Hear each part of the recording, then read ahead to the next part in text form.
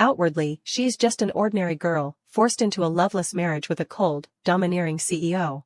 But no one would have guessed that behind that weak facade lies an identity that makes the entire elite society wary. While the male lead thinks he holds the upper hand, step by step, he falls into a love trap set by his own mysterious wife. Their married life, seemingly just a transaction, gradually transforms into an unbreakable relationship, full of drama, misunderstandings, and earth-shattering secrets. This modern romance novel, with a touch of angst, humor, and indispensable mind-bending twists, will be reviewed below. The gentle sunlight visited each window of the hospital. But inside the ward, the sound of arguing constantly broke the peace. The car is downstairs, I'll take my mom to the city hospital. You take Chin Ran. Why should I take Chin Ran? Han Xiu pointed directly at his wife, scoffing, you married someone rich. Can't you even support one daughter? She's no pushover, so she explained with all her might.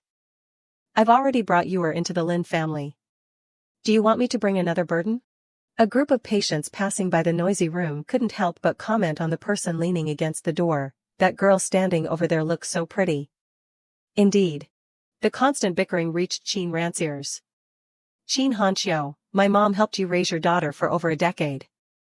Now she's busy and can't take care of her. If you don't, who will? At first, you insisted on fighting for Yuer's custody. Why do you want me to raise Chin Ran now? In that case, just let me raise Yuer too. She tiredly pulled the lollipop out of her mouth. Then she spun it in her hand and impatiently blurted, so noisy. Chin Ran involuntarily thought back to when she was little, chasing after her sister to ask for piano practice. Just a few notes, and you have to practice for an entire afternoon? Let me play it once for you, and you'll understand. At that time, Chin Yu stubbornly hugged her violin tightly, don't touch my violin. What do you know? Ningqing angrily yelled as soon as she got home, what's going on? Why is it noisy again? Knowing the words were for her, she stammered, Mom, Before she could explain, Chin Yu acted as the accuser. Mom, sis said I was too noisy practicing the piano and it bothered her gaming, so she tried to snatch my violin. Sob, sob, sob. Chin Ran immediately denied, it wasn't me. Ningqing, easily swayed, only listened to one side and shrieked, Chin Ran, if you're so bored, go play outside. Don't disturb Yuer's piano practice. Her no was still caught in her throat when Ningqing waved her off, don't make excuses. Hurry up and go outside. Chin Ran felt helpless and could only console herself, oh, forget it. She didn't even look at her mother comforting her sister, angrily darting to the door. Go out, then go out. As soon as she left the house, scattered raindrops fell at Chin Ran's feet. Is it raining? Dad should be getting off work soon, but I don't think he brought an umbrella today. She found a yellow umbrella from somewhere and decided to brave the rain to pick up her dad. After only a few steps, a threatening voice reached her ears, such a thick wallet, yet you dare to lie to me and say you have no money? The unlucky young man desperately pleaded, this is my tuition money my mom gave me. I can't give it to you. The blonde guy became even more arrogant, just say you lost it. Then ask your mom for more. Your mom wouldn't want to see your face all bruised, right? The victim choked out repeatedly, please, let me go. Don't hit me. As the thug raised his hand, a shout made him freeze. Chin Ran walked closer and chastised the person, he already said it's tuition money. Why are you still trying to hit him? Aren't you ashamed? What a thick-skinned person. The guy ignored his previous target, more interested in this lowly. Little sister, didn't your mom teach you not to meddle in other people's business? Chin Ran fearlessly stared at him. The umbrella in her hand was suddenly knocked to the ground. The heavy rain continued to pour down relentlessly on the luxurious city. Chin Ran was drenched to the bone. As soon as she entered the house, she excitedly boasted, Dad, you're home? Today, I defeated a senior to help a bullied classmate. But the scene inside the house made her only able to utter Dad before falling silent. Han Xiu, still in his work clothes, was happily with his youngest daughter. I heard you won another award. Dad braved the rain today to buy you a new toy. See if you like it. Chin Yu's eyes crinkled in a smile as she exclaimed, I like everything Dad buys. Meanwhile, Ningqing stood with her hands on her hips, scolding. Chin Ran, where did you run off to play again? You look no different from a delinquent. She lowered her head, listening to the woman's nagging in her ear. All day, you only know how to cause trouble. If that's the case, don't come home again. Every time I see you, I get annoyed. You don't have any appearance of a girl at all. Look how obedient your sister is. After criticizing her daughter endlessly, Ningqing turned to attack her husband. Qin Hanqiu, can you manage this daughter of yours or not? You always say you're busy with work.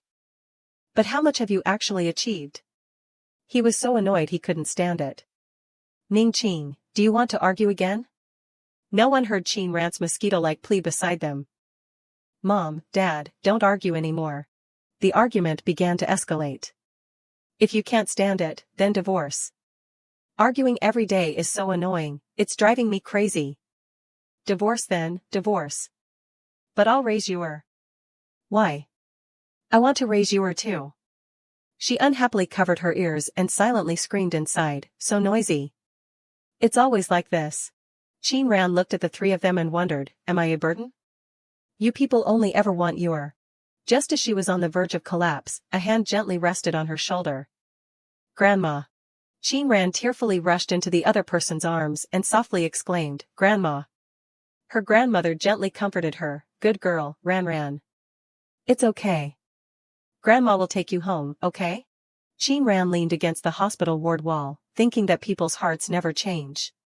It was indeed a familiar scene, still this argument, only this time her grandmother couldn't take her home. The dispute inside continued. Ningqing, if you don't care for Qin Ran, don't expect to enjoy peace and blessings in the Lin family. Qin Hanqiu, what do you mean by that? She immediately leaned her ear closer to enjoy the climax.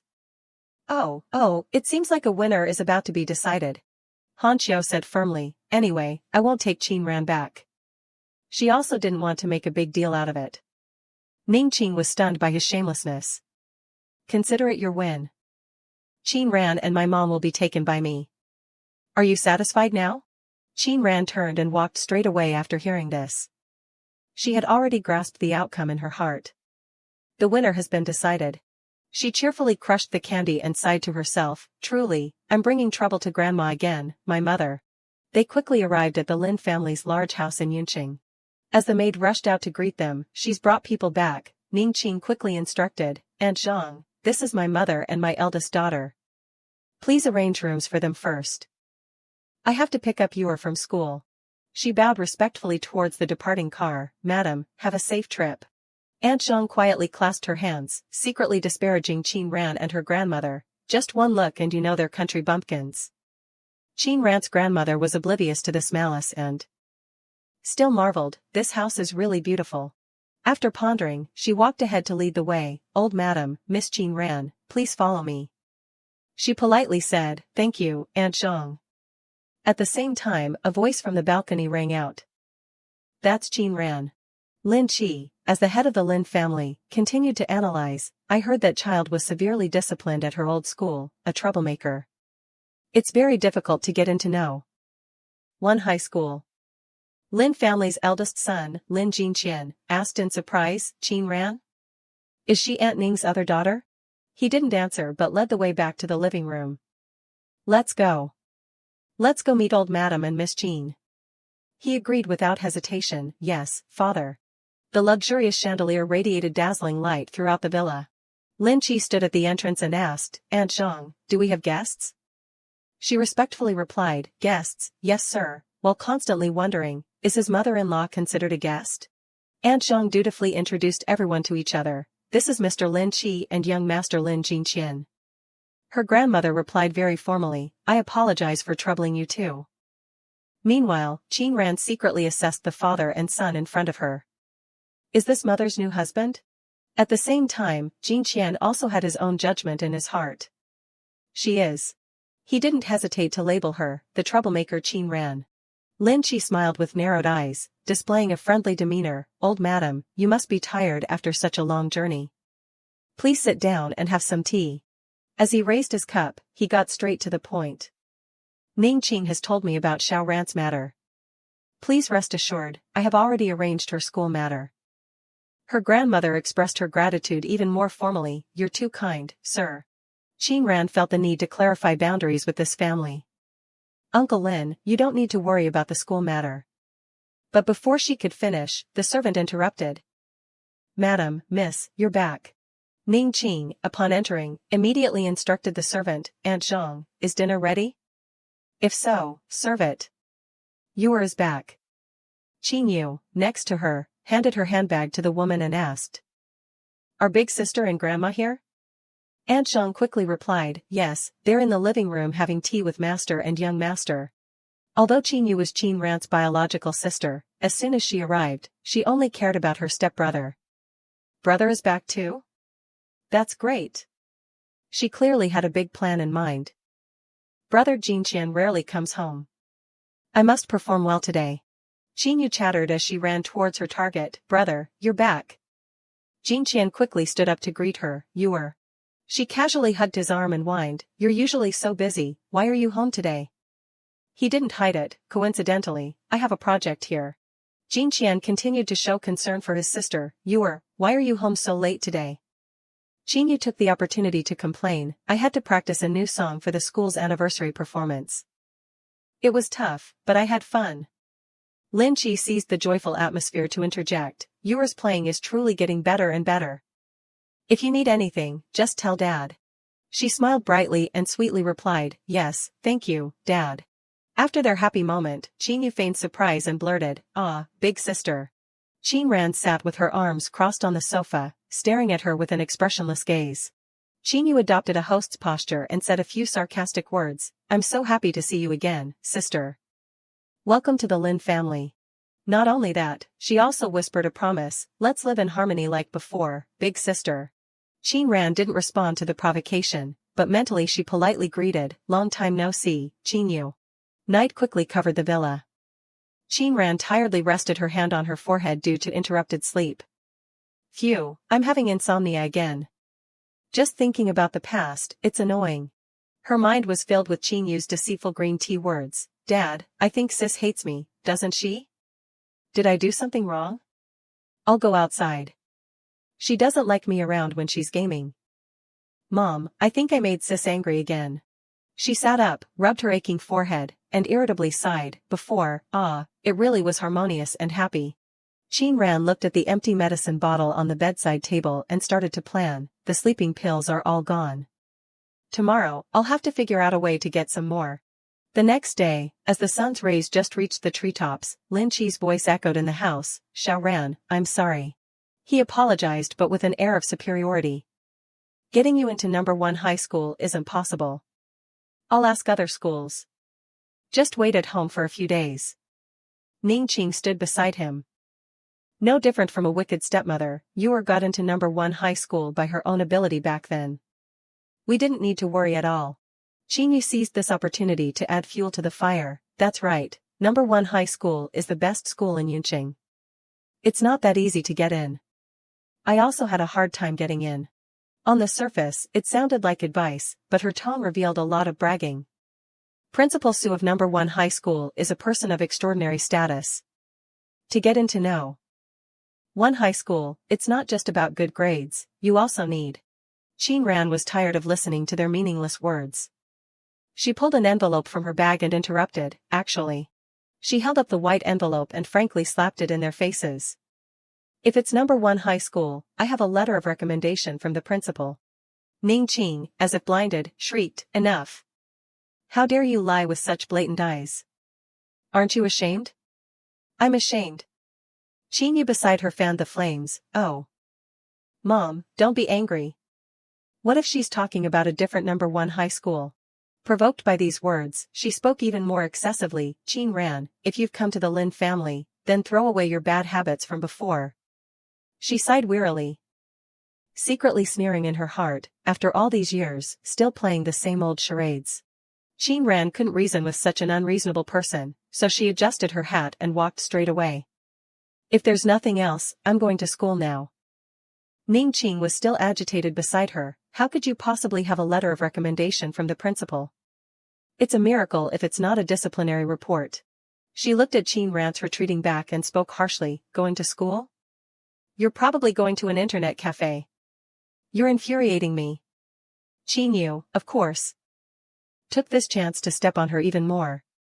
It's alright, Mom, don't be angry anymore. Sis didn't mean to lie. As Qin Ran walked past, Jingqian's expression suddenly changed. He stared at the letter in her hand and wondered, this seal. Jingqian was confident in his eyesight, so he spoke to confirm, that letter has Principal Su's personal seal on it. She wasn't lying. Lin Qi blurted out in surprise, what? He was afraid everyone wouldn't understand, so he emphasized again, the letter of recommendation is real. At Hanchuan No. 1 Middle School, a group of female students excitedly called out to each other, running in one direction, I heard there's a new, very handsome doctor in the infirmary. What are we waiting for? Let's go see. They crowded around the door, each eager to get a spot at the window. Wow, so handsome. Even more handsome than my idol. Where? Where? Let me see. Behind the curtain. Don't push. Inside the room, Zhaoying looked at the female student in front of him and frankly asked, Student, are you here for medicine or a checkup? The girl, with a blushing face, stammered, I'm here for medicine. Just one bottle of vitamin C, thank you. But the attention of the infatuated crowd outside was on someone else. Those eyebrows. They sketched every feature on Qingxian's face. Those lips. After admiring him enough, they all excitedly embraced each other and shrieked, he's perfect. As they were admiring the handsome man, the ringing of the bell rang out, interrupting them. The girls stomped their feet in annoyance. Darn it, is it time for class already? Then we'll come back at lunch break. After the group left, Zhaoying comfortably stretched on his chair. Finally, peace. He looked at the person next to him and voiced his question, I say, Master Xian, why aren't you acting like a young master from the capital, but instead came here to be a doctor? In his heart, he silently screamed, always dumping things on me. I'm exhausted. Qingxian gave him a glare and took the work upon himself. Then I'll do it. Zhaoying wouldn't dare let such a great Buddha get involved, so he quickly corrected himself. Okay, you're the boss. Just let me do it. His small head couldn't help but say a few bad things. These people offer high prices to schedule surgery with you. They'd die of anger if they saw you giving free checkups to these students. As he was deep in thought, a knock-knock on the door brought Zhaoying back to the present. Qin Ran stood outside the door and hesitantly spoke, Excuse me for disturbing you. Do you two sell sleeping pills? As he glanced at her, his eyes lit up. Spring feelings stirred in his heart. Damn, she's so pretty. Qingxian's gaze was also drawn by the sound outside. Zhaoying finally remembered his profession after admiring her. Student, sleeping pills are prescription only. You can't just buy them. He felt embarrassed by his thoughts. Didn't she come to see handsome guys? Qin Ran immediately pulled down her hat and prepared to leave after hearing that. I was just asking. If you don't have them, then never mind. However, Qingxian suddenly stood up. Wait a moment, I'll get them for you. Zhaoying quickly yelled, Master. He leaned into the other person's ear and reminded him, Master, what she needs are sleeping pills. You can't just give them out casually. He twisted open the bottle cap and asked back. Do you think I would casually give medicine to a patient? Qingxian quickly handed the medicine to Qin Ran. Here's the medicine you need. The dosage is for 3 days. Come back when you've finished it. Although her goal was achieved, she stared at the medicine for a long time. Qingxian patiently extended his hand to offer the medicine. Finally, she compromised, took everything, and softly said, Thank you. Qingxian quietly stood by the door, watching Qin Ran's retreating figure. Zhaoying couldn't contain his curiosity, Master, you just gave it to her like that? He comfortably explained, because she really needed it. Don't worry, it's not sleeping pills, just sleep aids. At the principal's office of Hanchuan No. 1 High School, Ai Rong was agitatedly explaining, Principal Su, how can you let this kind of troublesome student into our class 1? Our advanced class doesn't allow such a toxic influence to enter. Although she was only the homeroom teacher of class 1, grade 3, she was more arrogant than the leader sitting in front of her. Look at this file. Arguments, fights. Truancy, not a single criticism or punishment is missing. I even feel my hands are getting dirty holding it. Gao Yang, the homeroom teacher of class 9, grade 3, next to her, awkwardly tried to calm his colleague. Ms. Li, as teachers, we cannot choose our students. Ai Rong, seeing someone trying to contradict her, immediately launched into a tirade. Mr. Gao can stand there and talk without feeling any pain, can't he? It turns out this student isn't from your class. He immediately retorted, if she were my student, I would naturally take responsibility. She rubbed her chin thoughtfully and delivered a fatal blow. Mr. Gao is truly noble. No wonder he's been teaching for 20 years and is still stuck in the same spot. Gao Yang was so angry he lost his ability to speak and could only stammer, Ms. Li, you. Principal Su, seeing them arguing without any regard for anyone, coughed to remind them, ahem, then, Mr. Gao, are you willing to accept this student? Gao Yang instinctively accepted, of course I agree. AI Rong was just waiting for that and threw the resume at him. Good. Then I'll go back to class. The class is still taking a test. After she left, Principal Su continued, alright, Mr. Gao, take a look at this. Gao Yang looked at the paper in his hand, sweating with fear, while the principal's voice still echoed evenly in his ears, look at how the student did on the Math Olympiad exam. He didn't know who the owner was but still praised it sincerely, excellent. She must not be a student from our school. If she were, I would have recognized her. What a pity. Principal Su swallowed his answer in his heart. A pity? This student was not from our school before, but will be our student from now on. Qin Ran walked leisurely on the road, lost in thought. This eye drops work really well. Very effective for soothing red eyes. She looked at the medicine bottle in her hand and pondered, I think I've seen that doctor before. Qin Ran recalled when she stood listening to her parents argue in the hospital. If it wasn't for treating mom's illness, I wouldn't have to bring the jinx Qin Ran back to the Lin family. It's so embarrassing. You talk as if you care so much about your mom. If you had sent her away earlier, she wouldn't be so seriously ill. Coincidentally, Qing Xian was in the opposite room, calmly listening to his subordinate's report. Young Master Qing, what do you think? He watched Qin Ran crush the candy and secretly commented, ah, she's angry now. Qing Xian silently labeled her, it seems this isn't a cute and harmless little rabbit. The hospital staff were still humbly expressing, young Master Qing, if you are willing to spare your precious time to perform surgery for us, no, even just a special surgery. It would be a great honor for us. Qing Xian politely replied, you're too kind. I plan to stay in Yunqing for a while, and I might take on some surgeries there. If you're willing, you can come and observe and learn. At the school, he was also lost in memories and secretly scolded himself, I must be crazy to come to Yunqing, just for her. Qing Xian stared at the medicine bottle and sighed deeply in his heart, she really makes one curious. In Class 9, Grade 3, Gao Yang was settling his students. Quiet down, everyone.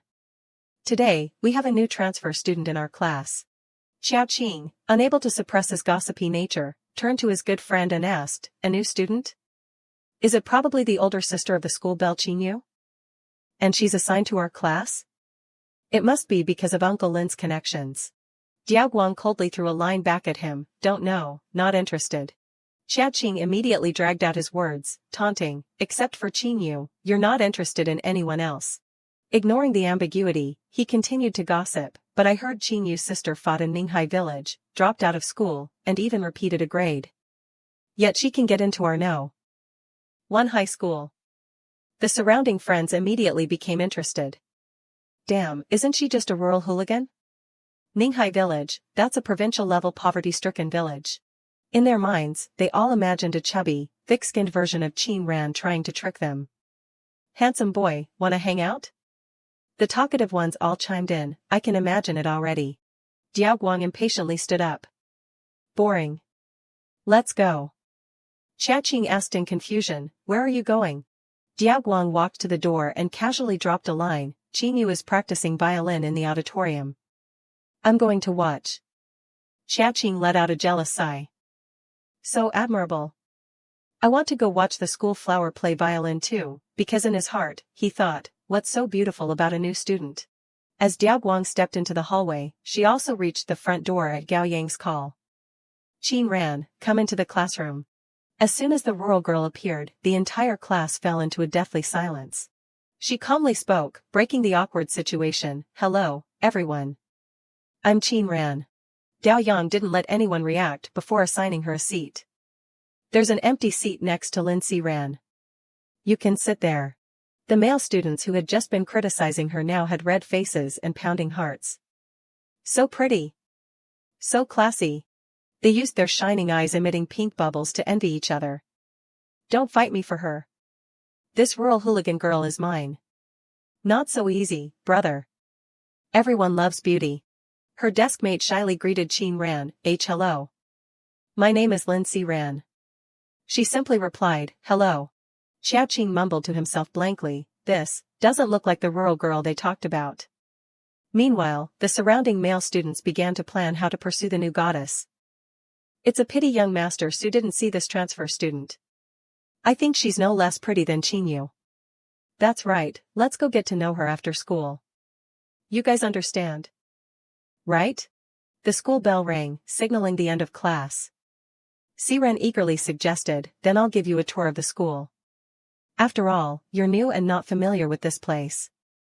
Qin Ran quickly packed her belongings and declined, I have something to do today, so I have to go home first. She was rejected and immediately shed 2 lines of self-pitying tears. Boo-hoo, I was rejected. It's normal for a beautiful girl to be a little cold. But then Qin Ran gave her a new promise, thank you. You can give me the tour next time. Siren immediately blushed and recovered. Okay, student Qin Ran. Go home quickly. In her heart, she constantly blamed herself, boo-hoo-hoo, it's my fault. The beautiful girl isn't cold at all, her smile is so pretty. The 2 male students who intended to get to know her signaled to each other as soon as they saw her leave, she's gone. Let's follow. Qin Ran calmly immersed herself in calculations, unaware that someone was following her. Going back to the Lin family, I'll have to see those people again. What a bother. Suddenly, a voice called out from behind, pulling her attention back. Hey, new friend, don't walk so fast. The leading male student opened with a boring greeting, you seem to be in a bad mood. Do you want us to help cheer you up? He waved his hand in front of Qin Ran, speaking flirtatiously, we've carefully prepared a welcome party for you. You definitely have to give us face and attend. At the same time, Zhaoying was glued to his phone across the street. What's wrong with this GPS? Where's the hotel that old Su mentioned? Attracted by the noise, he reminded the person next to him, Master Xian, isn't that the student who came for sleeping pills this morning? Qing Xian followed his gaze and confirmed, she seems to be in trouble. Go help her. Zhaoying quickly rolled up his sleeves, ready to rush forward. You're giving me the chance to be a hero saving the beauty? Alright, Master Xian, watch me. The leading male student was now leaning close to Qin Ran's face, saying some useless words, it's because you're too pretty, I couldn't control myself on the road. She said nothing, coldly gripping his hand tightly. Qin Ran looked directly into his eyes and warned, you guys started this. He was startled by this unexpected action, dumbfounded. What's going on? Her answer was a 180-degree twist of his arm. He cried out in pain, his face turning ashen. Damn it, it hurts, it hurts, it hurts. Why are you all just standing there? Hurry up and help me. She didn't stop there but continued with an extra knee kick. He only managed an ouch before his subordinates shouted, Big brother, we're here to help you. One eager guy threw a punch to protect him but was blocked by Qin Ran. This damn girl dares to hit our brothers? Do you want to die? With just a few simple arm twists, she easily defeated these half-baked thugs. Qin Ran surveyed her triumph and casually adjusted the hat on her head. Zhaoying was so startled by the scene in front of him that he stammered, Xian, master, I didn't see wrong, did I? In less than a minute, she beat those guys flat. Is this girl even normal? Qing Xian watched her retreating figure and didn't answer him. He kept his praise to himself. Interesting. She's more interesting than I thought. Qin Ran had noticed their presence long ago. She walked past Qing Xian and left a single word, thanks. Zhaoying was heartbroken and questioned him relentlessly, hey, I clearly wanted to save her. Why did she thank him? Qing Xian saw his friend getting too deep into character and immediately urged, let's go. Old Su is waiting for us. Zhaoying still looked back one more time and noted. Those 3 guys seem to be students from number 1 high school. Qing Xian, without a second thought, gave the order to clean up. Is such trash worthy of staying in number 1 high school? Deal with them.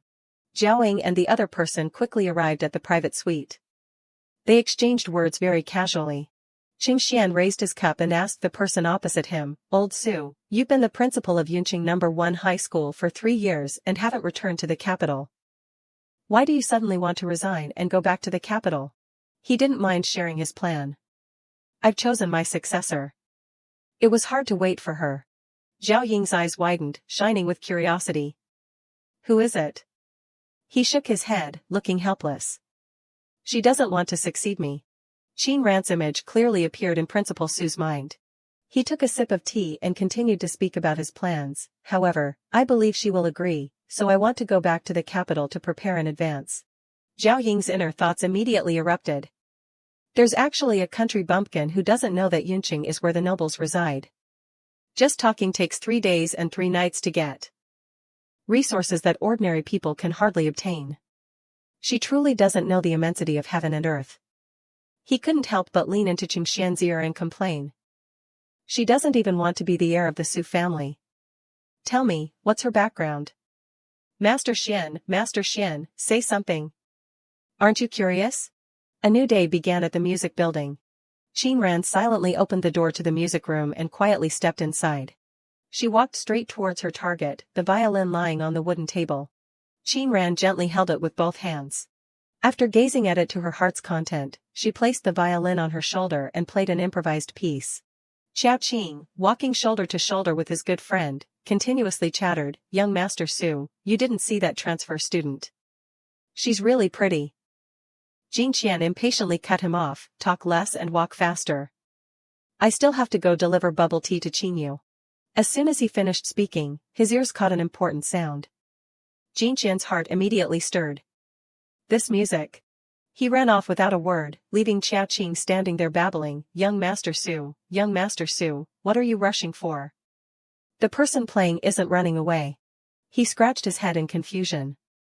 This guy is having his violin obsession again. Qingyu also plays the violin. Otherwise, how would she be worthy of our young Master Su? Soon, Jin Qian rushed to the staircase inside the music building, his heart still wildly guessing. It's a melody I've never heard before. As he got closer, his steps involuntarily slowed down. This is an advanced technique that can only be heard at master performances in the capital. Qin Ran was still immersed in her shower of music. Jin Qian was mesmerized by these melodies, and the skill was even more important. In his heart, there were now countless waves rising, and the surge of emotion had hit him directly and almost swallowed his soul. The more he listened, the more Jin Qian was swirling in self-doubt. Lonely, fervent, can there be such a contradictory person in the world? But when he flung open the door, the music stopped abruptly. Jin Qian, dazed, scanned the room. Within his sight, only the wide-open window remained. Xiao Qing, after desperately chasing, also became bewildered. Where's the person? Did she really run away? Did she jump from the 2nd floor? Jin Qian sighed in frustration, forget it, let's go first. His mind still couldn't stop wondering, could it be that besides Qingyu, there's someone else in this school who can play the violin? In a corner on the side of the building, Qin Ran was also panting heavily. She recalled the difficult situation just now and felt a sense of relief. That was dangerous. I almost got caught. But just a second later, Qin Ran excitedly waved her hand. Playing the violin feels much better now. It seems I'll have to find opportunities to play it to calm myself down in the future. She leisurely left the music building, a doubt arising in her mind. I always feel like I forgot something. Oh well, it's not important. Inside the classroom, Siren quickly cleared up her earlier doubt. Student Qin Ran, the math homework the teacher assigned earlier is due. Have you finished it? She clutched the problem sheet in her hand, full of chagrin. I knew I forgot something. Qin Ran shamelessly suggested, can I not turn it in? Siren stammered, this. Without waiting for her reply, Qin Ran turned back to scribble. Siren stared in astonishment. So, she's left-handed. She quickly returned the results to the study monitor. My grades aren't good, and I don't know how to do any of the problems. Please be lenient. Siren was dumbfounded by the situation. Oh, all right. She immediately recovered and smiled brightly, nominating herself, I'm the class committee member. If you have any difficulties, you can come find me. Qin Ran said nothing but stared at the badge on her shirt. Siren caught her gaze and immediately spoke, this design, you like Yanxi? She excitedly lunged forward and hugged Qin Ran's shoulder. Sister, so you're a milkshake too. Have you heard the new album? Have you voted on Weibo yet?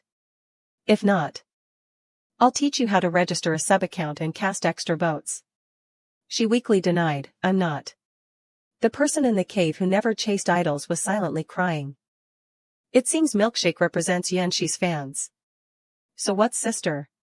Is she normally this strong? My shoulder hurts a little. Ran erupted with fighting spirit, eagerly calling out to Qin Ran, Sister, no, Ran, don't worry. I'll definitely help you improve your grades. After school, I'll take you to buy review books. She mechanically said, oh, her heart conquered by the nickname. Ran, besides my grandparents, no one has called me that in a long time. The two girls walked leisurely around the campus. Ran kindly reminded her, it's best not to get involved with Qin Yu in class 1. She's from the Lin family and protected by young Master Su. Speaking of which, you two both have the surname Qin. She also thoughtfully shared more information. Oh, right, there's a vocational school nearby. Inside, there are. The two words school bully were stuck in Ran's throat for a moment before she could finally spit them out, because a group of people had just come into her sight. It turns out, speak of the devil, and he appears. The real-life school bully was right in front of him. Qin Yu sat in the car, secretly gloating as she witnessed this scene. School bully, Zihong Vocational School. It seems Big Sister is out of luck today. The driver looked at her through the rearview mirror and cautiously spoke, Miss, it seems your older sister is here too. Should we wait for her to come home? She irritably ordered, drive. Don't ask what you shouldn't ask. Qin Yu's inner thoughts smugly commented, she's still like she was as a child, always causing trouble. It makes me worry needlessly about driving her away. The surrounding students were also terrified by this tense confrontation. How did this new transfer student provoke the school bully of the vocational school? Such a pretty face, it would be a shame if it got beaten. Speak softly. What if they hear us and beat us too? Don't watch anymore, let's go quickly. Ran clung tightly to Qin Ran's arm and advised, Ran, we'd better take a detour. Her voice began to choke up. Chick, don't come over here. We really don't have any money for you guys. Don't hit us. Xiao Qing suddenly appeared behind the two and shouted, Study monitor, bring the new student over here and make way for Wei Zihong. Ran eagerly turned around to greet the rescue. Xiao Qing, young Master Su.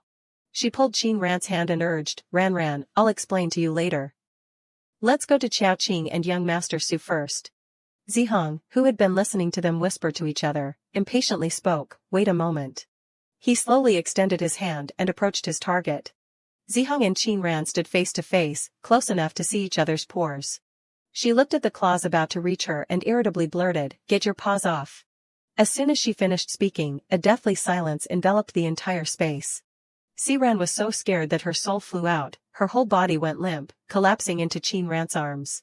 She held the useless damsel in distress but didn't forget to turn and question, didn't you hear what I said? Qin Ran called out the school bully's full name and ordered, Wei Zihong, quickly tell your subordinates to hurry up. You've scared my deskmate. He quickly retracted his hand and flashed a smile as bright as spring sunshine, Sister Ran, it's truly you. Zihong changed his attitude faster than turning a page, delivering a kick that sent his subordinate flying. Get out of the way. Don't block Sister Ran's path. What's with that menacing look? He acted like a fawning dog, wagging his tail furiously. Sister Ran, why didn't you tell me you were coming to Yunqing? She didn't bother to hide it. It was sudden. I just arrived yesterday. Ran trembled all over, fearfully covering her mouth to prevent her true feelings from escaping. Ran and the vocational school bully are close? She scared me to death. Hiccup. My legs are weak. Qin Ran casually punched Zihong's chest. Tell someone reliable to take my deskmate home. You guys scared her so much she can't walk. He looked around and growled an order. Why are you all just standing there stunned? Quickly take her home safely, or I'll beat you to death. The subordinate looked at Qin Ran's retreating figure, leaned close to Zihong's ear, and whispered, Big brother, she's. He puffed out his chest and held his head high, introducing solemnly, her. She's the village bully of Ninghai village, my ancestor. Zihong, like a loyal dog, chased after Qin Ran. Sister Ran, where are you going? Wait for me.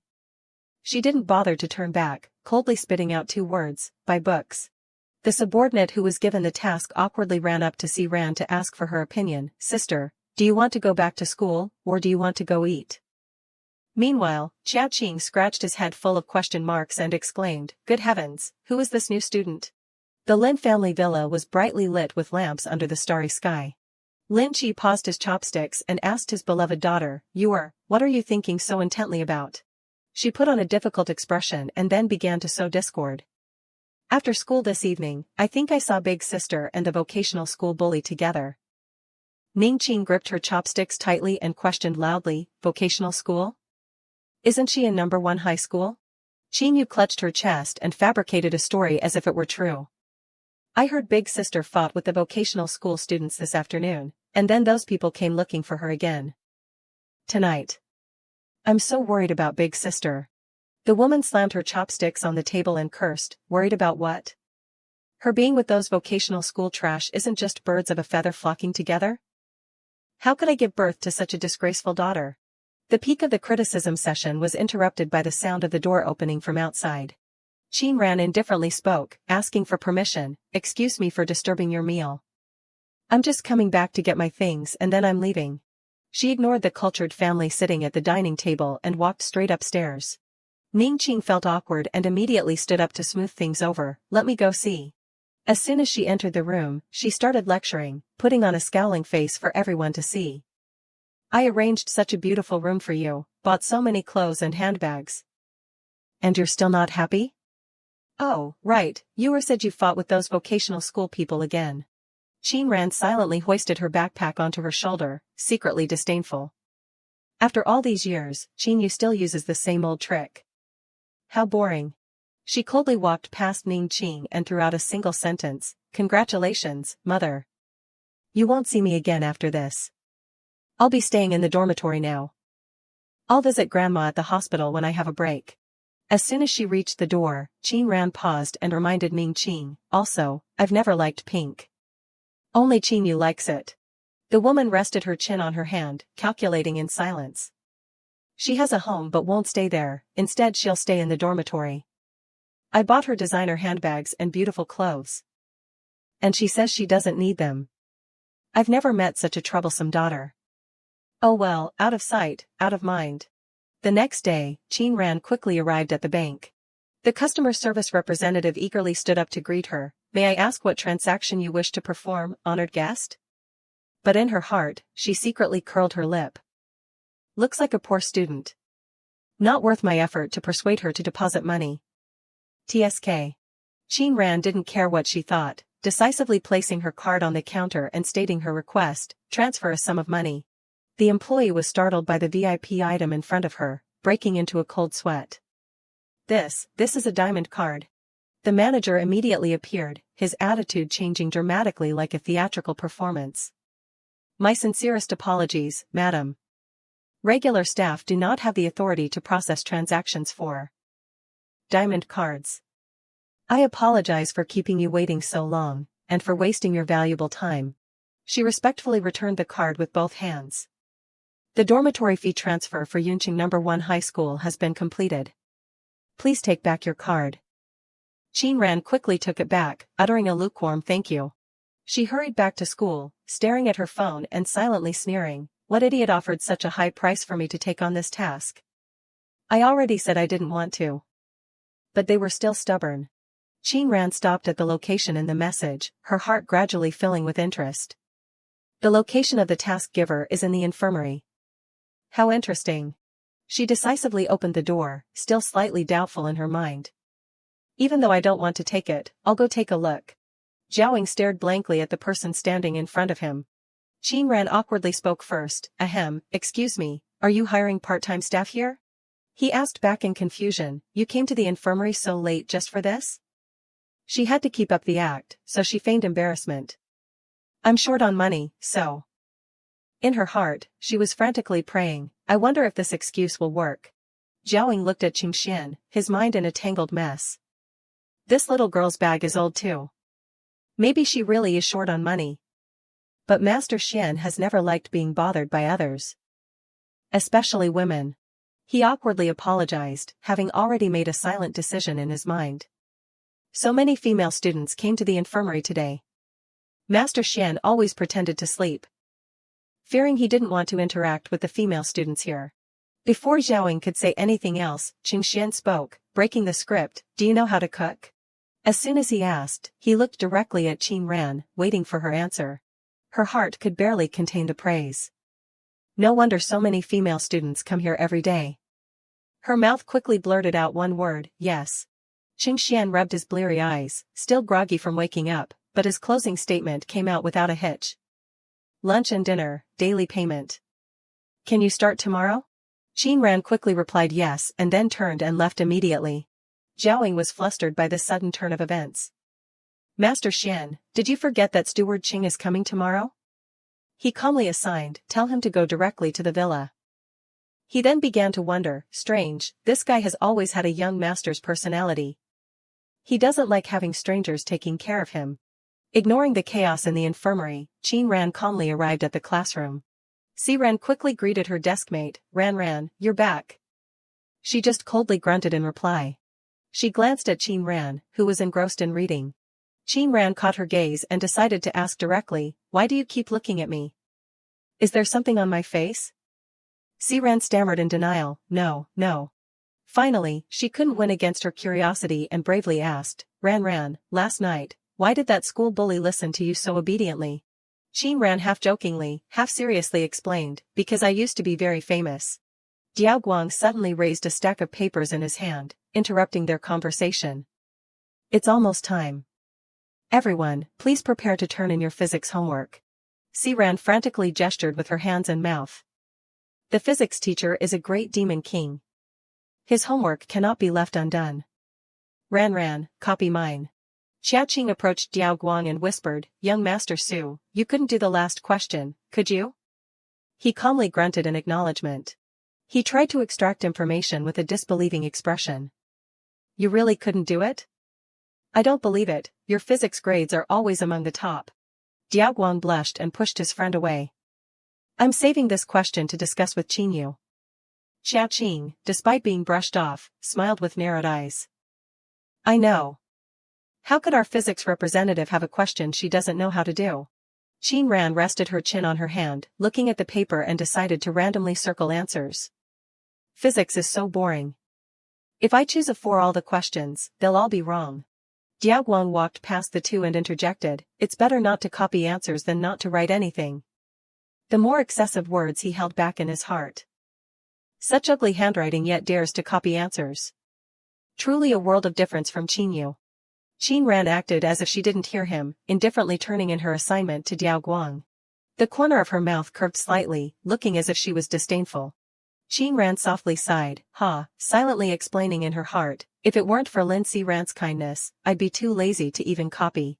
At the same time, Diao Guang was also secretly evaluating her.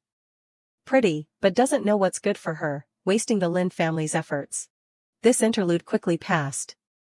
Qing Ran was unaware that her beautiful appearance had fallen into someone else's sights. Xia Qing propped his chin up, lost in thought, his whole body radiating pink hearts like a girl longing for spring. The new school flower is slender, long-legged, and pretty. I really want to talk to her. In his mind, he had already imagined himself walking shoulder to shoulder with Qing Ran, while Ziheng knelt at their feet. Xia Qing was immersed in his delusion, his small hands clenched. If she teaches me how to restrain Wei Ziheng, I'll be brothers with her. Diao Guang unexpectedly appeared outside the principal's office. He cautiously knocked on the door to announce his presence. Principal Su softly called out, come in. As soon as he entered, he respectfully greeted, yes, Grandpa.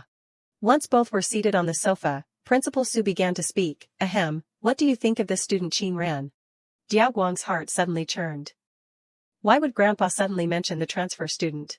He didn't wait for him to speak and began to ramble, that child has a very pitiful background.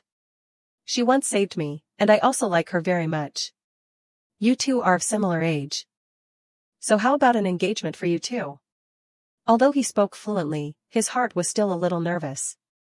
Among the Su family's generation, only Diao Guang is somewhat outstanding. I wonder if Qin Ran's grandmother will accept. Diao Guang was startled by this information. Engagement? No, did you say she once saved Grandpa? He couldn't stop worrying, imagining her rough appearance. How could that be? Grandpa's standards are always very high. Even if Qin Ran once saved him, how could he take a liking to someone who doesn't study, who quarrels and fights? He decided to blame Qin Ran for this incident. 8 out of 10, she asked for it herself, wanting to climb high and fall into the Su family. Meanwhile, Principal Su continued to share. When I went to Minghai village to help the poor, I ran into some trouble, and that child helped me. Diao Guang unhappily refused. She once saved Grandpa. The Su family can use other methods to repay her. Even if you want an engagement, there are more outstanding people in the Qin family. In his mind, he already had the image of the brown-haired girl, and every word he spoke was high praise. Qin Yu in Class 1 is her younger sister. She studies well. Especially physics, and she's also very pretty. Her violin playing sounds very good too. Principal Su, unaware of the image in his grandson's mind, successfully misunderstood. She looks very pretty, and her violin playing sounds good. Isn't that Qin Ran? He confirmed again. Oh, is it her? Principal Su suddenly felt this matter was a bit awkward and decided to set it aside. It's nothing. I didn't think it through. You go back to class and then reconsider.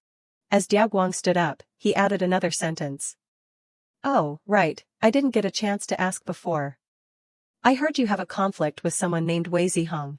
He didn't bother to hide this entanglement of grievances. He's not a student of number 1 high school, but from a vocational school. He often looks for trouble. Before, he even snuck into number 1 high school to watch a performance and said Qin Yu's violin playing was unpleasant. He said he heard playing that was 1,000 times better. Principal Su raised his hand in a farewell gesture. As long as you don't fight, it's fine. Go back to class. In his heart, he leaned more towards Zihong's comment. Haha, those two are about to become classmates.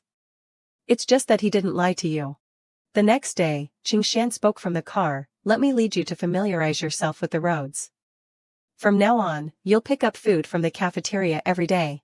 He looked at his phone and casually made a request. Later, when we get back, make me a late-night snack to try. Qin Ran smiled and asked back, what if it doesn't suit your taste? Will you go back on your word and fire me? That would be a breach of contract. Qingshan didn't answer directly but changed to an encouraging remark, then you'll have to try your best. A car quickly stopped in front of a luxurious building. Ningqing got out of the car, holding her head, constantly calculating. My brother-in-law rarely comes back to the capital. Lin Qi booked a room at this hotel half a month ago. I can't let him lose face. However, the figure appearing in front of her made her wonder, Qin Ran? Why is she here? Isn't she in the dormitory now? Ningqing nervously turned her head, looking around several times. When she saw only Qin Ran, she breathed a sigh of relief. Lin Wan already looks down on me for being poor. I can't let her meet this girl. She rushed over and shouted. Why are you here? Qin Ran replied dismissively, I have something to do. Ningqing immediately went into battle mode. Hurry back to school. Don't wander around with good-for-nothings. Qingshan, who was on the phone in the car, was attracted by the noise. Ningqing's nagging continued outside, and the restaurant staff timely brought out the food. He lowered the window and coldly ordered the person, put the food in the trunk. The person bowed awkwardly. Yes, I apologize for making you wait. Qin Ran also noticed the presence of the third party. Qingshan saw that she had noticed and urged, Qin Ran, let's go. Ningqing watched her get into the car but still stubbornly yelled, Yuer is coming to the capital soon. If you delay her big plans, don't blame me for being impolite. She stood alone in the middle of the road, fuming with anger. This damn girl is truly bold, daring to be so arrogant with me. Qingshan's figure suddenly reappeared in Ningqing's mind. His presence made her suspicious. That man's appearance and demeanor are both excellent. How could Qin Ran know someone like that? After a moment of idle thoughts, Ningqing reassured herself, but his car is very ordinary, not like someone with money. As she giggled, another car pulled up beside her, making her flustered. It's Lin Wan's car. Lin Wan gracefully got out of the car and exclaimed in surprise, What are you doing here? Why don't you come in? Inwardly, she secretly disdained, these clothes and bag are already outdated in the capital. This country bumpkin Ningqing still thinks it's trendy. Truly a good-for-nothing. Ningqing, on her side, was still secretly sighing in relief. Luckily, she didn't meet Qin Ran. Outwardly, she giggled and replied, "Nothing, I just arrived." Lin Wan indifferently said. "Oh." Her attention then fell on the person who had just left. That car that just passed was very familiar. "Is there such a high-end car in Yunqing too?" Ningqing chattered like a sparrow beside her. "You must be tired from traveling so far. Wait a moment, and Ewer will play a violin piece for you to relax." Lin Wan, flattered, didn't refuse. I heard from my brother that Ewer's violin skills have improved. I'll help with the matter of going to the capital to find a master." Ningqing, having achieved her goal, became even more solicitous. "Then thank you." On the other side, Qingxian pondered for a while before asking, "Was that your relative just now?" Qin Ran calmly hummed. He stared straight ahead, his tone somewhat contemplative. "She doesn't seem very similar. Her clothes, makeup, and car all look very nice." Qin Ran went along with it. "Your car is also very nice." The next sentence she only thought but didn't say aloud, "Just the customized sound system in his car is enough to buy 10 of Ningqing's cars." Qingxian continued to bring up another topic. "Are you playing a game?" "What game?" She impatiently snapped back, "You wouldn't know even if I told you." The rest she kept to herself. "He doesn't seem like someone who knows about games." He blurted out, "Is that so?" His mind sinking into thought. "Game, huh? How many years has it been?" Lin Qi, sitting next to his sister, enthusiastically spoke, "You've been in the capital for a long time. I wonder if the dishes just now suit your taste." Lin Wan covered her mouth and smiled brightly, replying, "Brother, the restaurant you chose is almost identical to those in the capital. I love it." She turned to Qin Yu and instructed, "You were performed very well just now. Go continue practicing your violin." The girl, overwhelmed by favor, quickly agreed, "Yes. Thank you, Auntie. After you've rested, Ewer will come talk to you." Ningqing saw her daughter being subtly dismissed and also fidgeted to stand up. "I'll go upstairs and arrange things for my mother too. You two just chat slowly." Lin Wan waited for them to leave before revealing her true nature. "Ningqing brought another burden, didn't she? I heard that child has bad conduct and needs someone to clean up her mess." Lin Qi quickly defended, "Qin Ran also had the ability to get into #1 high school by herself. She's not here now. She's not a bad child like you say." She put down her teacup and warned her brother, "What's good about the child that my sister-in-law gave birth to? Brother, a dog that bites doesn't bark. Don't let that child deceive you." Lin Wan arrogantly concluded, "In this family, I only acknowledge Ewer as my niece." He heard these words and covered his mouth, understanding, Ewer has been striving for the Lin family all these years. No wonder you value her. She paused for a moment and then continued to the main topic. "Oh, right, brother, Master Wei has always wanted to take on disciples. I'm preparing to take Ewer to the capital to visit him." Lin Qi's eyes lit up. The famous artist Master Wei Lin. If Ewer is lucky enough to be accepted as his disciple, then the Lin family's reputation will rise another step. In Lin Yu's room, Ningqing considerately reminded her, "Ewer, after you finish practicing, go rest early and remember to take care of your health." Qin Yu comfortably agreed, "I know." She suddenly reached out towards the crumpled paper that Ningqing had just dropped, her heart suddenly confused. Did Mom drop something? As soon as she looked at the paper in her hand, Qin Yu was shocked. "This is sheet music." Ningqing saw her daughter following her and looked confused. "Ewer, why are you out here?" She quickly hid the paper behind her back and vaguely replied, "Nothing. I just wanted to say that Mom should be careful." She clutched it tightly, silently making a decision. This must be an original score, at a higher level than mine. If I can practice it, then. The more Qin Yu looked at the sheet music, the more confused she became. Who on earth threw this music away? It doesn't look like Qin Ran's, and besides, she doesn't even play the violin. She didn't stay confused for too long, quickly taking out a key, intending to claim it as her own. "As long as I hide this music, no one will know." I just need to master this piece. Qin Ran stood rooted in the kitchen, constantly complaining to herself. I never thought cooking would be this tiring. Zhaoying was engrossed in his meal, but his mouth was still busy. Wow, this food is so delicious. It tastes just like home. Qing Xian irritably blocked him. Even while eating, you can't stop talking. Qin Ran raised the cooking spatula, her small head still deep in thought. Yesterday, I dreamed of Lu Zhaoying's noisy voice. Qing Xian can actually tolerate him. As she was secretly complaining, she was attracted by the pinging sound of her phone. Qin Ran read the message and immediately flared up. Are they crazy? Raising the price 5 times just to force me to take the order. She angrily typed furiously, replying to the other party, I said I'm not taking it. Why are you so annoying? Qin Ran let out a sigh, feeling exhausted today. Oh well, let them finish eating quickly. I still have to go see Ningqing later. So annoying. As soon as she got outside, the two people's discussion reached her ears. Master Xian's side rejected the order again. Even at 5 times the price, he won't take it. Then raise it 50 times. A series of question marks immediately popped up in Qin Ran's mind. Why does this sound so familiar? Qing Xian saw her standing there in a daze and reminded her, why aren't you eating? Qin Ran snapped back to reality with a curt reply, I'll eat outside later. He politely put down his chopsticks and offered, where are you going? I'll take you. She didn't stand on ceremony, reporting, Endeavor Hotel. Qing Xian didn't like long nights and many dreams, so he turned and walked out immediately. Let's go. When you're done eating, wash the dishes. Zhaoying looked up from his bowl of rice in confusion. Master Xian, you're done eating already? Hey, don't leave, you too.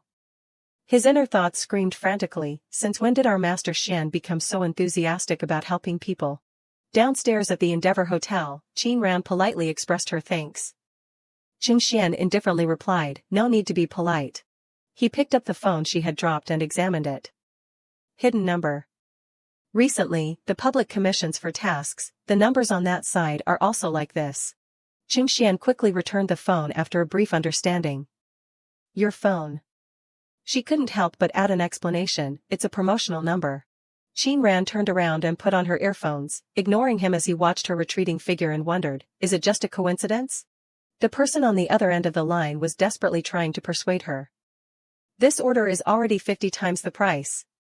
Are you really not taking it? Qin Ran impatiently yelled. Send me that idiot's information. A ding-dong notification immediately rang out. She took one look and her anger flared. Good. It's him indeed. Qin Ran immediately transformed into a hellish demon, her voice deep as she concluded, I'll take this order. At this moment, Ningqing was immersed in flattery. Oh, you are blessed to marry into such a good family. Your husband spares no expense for you, and you've raised such an outstanding daughter like Qin Yu. She was so flattered she felt like she could fly. That's right, Yu never made me worry since she was little. Now she's even studying in the key class of No. 1 high school and playing the violin on TV. Qin Yu, sitting nearby, covered her mouth and quietly asked, why isn't Qin Ran here yet? I told her to come for dinner tonight. In reality, she was deliberately playing a trick. Even though I told her to come a little late, hee. Ningqing, despite being unhappy, had to restrain herself and appease her beloved daughter. It's okay, it has nothing to do with you. As soon as she finished speaking, a creaking sound echoed as the door was pushed open from outside. The woman with her back to the door was still sparing no words in flattery. You're getting prettier and prettier as you grow up. Do you still remember this old woman? Qin Ran looked at the trap banquet in front of her and seemed to understand the situation. As expected, they came for Ningqing and Qin Yu, huh? Qin Yu secretly sneered, who remembers you? Didn't you just see that Mom and I are rich, so you came to cozy up? But her mouth still smiled sweetly, of course I remember. Grandma Jiu has been very kind to Yu since I was little. Yu misses you very much. Qin Ran ignored the chattering crowd, her attention falling on the mother and daughter standing awkwardly beside them. Auntie, why aren't you sitting? The aunt awkwardly pulled her daughter closer and introduced, there's no seat. I can stand. Mooing, this is your cousin Ran Ran. The little girl timidly called out cousin twice and then fell silent. Qin Ran gritted her teeth in anger, a storm brewing in her heart. Letting Auntie stand here? Truly, you, Ningqing. Her attention fell on the empty chair not far away. She strode towards it without hesitation. But before she could touch it, Aunt Zhang cried out in alarm, "Don't touch that violin. It's 580,000. She frantically ran to stop her. Miss Qin specifically told me to guard this violin. The surrounding guests suddenly buzzed with excitement. 580,000? We could buy 2 houses with that. Oh my god, is that violin really worth so much? Ningqing and her daughter looked at the crowd's reaction with satisfaction, each smiling knowingly. The youngest aunt awkwardly approached Qin Ran and pleaded, Ran, I'm fine. You don't need to get a chair. She let out an impatient ah. Then she turned to the crowd and asked, 580,000 is a lot of money, isn't it? Ningqing saw her pick up the violin and angrily shrieked, Qin Ran, you. Qin Ran didn't let her say a second sentence, immediately slamming the violin down with a thud. After venting her anger, she turned back and questioned, what about me? Qin Ran quickly pulled out a chair. Auntie, sit down. The aunt hesitated and quietly asked, then that violin. Aunt Zhang angrily rushed forward to accuse her. You actually dared to touch Mrs. Violin. Qin Ran spun around and retorted, violin what violin? If it's broken, I'll compensate her with 100 of them. She tossed her hair and walked past the woman, not forgetting to throw in a disdainful remark, and a nanny has the right to speak? The 7 or 8 aunts in the room were silenced by this domineering act. Qin Ran ignored them and spoke, reminding the 2 women next to her, Auntie, you and Muing must be hungry. I'll take you 2 to eat and then visit Grandma. The aunt quickly pulled her daughter's hand. Let's go. The little girl asked in panic, Mom, Auntie Second and Cousin Qin you invited guests. Are we just leaving like this? The aunt understood in her heart, Ningqing and Qin you clearly don't want to be related to us. This child still doesn't understand. But she replied vaguely, don't think about it anymore. Let's go. Aunt Zhang said in fear, Miss Qin you still calmly commanded in return, it's okay, Aunt Zhang. Go call someone to clean up the dishes.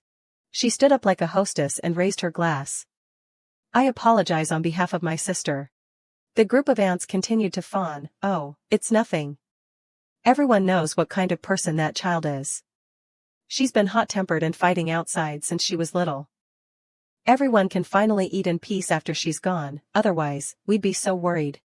The entire room began to echo with clinking glasses, a joyful clinking. Qin Ran slammed the door shut and then apologetically told her aunt next to the hospital corridor, Grandma needs rest. I'll take you 2 home. Her aunt felt apologetic about Qin Ran's actions. Ran, tonight, you. Qin Ran didn't let her finish, cutting her off. What about me tonight? That year, Auntie's leg was injured because of Ning Qing's tuition fees, so she couldn't stand for long. Doesn't she know? After venting her frustration, Qin Ran raised her hand to rub her forehead. Auntie, I'm sorry. I didn't mean to get angry at you. Her aunt kindly stroked her hair and instructed, Auntie knows you do all this for my own good, but your mother doesn't owe me. I hope your relationship with your mother gets better. Qin Ran felt a heartache upon hearing these words. Ningqing doesn't even want me. And she still hopes to cut off family ties, afraid that they'll bother the Lin family. How can I heartlessly tell Auntie these things? She quickly pulled out a wad of cash and handed it to her aunt. Muing and Munan are also going to number 1 high school soon. This is money I earned from my part-time job. Take it. Her aunt quickly waved her hand, refusing, I won't take this money. You keep it and buy some nice clothes. Her aunt kept persuading her, Ran is truly sensible. Auntie is happy that you have such a heart. Qin Ran also yielded upon hearing this. Yes, I know. She looked at her phone and secretly made a decision. Auntie is too stubborn. The money I transferred to her card before hasn't been touched yet. It's all saved for my dowry later. In a few days it'll be a holiday. I'll go to Auntie's house and take a look. I'll use this money to buy an air conditioner. She always can't bear to buy one. Qin Ran took out the medicine bottle and changed the subject. Oh, right, Auntie, have you finished your medicine? Before her aunt could reply, a clear shout echoed in her ear, Qin Ran. Ningqing and her stepson walked over to question the 2 aunt and niece. What are you talking about? Is Mom asleep yet? Jin Qian, who had appeared at some point, was walking alongside Ningqing. Mooing innocently and quickly spoke first, Auntie second, Grandma is asleep. Cousin Ranran is giving medicine to my mom. Ningqing immediately flared up upon hearing this. Qing Ran, are you still researching your maternal grandfather's bizarre objects? Ningqing childishly shrieked, ignoring the people around who were turning to stone. He killed himself harming himself, and you're turning yourself into a lunatic too. Jin Qian stood by, listening to his stepmother's accusations pound into his ears. Now you're even harming your aunt? Qing Ran burst out with an imposing aura, showing no respect, calling her biological mother by her full name, Ningqing. The other 4 people all turned to stone. The hallway, which had just been noisy, suddenly became eerily silent. Her aunt found her voice first. She stammered, questioning Ningqing, sister second, what are you saying? Ningqing frantically clutched her handbag strap, desperately denying. I was a bit hot just now. She was so ashamed that she turned angry, blaming Qin Ran. But mother is also doing this for your own good, so you don't follow in your maternal grandfather's footsteps. Jin Qian suddenly looked suspicious. Ningqing's father, before she married into the Lin family, I investigated thoroughly, and there was nothing unusual. She angrily cut her off. Shut up. Are you even worthy of mentioning my maternal grandfather? And besides, Qin Ran stared directly into Ningqing's eyes, hissing out each word, I am not crazy. Ningqing was scared back a few steps by her aura. Ran, I was wrong just now, but you're in Yunqing now. If I don't manage you, who will? Qin Ran unhappily yelled. Don't call me Ran. We're not close. I don't need you to manage me. You're not worthy. She leaned close to Ningqing's face, emphasizing, from now on, whatever I do, it has nothing to do with you. Remember that? Qin Ran walked past Ningqing, not forgetting to throw in one more sentence, also, the medicine I gave Auntie was from the National Drug Testing Laboratory. Jin Qian caught the crucial keyword and suddenly spun around. She can get medicine from the lab? Even the young lady who marries into a prominent family in the capital doesn't have such ability. He clearly heard every word Qin Ran said right beside him. Auntie, let's go. I'll take you and Mooing home. Jin Qian's heart was shaken. Still the same as the first time I met her, still such a tough person. He decided to separate himself from this mess. Auntie Ning, I shouldn't interfere in your family matters, but you truly spoke a bit too harshly. I have something else to do. So I'll be going first. Ningqing was dumbfounded by the situation. This? He strode after the 3, Qin Ran, let me take everyone home as an apology on behalf of Auntie Ning. She didn't even turn back, coldly throwing out 2 words, no need. Jin Qian, having embarrassed himself, awkwardly added, then everyone, please be careful. In his heart, he was endlessly vexed. She's indeed cold. At first, I wanted to probe what kind of medicine that was. It seems I'll have to talk about it later. Ningqing stood alone in the hospital hallway, her mouth still cursing. That damn Qin Ran ruined the party today and made me lose face in front of Lin Jinqian. Just you wait, I'll deal with her later. As soon as she finished speaking, footsteps from behind startled her. Who is it? What are you doing?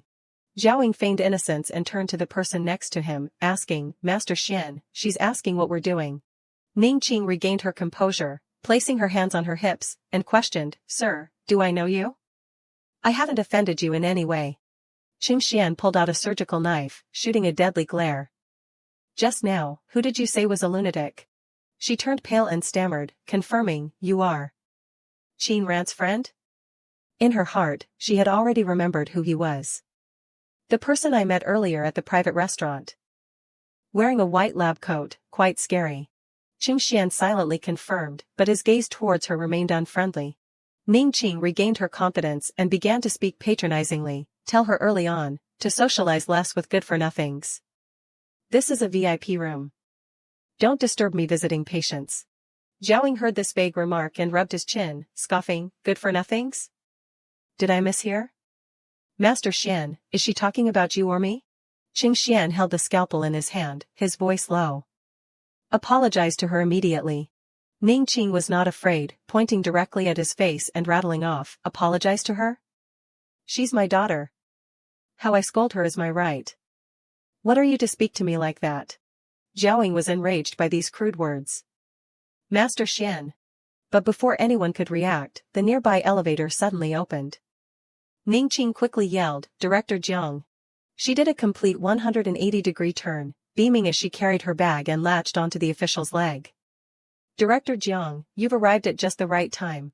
Director Jiang walked past her like a gust of wind, a bright smile on his face as he greeted the person behind him. Master Xian, are you done with your business? Everyone is waiting for you. Ningqing's face turned ashen with fear, her mind constantly worrying. Even Director Jiang, who exactly is this person? Did I make a big mistake? Qing Xian looked directly at her and emphasized again, remember to apologize to her. Ningqing, this time, was quick-witted and frantically agreed, yes, yes. He shot her a sharp gaze and added a warning, from now on, if I hear you say those 3 words to her again, you'll bear the consequences yourself. Understand? Zhao put his arm around his friend's shoulder and cheerfully blurted out 2 words, get out. Director Jiang, who had been standing in the background, finally dared to speak, Master Xian, this month's surgical schedule, please take a look. Qing Xian indifferently threw the matter to the person next to him, arrange the details and let Lu Zhaoying explain it to them. I have to go first. Although surprised, he quickly agreed, let me discuss it. Qing Xian smiled with narrowed eyes and asked, otherwise, who? Zhao, understanding his position, repeatedly agreed, okay, I know. The 3 aunt and niece waited for the car under the eaves. Muing looked down the road and sighed, the car is here, but it's not the bus. We'll have to wait a long time again. Yet, this car deliberately honked to draw Qin Ran's attention. Qing Xian lowered the car window and offered, where are you going? I'll take you. She looked up, dazed, and wondered, why is it him? They quickly arrived at the old apartment building. Her aunt's voice rang in her ear, thank you for bringing us back, dear. Muing couldn't contain her curiosity and blurted out, cousin, was that handsome brother just now your friend? Her aunt also joined in the praise, Ran finally has new friends. Qin Ran couldn't bear to deny it. You could say that. I'm working for him. Her aunt stepped forward and held her hand, instructing, Ran, you don't need to see us downstairs. Go home quickly. Take good care of yourself, don't get too tired. She gripped the other person's hand, reminding her in return, yes, when Muing and Munan enter number 1 high school, if anything happens, find me. Muing was also full of hope for the future. When I get into number 1 high school, can I also be like my cousins? The little girl's heart kept fluttering. My 2 cousins' friends are both rich and handsome. So admirable. Her aunt patted her daughter's shoulder and promised, tomorrow, Mom will take you and Munan to buy new clothes. Just focus on starting school. Qing Xian, standing nearby, interrupted, let's go. Pick up Lu Zhaoying, then go back to school. Qin Ran was stunned by the suggestion. He's still waiting here to go back with me? Now that I think about it, why did he coincidentally appear at the hospital? As soon as Zhaoying got in the car, he started talking, gangster, no, Qin Ran, are you here too? Ha ha ha ha. He enthusiastically took out his phone and boasted, Qin Ran, I see you're also playing 9 provinces. Let's team up and rank up. But before she could reply, the screen showed a notification, you have a new message. Zhaoying read the message and his mouth began to stammer, Xian, Master Xian, that Grandmaster, he accepted the order. He excitedly shouted, making Qin Ran shoot him a disgusted look. Xian, I know you'll be excited after hearing this, right? Aren't you surprised? Zhaoying kept babbling, but when he remembered the 3rd person's presence, he immediately changed his tone. Master Xian, why did he suddenly accept our order? I'm a bit unaccustomed. Is the boss, the moon is beautiful tonight, ha ha ha ha ha ha. Qing Xian silently drove, his heart also filled with immense curiosity. Why did he suddenly change his mind and accept the order? Did that person discover something? Qin Ran glanced at him, silently asking, so surprising? Each carrying their own thoughts, they quickly arrived at the school. Qin Ran sat on the bunk bed in the dormitory, concentrating on typing. She constantly moved her hands on the computer, oblivious to everything around her. After operating for a while, Qin Ran wondered, the computer in the infirmary seems normal. So why did Qing Xian place an order to investigate Gu Shiji's whereabouts? She picked up her phone and read a message from Haha, where are you these days? Someone in the country is investigating you. Qin Ran secretly scoffed. Now you have time to come see me? Isn't this guy afraid Jiang Dongye will catch him? Qin Ran pondered for a moment and then tossed her phone aside. Forget it. Anyway, I've already accepted the order. I'll occasionally give them some mixed true and false information. They won't find Gu Shiji anytime soon. She focused her attention on the computer screen. Conversely, I've had some inspiration for the previous code recently.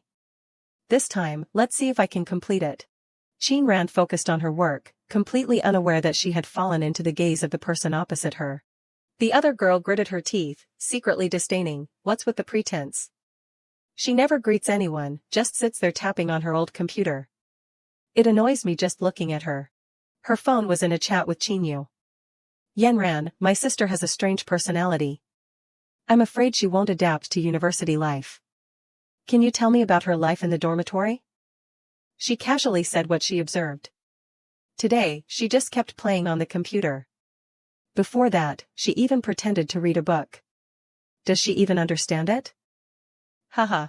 Just then, Siran entered with an unfamiliar girl. I brought a student here to get 2 reference books. Oh, Ran, you're back? Qin Ran softly hummed, her eyes constantly following the other person. Siran seemed to read her thoughts and quickly introduced, Pan Mingyue, this is my deskmate. Doesn't she look beautiful? Mingyue looked at Qin Ran and silently thought, found her. Meanwhile, Siran continued to babble, you don't need to rush to return the reference books to me. Take your time reading them. Mingyue waited for her to finish speaking and immediately held out her hand. Lin Siran, can you take this back to your deskmate? Siran asked in a daze, my deskmate is so cold, would she eat this? Mingyue stated with certainty, yes, she would. Night quickly enveloped the dormitory. Mingyue tilted her body and fell asleep. A dream, without warning, pulled her back to her happy past with Qin Ran. Mingyue used to stand by, watching her practice the piano. Even the 2 families took photos together. But that beautiful frame quickly shattered. Mingyue, with a pained expression, spoke cruel words, I don't want to see you anymore. Qin Ran woke up from the nightmare. A new day finally began, with the hesitant figure of a male student outside the dean's office. Ai Rong, sitting inside, was constantly scoffing, Mr. Gao, Qin Ran is just a troublemaker. She's the only one who scored 0, causing your class's average to drop by 3 points. She emphasized each word, feigning righteousness. I warned you, but you didn't listen. You insisted on keeping her. Gao Yang patiently explained, it's normal for young people at this age to be rebellious. So we need to guide them to develop correct values. Diao Guang raised his hand to cover his mouth, attracting their attention. Ahem, excuse me, I'm here to pick up my physics test. Ai Rong's expression immediately changed when she saw the principals. Grandson. Is that you? Your English test score is still the highest in the school this time. Remember to maintain your performance. The female student next to him also took the opportunity to withdraw, Ms. Li, then I'll excuse myself to go back to the classroom first. Along the way, she kept muttering to herself, Su Diaoguang is so handsome. I really envy Qinyu. After a few steps, Diaoguang suddenly suggested, can you show me Qin Ran's test paper? She agreed immediately when the male god started talking to her. Okay. Diaoguang quickly scanned it once and then fell into self-doubt. Fully written but still 0 points? For the multiple-choice section, even guessing should get a few right. He was deep in thought when Xiaoqing's voice interrupted him. Young Master Su, I've been looking for you. Didn't Qinyu say she wanted us to go watch her practice her new piece? He ran over without warning and snatched the test paper from Diaoguang's hand. Whose paper are you looking at so intently? Is it Qinyu's? However, the huge goose egg made Xiaoqing's face twist in fear. This is. The image of the fallen goddess made him cry silently. Why did Qin Ran get 0 points? I'm definitely going to mock her this afternoon. And you guys, if you have nothing to do, don't loiter outside my classroom. Don't tease Qin Ran. Diaoguang suddenly expressed doubt, when did you and Qin Ran get close? He immediately denied it vehemently, no, young Master Su, don't misunderstand. I just saw that all her test papers were 0 points. So I wanted to tease her out of boredom. Xiaoqing, quick-witted, changed the subject. Quickly take the test back. Qin Yu is waiting for you. Don't dilly-dally. He was pushed into a daze and could only reply, okay. The main character in their conversation was leisurely sprawled on a chair. But not long after, Qin Ran suddenly sat up. She was captivated by the sound of music coming from the window, staring blankly. But after only a few notes, the music abruptly stopped. The people around suddenly became confused. It stopped. Why did it suddenly stop? The male student sitting next to Diao Guang couldn't help but complain, that's right, didn't she say she was practicing a new piece and invited us to listen? I even wanted to record a video. He heard the familiar melody and suddenly fell into self-doubt. Was the person playing last time Qin Yu? Diao Guang still couldn't forget the melody he had heard the other day. He bravely stepped forward and asked, why didn't you continue playing? Qin Yu put on a cute expression and quickly fabricated a story. I haven't finished practicing this piece yet. I usually practice it secretly, so it's not perfect. After I finish practicing, I'll perform it for everyone next time. Diao Guang heard the ambiguous answer and immediately left. It's okay, then take your time practicing. I'm leaving now and won't disturb you anymore. Her best friend, however, remained and cheered her on enthusiastically, you play very well. Keep playing. We want to hear it. Qin Yu only dared to breathe a sigh of relief after everyone left. The music was forced. Luckily, I stopped in time, but he would have noticed it wasn't right. Yanran clung to the window frame, unhappily blurted, why is it him? Qin Yu looked in that direction, appearing confused. Xiao Qing is actually playing with her. She pouted enviously. Xiao Qing went to tease her about getting 0 points again. How can a young master like Xiao Qing, who sponsored a building for our school, value her? Downstairs, Xiao Qing casually made a face behind her back. Qin Ran, you're so pretty, yet you always get 0 points on tests. Is it perhaps intentional? She silently cursed in annoyance. I was originally going to listen to that violin piece more, but I unexpectedly ran into this gossipy guy. Qin Ran spun around and raised her index finger to her lips, signaling silence. Xiao Qing, caught off guard by her cold beauty, silently blushed. As he was staring blankly, mesmerized by her ethereal beauty, Diao Guang approached and patted his shoulder. He saw Xiao Qing standing there in a daze and kindly reminded him, let's go. Why are you standing there like that? Qin Ran unexpectedly appeared at the infirmary door without warning. Qing Xian remembered their earlier conversation in surprise. Master Xian, that grandmaster hasn't taken an order in over a year. Why now? Oh, this dish is delicious. He calmly asked, why are you here at this hour? Didn't you already come to cook at noon? Qin Ran said nothing, just looked around the room once. He watched her walk straight inside and hesitantly voiced his suspicion, did you finish all the sleeping pills? Qin Ran softly hummed, her eyes still glued to the medicine shelf. Qing Xian silently reached out from behind her. The close proximity made Qin Ran's heart suddenly race. Her eyes were fixed on the hand holding the medicine bottle from the cabinet. Both his hand and the medicine passed by Qin Ran's face. Qing Xian poured out a few pills, quickly calculating in his mind, can't give her too many. Must control the dosage. He saw her unusual attitude and blurted out, what's wrong? Qin Ran awkwardly pulled down her hat. Nothing. Her mind was racing like 1,000 horses. Was that too close just now? She closed her eyes and took a deep breath to regain her composure. Finally, Qin Ran snatched the medicine from Qing Xian's hand and vaguely said 2 words, thank you. She looked directly at him and stated her main purpose. I have something to do tonight and need to go out. I'll cook now. You two just need to warm it up when it's time to eat. Is that okay? Qing Xian quickly agreed and even carefully asked, do you need me to take you? This time, Qin Ran uncharacteristically refused boldly. No need to trouble you. I can go back by myself. As soon as she finished speaking, Zhaoying rushed in frantically. Master Xian, I've asked old Su to help find someone to look at the data, but it will take some time to get results. He only realized Qin Ran's presence after finishing his sentence, you're here too? She just glanced briefly and drew a conclusion in her mind. This page isn't a normal system error. It's a hacker attack. Qin Ran couldn't help but blurt out, this is. Perhaps realizing she had slipped up, she quickly turned into the kitchen. Alright, I'm going to cook now. Qin Ran secretly intended to observe for a while longer. One less problem is better than one more. For now, it's better not to tell them. As she cooked, she silently analyzed. The person who attacked Master Xian's computer used very advanced methods. Someone outside the profession definitely wouldn't recognize it. They would only think the computer is broken. The cabbage in her hand was unconsciously fiddled with a few times. Qin Ran still couldn't escape this line of thought. Even old Su's subordinates might not realize it was a hacker attack. When the firewall collapses, the data on Qin Xian's computer will be stolen.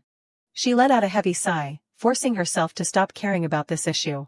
After finishing her cooking, Qin Ran waved goodbye and left immediately. It's done cooking. I'm going home first. She returned to the dormitory, still trying to justify her actions to herself. I've never helped anyone for free before. This time, forget it. Consider it giving face for accepting Qin Xian's big order. On the other side, the person trying to disrupt Qin Xian suddenly yelled, "What's wrong?" The hacker scratched his head, uttering a helpless remark, "I'm blocked." He quickly approached and questioned, "All your attacks are blocked? Could it be Senior Hua Ming?" The hacker stared at the screen and stated the information he knew. It's not Hua Ming. They have their own symbols. He quickly pressed on, "It's not them, then who is it?" The answer to both was a stylized cue displayed on the screen. Back in the dormitory, Qin Ran stretched, relaxing her tense body. It's done. Time to go to Auntie's for dinner. At the dinner table, Muing happily chatted with Ningqing and her daughter. "Auntie, cousin second, Mom still has one dish not finished." "Don't rush, everyone." Qin Yu was polite on the surface. "It's okay, I had afternoon tea at school, so I'm not hungry yet." But in her heart, she secretly disdained, who wants these bad dishes from this family? Ningqing, hearing her beloved daughter whine, hurriedly put on a kind mother's facade. You're so tired from school. If you want anything to eat, tell Mom. And I'll tell Aunt Jean to make it for you." Her aunt quickly brought out the last dish and asked in confusion, "Why are you all just sitting there without touching your chopsticks? We're all family, let's eat and talk." She leaned into Qin Ran's ear and whispered, "You should serve food and soup to your mother." Qin Ran kept her face buried in her phone, silently sighing to herself. "Auntie wants me and Ningqing to improve our relationship, but unfortunately, it turned out Qin Yu had already quickly performed her duty as a good daughter. Auntie's soup is so delicious. Mom, you should drink more too." She ate and drank, but still couldn't shut her rude mouth. Mayur is still the most thoughtful, unlike some people. Muing didn't understand the undercurrents at the dinner table, happily asking Qin Yu, "Cousin second, my mom said your grades are very good. Which university do you want to get into?" Ningqing spoke up first, as if afraid of losing her turn. "She wants to get into Capital University, the same school as her brother." The little girl heard this and looked extremely envious. "Cousin second is so amazing." Qin Yu, full and content, began to show her green tea nature. "Don't just talk about me all the time. Your sister is also in grade 12, right?"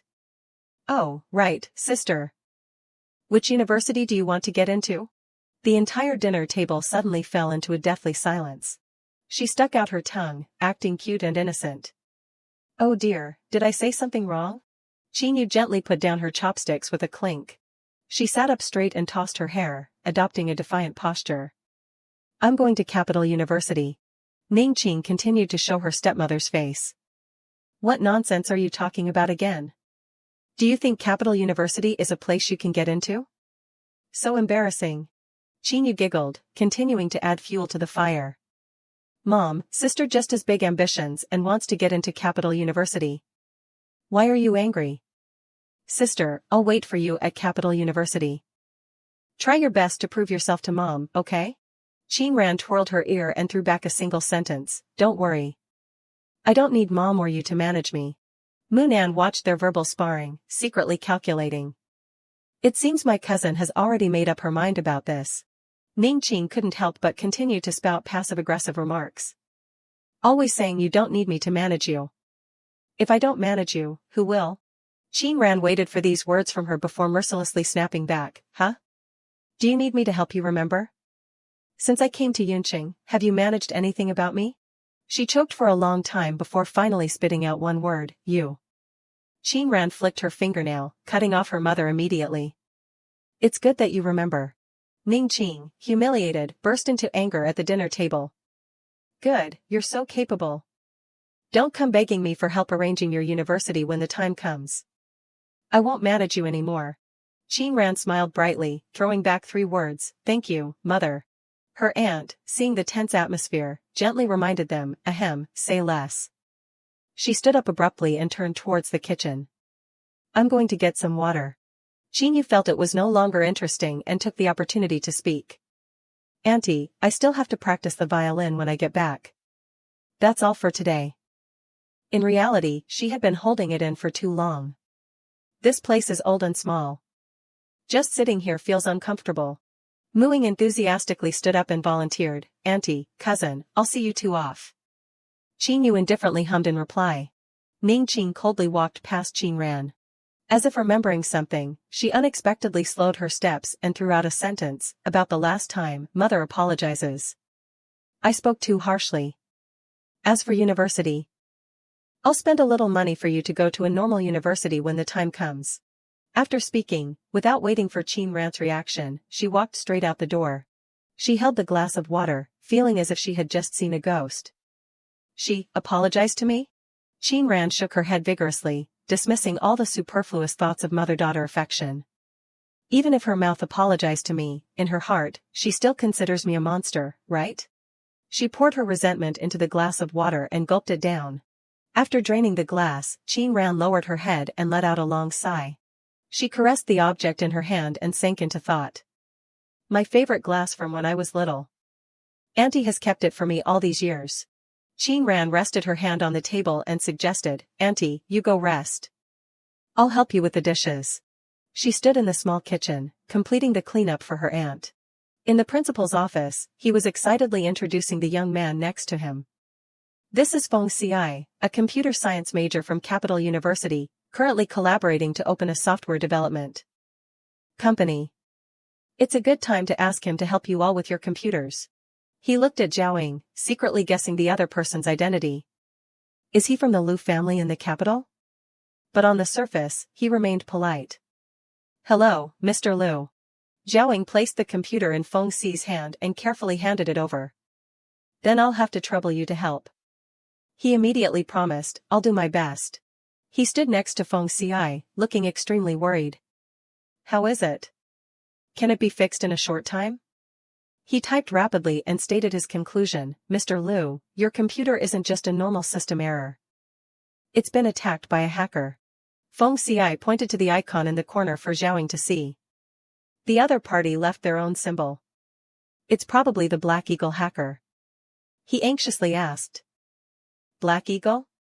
So is our data still there? He didn't hesitate to share the truth. Yes, someone helped you all counterattack once. Qing Xian, who had appeared at some point, suddenly interrupted, do you know who helped? Zhaoying instinctively blurted out, Master Xian. He couldn't wait any longer and excitedly shared the information he had just received. You came at just the right time.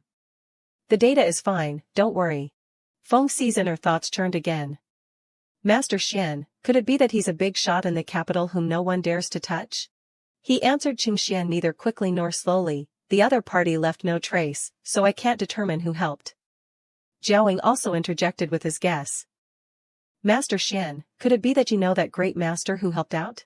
He rubbed his chin, pondered for a long time, and then concluded, it must not be her. He had a name in mind, but he didn't dare to say it. From the moment the computer was attacked until now. We've only met Qingran. It's not her. Feng Xi, seeing that his business was done, bowed and excused himself. You all must be busy, so I won't disturb you further. Goodbye. Zhaoying politely called out.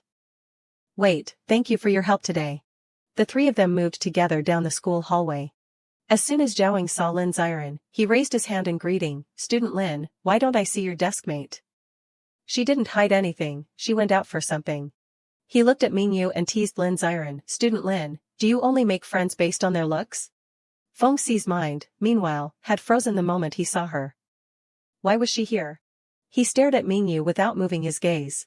Then Feng Xi, without a word, suddenly walked up to her. He gave her a questioning look and asked in a low voice, why did you move into the dormitory? Lin Ziren was stunned by the tense atmosphere.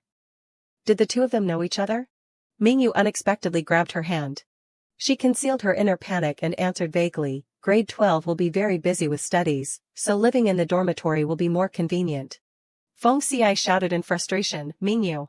She didn't even look at him, pulling Lin Ziren straight ahead. I have to go back and hand out the test papers. The two girls ran a long way down the classroom hallway. Even though they had slowed down, Mingyu still held her friend's hand tightly. Lin Ziren couldn't hide her curiosity and boldly spoke up, Mingyu, you actually know Senior Feng Xiai. He used to be a really popular figure at our school. The more she spoke, the more excited she became, completely oblivious to the indifference of the person beside her. I heard he started a business with Qin Yu's older brother, Lin Jinxian. He'll definitely achieve something in the future. So, do you think I'm clinging to your coattails? Mingyu raised her hand to clearly define her relationship with him. I'm a distant relative of the Feng family. I'm not close to him. She chuckled, masking her awkwardness. They're all very outstanding. I can't compare to them. Lin Ziren rushed to comfort her. Why can't you compare? You're ranked second in the entire school. Mingyu, don't underestimate yourself. You're very talented. She gave her a sincere smile. Thank you, Lin Ziren.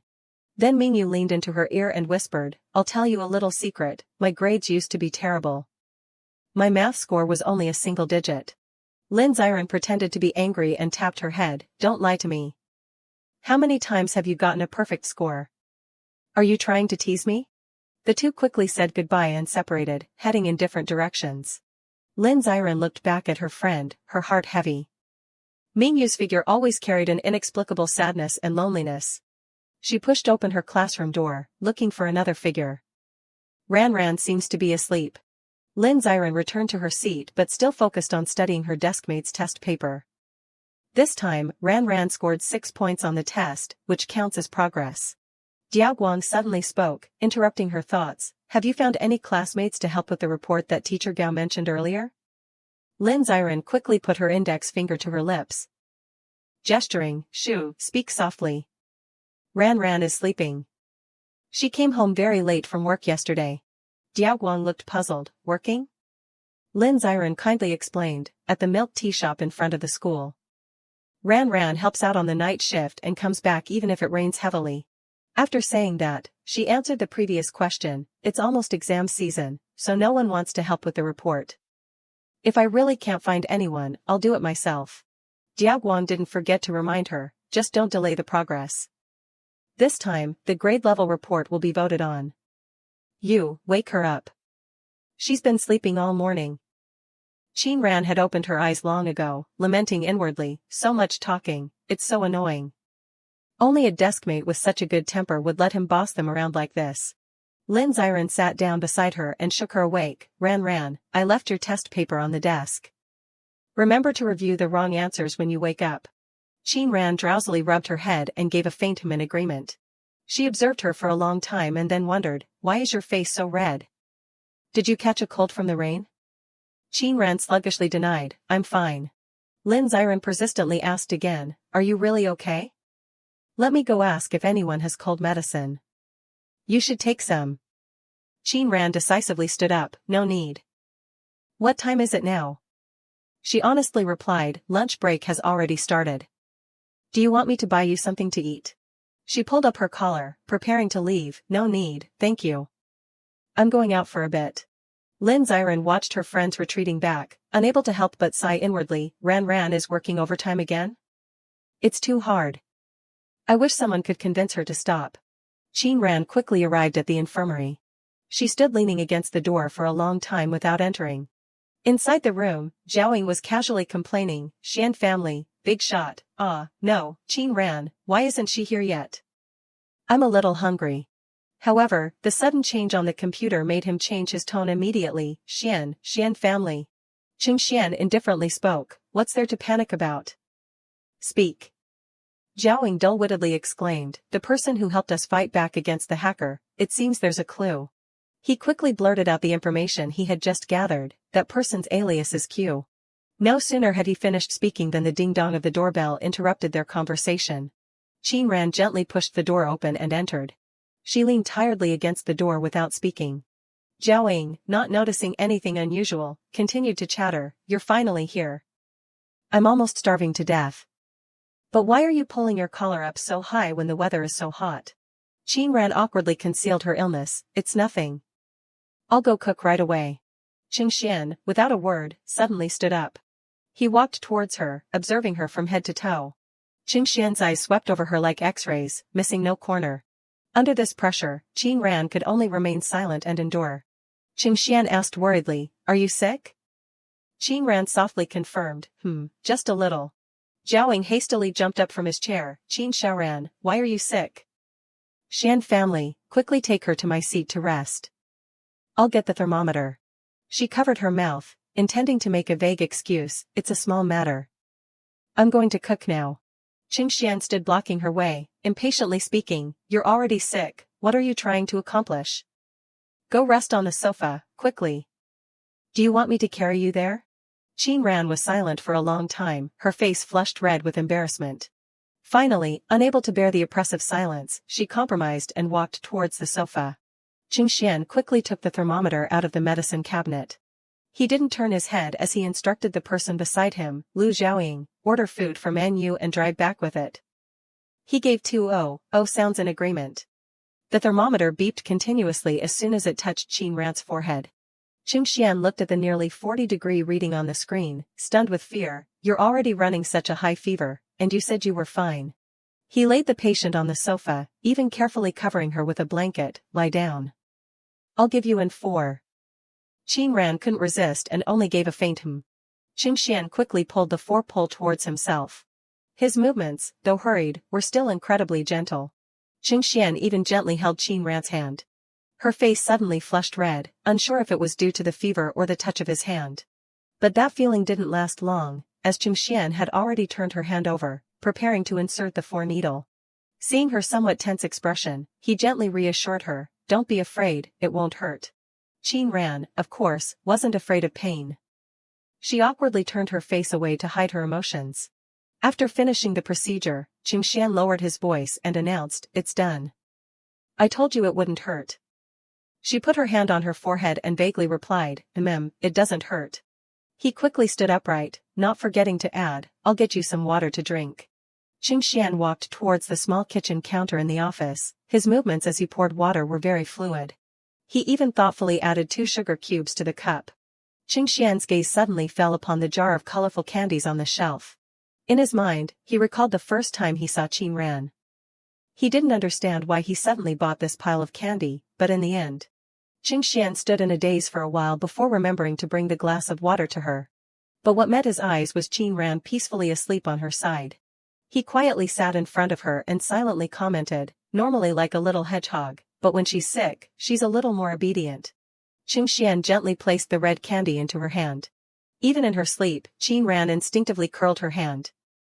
Qingxian looked at this action with a satisfied smile. His mind continued to recall the moment he saw her at the hospital. Qingran, in his eyes then, was beautiful but very cold, just standing to one side, sucking on candy and scrolling on her phone.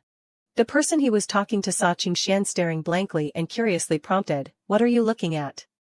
That question made him retract his gaze. Even though his eyes weren't on Qingran, he still secretly praised, "Her waist is really small." Qingran suddenly woke up from her muddled sleep. As soon as she sat up, she hugged her chest and wondered, "I can't believe I slept for so long. I feel much better now." Suddenly, Qingxian's voice saying, "You're awake?" pulled her out of her thoughts. He looked directly at Qingran and carefully suggested, "I ordered food for menu. Eat before you go home." This thoughtfulness surprised her, and she automatically uttered 3 words, "Thank you." At the Lin family's side, Chen-Chi sat at the dining table and asked, "Has Feng Xi returned?" His father is the mayor, and the Feng family is a prominent noble family. You must seize this opportunity. Lin Jinxian turned and pledged, "Father, rest assured. Our project this time is in Yunqing. I will definitely do well." Lin Wan picked up more food for him and added, "The Feng family has deep roots. When the 2 of you cooperate, nothing big will happen." He understood clearly and quickly replied, "Yes, I know." She then turned to Qingyu, "How did you do on the exam this time?" She excitedly boasted, "I only ranked 9th in the entire school." It was just a normal test. Nothing special.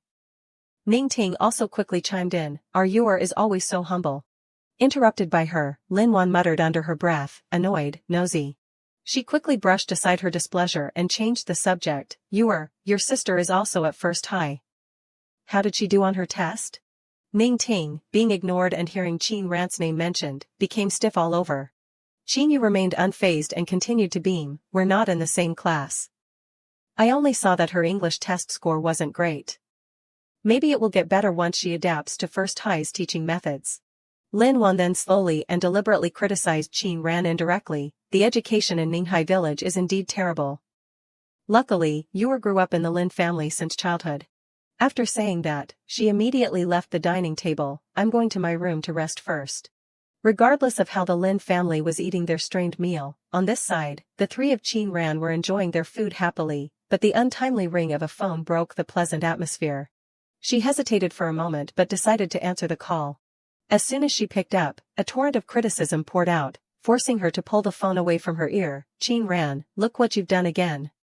What good thing have you done this time? Ningqing was like a wild beast, continuously spewing out uncontrolled words, you failed the last exam again, didn't you?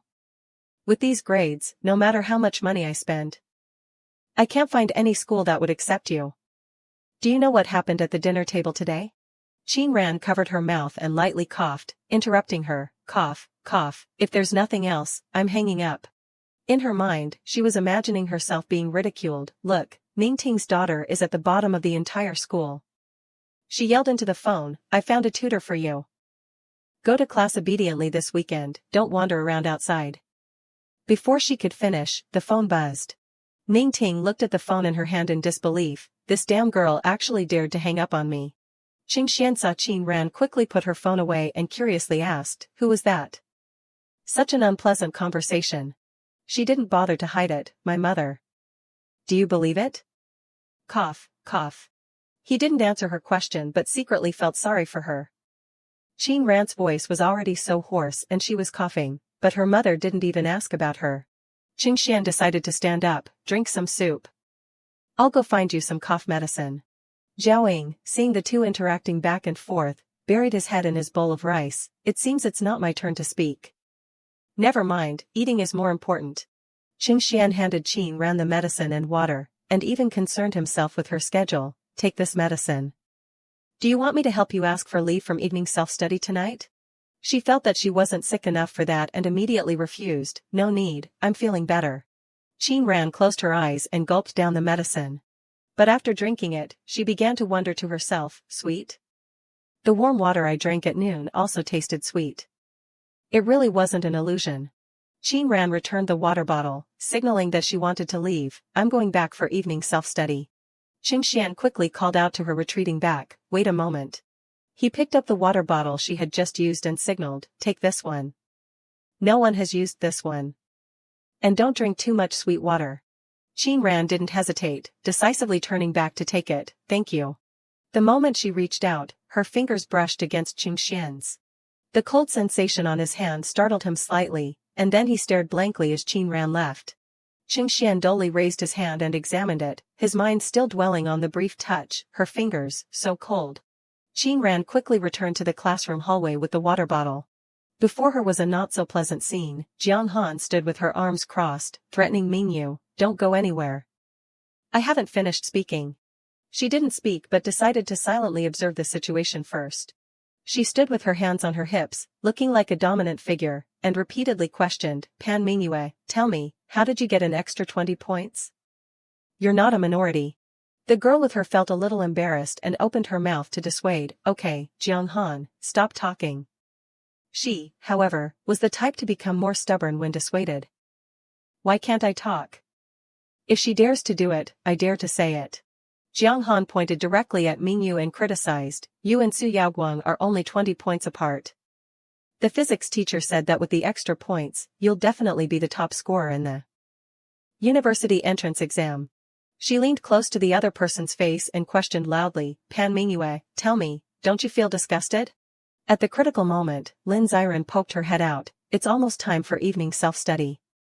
Why are you making so much noise in the hallway?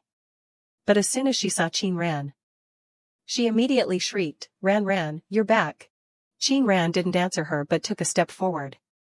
Lin Ziren hastily chased after her, asking, Ran, where are you going? Oh, Pan Mingyue is here too? She stood in front of the group and coldly uttered 2 words, get out of the way. Jiang Han spun around furiously and yelled, what did you say? She clearly saw the face of the person who had just spoken and repeated, did you just tell me to get out of the way? Lin Ziren, standing nearby, was full of worry. Why is Ran causing trouble with Jiang Han? Usually, no one dares to provoke her. Her father, a new rich man, donated a building to the school. Qin Ran, of course, wouldn't be intimidated by these harmless words, can't you understand human language? I said you're blocking the way. Jiang Han disregarded dealing with Mingyu and immediately shifted her new target, you dare to talk to me like that? Do you want to die? Qin Ran shoved the water bottle into Lin Ziren's hand, looking ready for a full-on fight. She worriedly tried to dissuade her one last time, Ran, what are you doing? Don't. Before she could finish, Qin Ran threw her jacket at her. Lin Ziren shrieked, ah. She hooked her finger, stretched out the bow on her shirt, and provoked, let's just fight. This is taking too long. Jiang Han, seeing the tense situation, began to choose her battles carefully, I was talking to Pan Mingyue. What are you pretending for? No sooner had she finished speaking than a hand clamped tightly around her neck, making her only able to emit a dull groan. Qin Ran increased the pressure, making Jiang Han groan uncomfortably. Qin Ran pinned Jiang Han against the wall and turned to ask the others, what's wrong? Do you still want to come up? The female students beside them, though pale with fear, still tried to sound tough, you're crazy? I'm going to call the dormitory supervisor. She indifferently let out an "oh," not forgetting to give a sarcastic smile. Mingyu, who knows when she arrived, weakly pleaded, don't fight anymore. Qin Ran looked directly at Jiang Han and warned her casually, take care of yourself. There won't be a next time. She reached out and gripped her chin. Jiang Han, at this point, no longer had the air of a big sister. Fear consumed her, making her body tremble uncontrollably. Qin Ran ignored the other party as she slid down the hallway, coldly turning her back and walking away. She reached out to get her things back from Lin Ziren, I'm leaving. She gave a dazed "oh." Lin Ziren followed Qin Ran, expressing her admiration, Ran, you're amazing. She casually replied, it's nothing. In fact, there was still something she hadn't said. There are also things I can't do. The next day, Gao Yang stood at the podium and directly announced, that's all for today's lesson. You have 10 minutes for self-study. No sooner had he finished speaking than the classroom door was forcefully pushed open. Ai Rong entered with an aggressive demeanor, Gao Yang, what's wrong with Qin Ran from your class? How dare she hit a student from my class? Does that kind of behavior even deserve to be at first high? The entire class was stirred up by this shocking news. She pointed directly at Gao Yang and criticized, Teacher Gao, I said it early on, this kind of student shouldn't be accepted. To dare to fight at first high shows they have no respect for anyone. He tried his best to appease the other party with words, Teacher Li, this might be a misunderstanding. Student Qin Ran is not an unreasonable person. Ai Rong became more and more aggressive, what misunderstanding? Teacher, look at that girl's indifferent attitude. I'm going to find the principal. You also contact Qin Ran's parents. The students in the class, encouraged by the situation, began to discuss even more boldly, Qin Ran and Jiang Han fought? No way. What's this about? I heard that Qin Ran committed a crime before and even involved the police. Qin Ran, who had been holding back, finally stood up in annoyance to defend herself, why did Jiang Han and I fight? Didn't she tell you? Ai Rong began to cover her ears and speak loudly, a fight is a fight, why do you need a reason? Do you still want to quibble? Then come with me. She defiantly raised her phone, cutting her off, talk to whom? Principal Su? Why don't you go find him? He'll be here right away. In Diaguang's mind, he was skeptical, Grandpa is usually very busy. How could she get him to come whenever she calls? Chia Qing's mood next to him wasn't much better. Sister Rant's joke is a bit too big. Finding Principal Su is as hard as finding the mayor. Ai Rong felt she had the upper hand and became even more assertive, you're lying without even drafting a speech. You even said Principal Su is at your house. Before she could fabricate anything more outrageous, Principal Su's voice rang out, what's all the noise about? His appearance made the chaotic scene even more awkward. Ai Rong and Gao Yang were the first to regain their composure, simultaneously calling out, "Principal Su." She looked at Qin Ran standing in front of her, her heart churning. What's going on? Did Principal Su really come because of that girl? Ai Rong decided to take the initiative. "Principal Su, you've come at just the right time. Yesterday, Qin Ran hit Jiang Han from my class. How can my key class endure such torment?" She reveled in her successful malicious accusation. "I knew it. With Principal Su here, that girl will have nothing to say." The fair-weather female students quickly whispered to each other, "Indeed, if you pretend too much, you'll have nothing to say. Jiang Han's family is also rich. And her grades are good. Where did she get the courage to provoke her?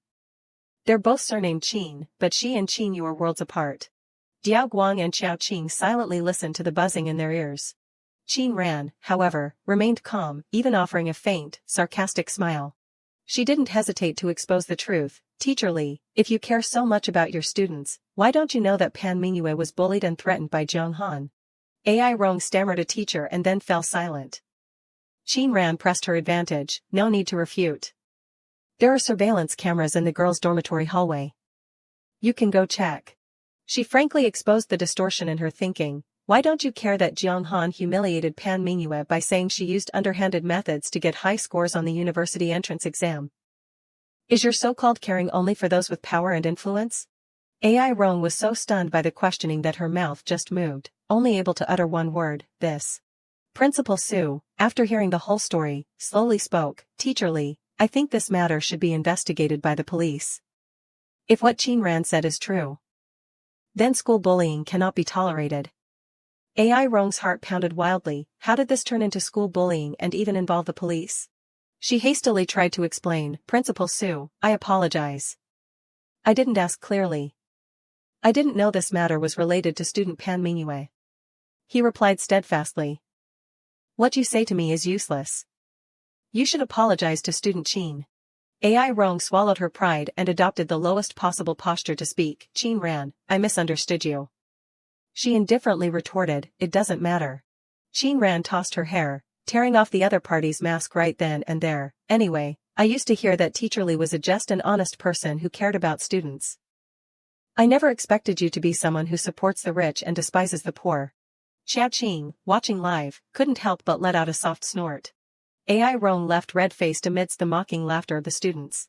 Xiao Qing, seeing the storm pass, immediately ran to Qin Ran to express his admiration. "Sister Ran, what on earth happened? Do you need my help to teach Jiang Han a lesson?" She coldly refused outright. "No need." Diao Guang, passing by, urged him, "Let's go. Qin Yu said she's practicing a new piece today." As they reached the door, they accidentally bumped into Qin Yu herself. "I heard them discussing my sister again. Did she cause trouble again?"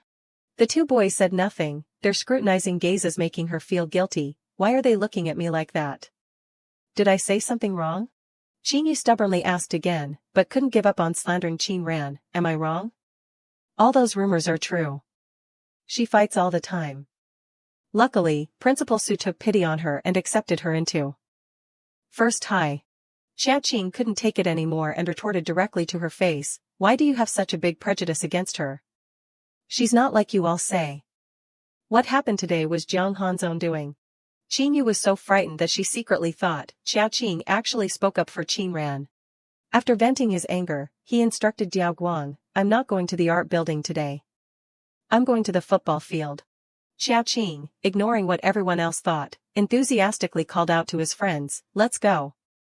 You guys get the ball out." When only the two of them remained, Diao Guang slowly spoke, "Principal Su isn't a sympathetic person." Qin Yu gasped in surprise. "Huh?"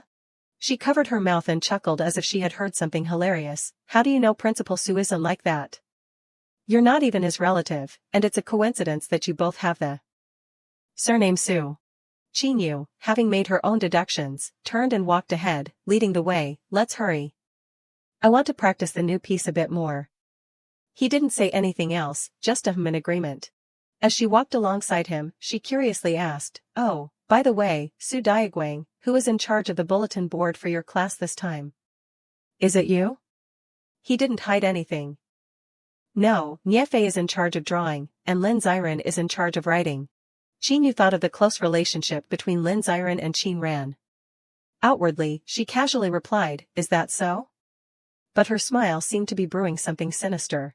At the same time, Lin Ziren was awkwardly discussing with her bulletin board partner, Niefei, you said you don't know how to draw the bulletin board?" Her friend also looked helpless. "The student council told me they want me to help draw their bulletin board. From their class, I'm truly sorry." She immediately hesitated when she heard student council. It's okay. The student council's bulletin board is more important. I'll figure out a way for the class's board myself." Niefei, with her golden ticket, exchanged a few polite words and left. "Then I'll go help the student council draw that bulletin board, okay? Next time, if the class needs help with drawing the bulletin board, I'll definitely come." Lin Ziren slumped onto the desk, feeling a surge of anger at Ai Rong's class. They can't even study well, and they can't even draw a bulletin board properly. They're only fit to be stepping stones for the excellent classes. She shed 2 lines of tears, crying, What do I do? This time our class bulletin board will be evaluated by the class level. It's over." While she was in a sentimental mood, another classmate came up to her and called her name, Lin Ziren. As soon as she looked up, this brave girl poured out a string of secrets. "Did you ever offend Qin Yu? I saw this afternoon, Qin Yu went to find Niefei to draw the bulletin board for the student council." "Is it?" Lin Ziren quickly denied. "How could that be? We don't interact at all." The other girl heard this and also became confused. "Then I don't know what's going on either." Sigh, this time we'll be laughed at by class 1 and 2 again. She slumped her face in despair and sighed. "I originally wanted to win an award to make Teacher Gao happy. He's always being made things difficult by Teacher Li. It's really embarrassing." The more Lin Ziren spoke, the more aggrieved she felt. Sigh, if only they had told me earlier, I could have found someone else to help. Now it's too late, what should I do? The other girl immediately suggested, "Ziren, don't overthink it. Let's go eat first." She habitually turned to ask her deskmate, Ran, are you coming? Qin Ran still had her head down on the desk and vaguely refused. "You two go." She waited for everyone to leave, then sat blankly, staring at the bulletin board in front of her. Originally, she just wanted to reassure her grandmother and kill time.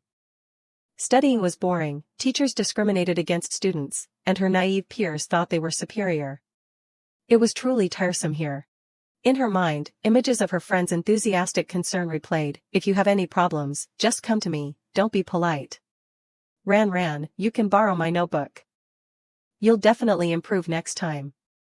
Qin Ran secretly scoffed at herself. "My head must be messed up to even think of doing something so unnecessary." She decided to pick up the chalk and save Lin Ziren this time. Qin Ran was engrossed in completing the poster board, unaware that a second person had appeared behind her. Diao Guang stared at her actions and wondered, she actually knows how to draw. At the entrance of the hotel, Principal Su spoke in a low voice, reproaching, "Why are you so late?" He vaguely replied, "I went home to get something." The rest. Diao Guang kept to himself, and I saw something unexpected. As soon as he entered the room, he greeted the 2 men in front of him, Xian family, Lu family. Qing Xian, seeing that the Su family was fully present, began the conversation. "I didn't expect young Master Su to also be in Yunqing. Old Su, I heard you gave an admission letter to a young lady." Principal Su didn't deny it. "That's right, and not just one." He asked curiously, "Not just one? Who else besides Qin Ran?" He wondered, could they all be related to the case in Ninghai village that year? He didn't answer him but changed the subject. "Let's not talk about this anymore." Zhaoing also understood and smoothly changed the topic. "So, old Su, who did you finally choose as your heir? As you mentioned last time?" The simple question made Diao Guang so nervous that he tightened his grip on the glass of water in his hand. He raised the glass to hide his inner panic. "Isn't Grandpa's heir me?" Principal Su's mind was clear as a mirror, and he had his own plans. Diao Guang is too young to be an heir, unless he can be with that girl. He suddenly spoke up, reminding him, "Diao Guang, after we finish eating, we'll go home. I still have to go to evening self-study." Though a little surprised, he still obediently complied. "Yes, Grandpa."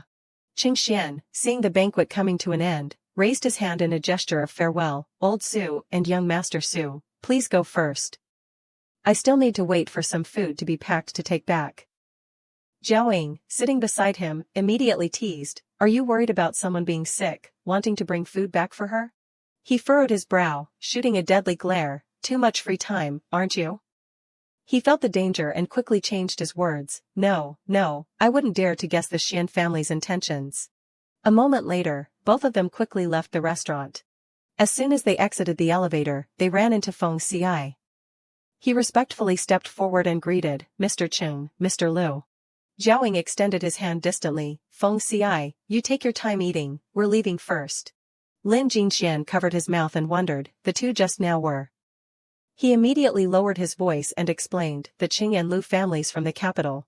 He heard the prominent place name and immediately thought of clinging to a powerful figure. Of course, they are big families in the capital. The Lin family in the capital is not worth mentioning. So we can build a good relationship with them. Ignoring the small interlude, Feng Xi immediately greeted the woman in front of him, "Mother." She seriously questioned her son, "Why are you only just arriving?" Qing Yu couldn't miss the opportunity to show her gentle side and immediately rushed over to defend him. "Brother Feng Xi and brother Jinxian are so busy with work. They must be hungry. Auntie, please tell the waiter to bring the dishes." She was so pleased by the flattery that she didn't skimp on praise. "Indeed, only our Yuer is so thoughtful." Feng Xi's mother immediately stood up and called out, "You all, come sit next to Yuer." Ningting and Lin Qi exchanged glances, both sharing the same thought. It seems Mrs. Feng really likes Yuer. Who knows, maybe it could even. The next day, Diao Guang took the lead in assigning tasks. "Has everyone arrived? Then let's start with the report from Class 1. Before everyone could react, Qing Yu quickly spoke up, "Wait a moment." She skillfully displayed her top-notch green tea demeanor. "Or maybe this time we'll start inspecting from Class 9. It's boring always starting from the top class." The female students next to her quickly chimed in, "If you see something beautiful at first, it will be hard to score later." She became even more excited with her allies. "Exactly. What about you, President?" Diao Guang discreetly glanced at her and then opened his mouth in agreement, "All right." In front of them, groups of students from other classes were noisily exchanging information. Last time, Class 9's report was last, and it even had spelling errors. They'll only win Class 1 in their dreams. "Oh, I'm so scared." The Class 9 students said their report this time could even beat Class 1. "Let's go quickly and see what kind of masterpiece it is." Ha ha ha ha. A female student next to her curiously asked, "President, what's going on with your class?" Qing Yu spoke in a sweet voice, "Is the bulletin board perhaps very beautiful?" But in her heart, she knew full well, it would be strange if Shenfei didn't finish drawing it. In Class 9, Class 3, the crowd surrounded Shenfei, talking excitedly, "Shenfei, you're a hidden master. Your drawing is so beautiful. Did you draw Yanji? Isn't this his journey from trainee to famous debut?" She, flattered and surprised, waved her hands in denial. No, it's not me. I was at the student council all last night. You guys ask Xiren and Qin Ran." Lin Xiren turned to Qin Ran and made a bold guess, Yanji. Could it be that heaven saw how cute I am, so he came to help me? A knock on the door and a clear voice interrupted the noise, "Excuse me," checking the bulletin board. As soon as they entered, the student council group was stunned. "Wow, so Class 9 didn't lie to us. Class 9's bulletin board is really beautiful." Qin Yu knew Class 9's bulletin board was extremely beautiful. So she specifically brought us to see it first. I never expected Class 9 to be able to draw like that. Only Qin Yu looked shocked. How can this be? The exclamations as they looked at the bulletin board became even more exaggerated. Wow, this is Yanji from when he was a trainee to becoming a star. Just looking at it makes my blood boil. So touching. Right, the details of his injured arm and determined expression are also too beautiful. A master, definitely a master. The group of female students eagerly asked Diao Guang, "President, how many points did you give it? This is too impressive. In 3 years of high school, I've never seen such a beautifully drawn bulletin board." He slowly and surely concluded, "Full marks." Qin Yu was furious at this unexpected turn of events. She stared at Qin Ran as if she wanted to drill holes into the other person's body. Qin Ran didn't flinch, twirling the pen in her hand and tilting her head in provocation. Qin Yu gritted her teeth, unable to accept this truth. No way. I know her so well, she's never learned to draw. It can't be her drawing. Diao Guang, however, had entirely different thoughts about Qin Ran. Yesterday, I only saw her draft. I didn't expect it to be so spectacularly outstanding after it was finished. Perhaps she's not that bad. He quickly urged everyone to finish their work. Let's go, let's go. Let's check other classes. A male student in the group immediately joked, I don't think we even need to score anymore. Other classes won't be able to be more beautiful than Class 9. After school, groups of students continued to discuss the recent historical event. What do you all think about that bulletin board? Lin Ziren also joined the gossipy atmosphere. Ran, who do you think drew that bulletin board? Qin Ran firmly replied, I don't know. She suddenly remembered something and pushed the test paper towards her. Oh, right, Ran, I lent you my homework from yesterday to copy. Qin Ran, though not really needing it, still said Diao Guang continued to observe Qin Ran, his heart stirring. I looked very closely. She drew with her right hand yesterday. Xiaoqing stood up and asked, I'm going to the convenience store, young Master Su. Do you need me to buy anything for you? He unexpectedly made a suggestion contrary to his usual style. I'll go with you. As soon as they left the door, they ran into Qin Yu again, going to the convenience store? What a coincidence, I want to go too. Let's go together. Xiaoqing glanced sideways at her and secretly scoffed. What coincidence? It's clear you were deliberately waiting for young Master Su. On the way, Qin Yu continuously heard compliments about yesterday's bulletin board. Did you hear? Class 9's bulletin board drew Yanji. It's super beautiful. Xiaoqing also followed suit. If I could get to know the master who drew the bulletin board, I'd be willing to do anything. She really drew to my taste. Qin Yu smiled sweetly. Mocking his enthusiasm, this friend is truly amazing. Could it be someone from outside the school? Otherwise, someone would have recognized her. Diao Guang didn't like her ambiguous remarks and bluntly said, the person who drew this is a student from our school. He looked directly into Qin Yu's eyes and revealed the truth, it's Qin Ran. Xiaoqing reacted first, running his hands through his hair, unable to believe his ears. Young Master Su, you're not joking, are you? However, his silence was more effective than 1,000 explanations. He cursed in embarrassment. Damn, could it really be her? Diao Guang gave a faint in confirmation. Qin Yu rubbed her chin, looking incredulous. How could it be Qin Ran? Besides playing the violin, she doesn't know anything else. No way. Xiaoqing, hit by the bombshell, lost his composure and abandoned his good friend, young Master Su. I'm going back to find Qin Ran. Diao Guang, good-naturedly, let him go, you go. Qin Yu quickly regained her composure. She intelligently shifted to another topic. Xiaoqing is truly impatient. Oh, right, I'm practicing the piano this afternoon. You should come and watch. He indifferently replied with a Xiaoqing looked at Qin Ran, who was dozing off in front of him, and became flustered. Should I wake her up? But before he could act, she slightly opened her eyelids. Qin Ran woke up from her daze, complaining irritably, so noisy. Xiaoqing showed a faster change of face than turning a page. In front of her, he was utterly obedient. Yes, Sister Ran. Turning to his friends, he yelled, quiet down. You're making too much noise for our Sister Ran. The surrounding crowd fell silent. He saw her continue to doze off, so he pulled up a chair and sat next to her. Xiaoqing just kept admiring his goddess, completely mesmerized. The more he looked, the more he realized the rumors were indeed true. No wonder everyone secretly called her eyelash essence. It was hard to sleep with someone staring, so Qin Ran rubbed her eyes and asked, what's wrong? Xiaoqing hesitated, choosing his words, well, that drawing.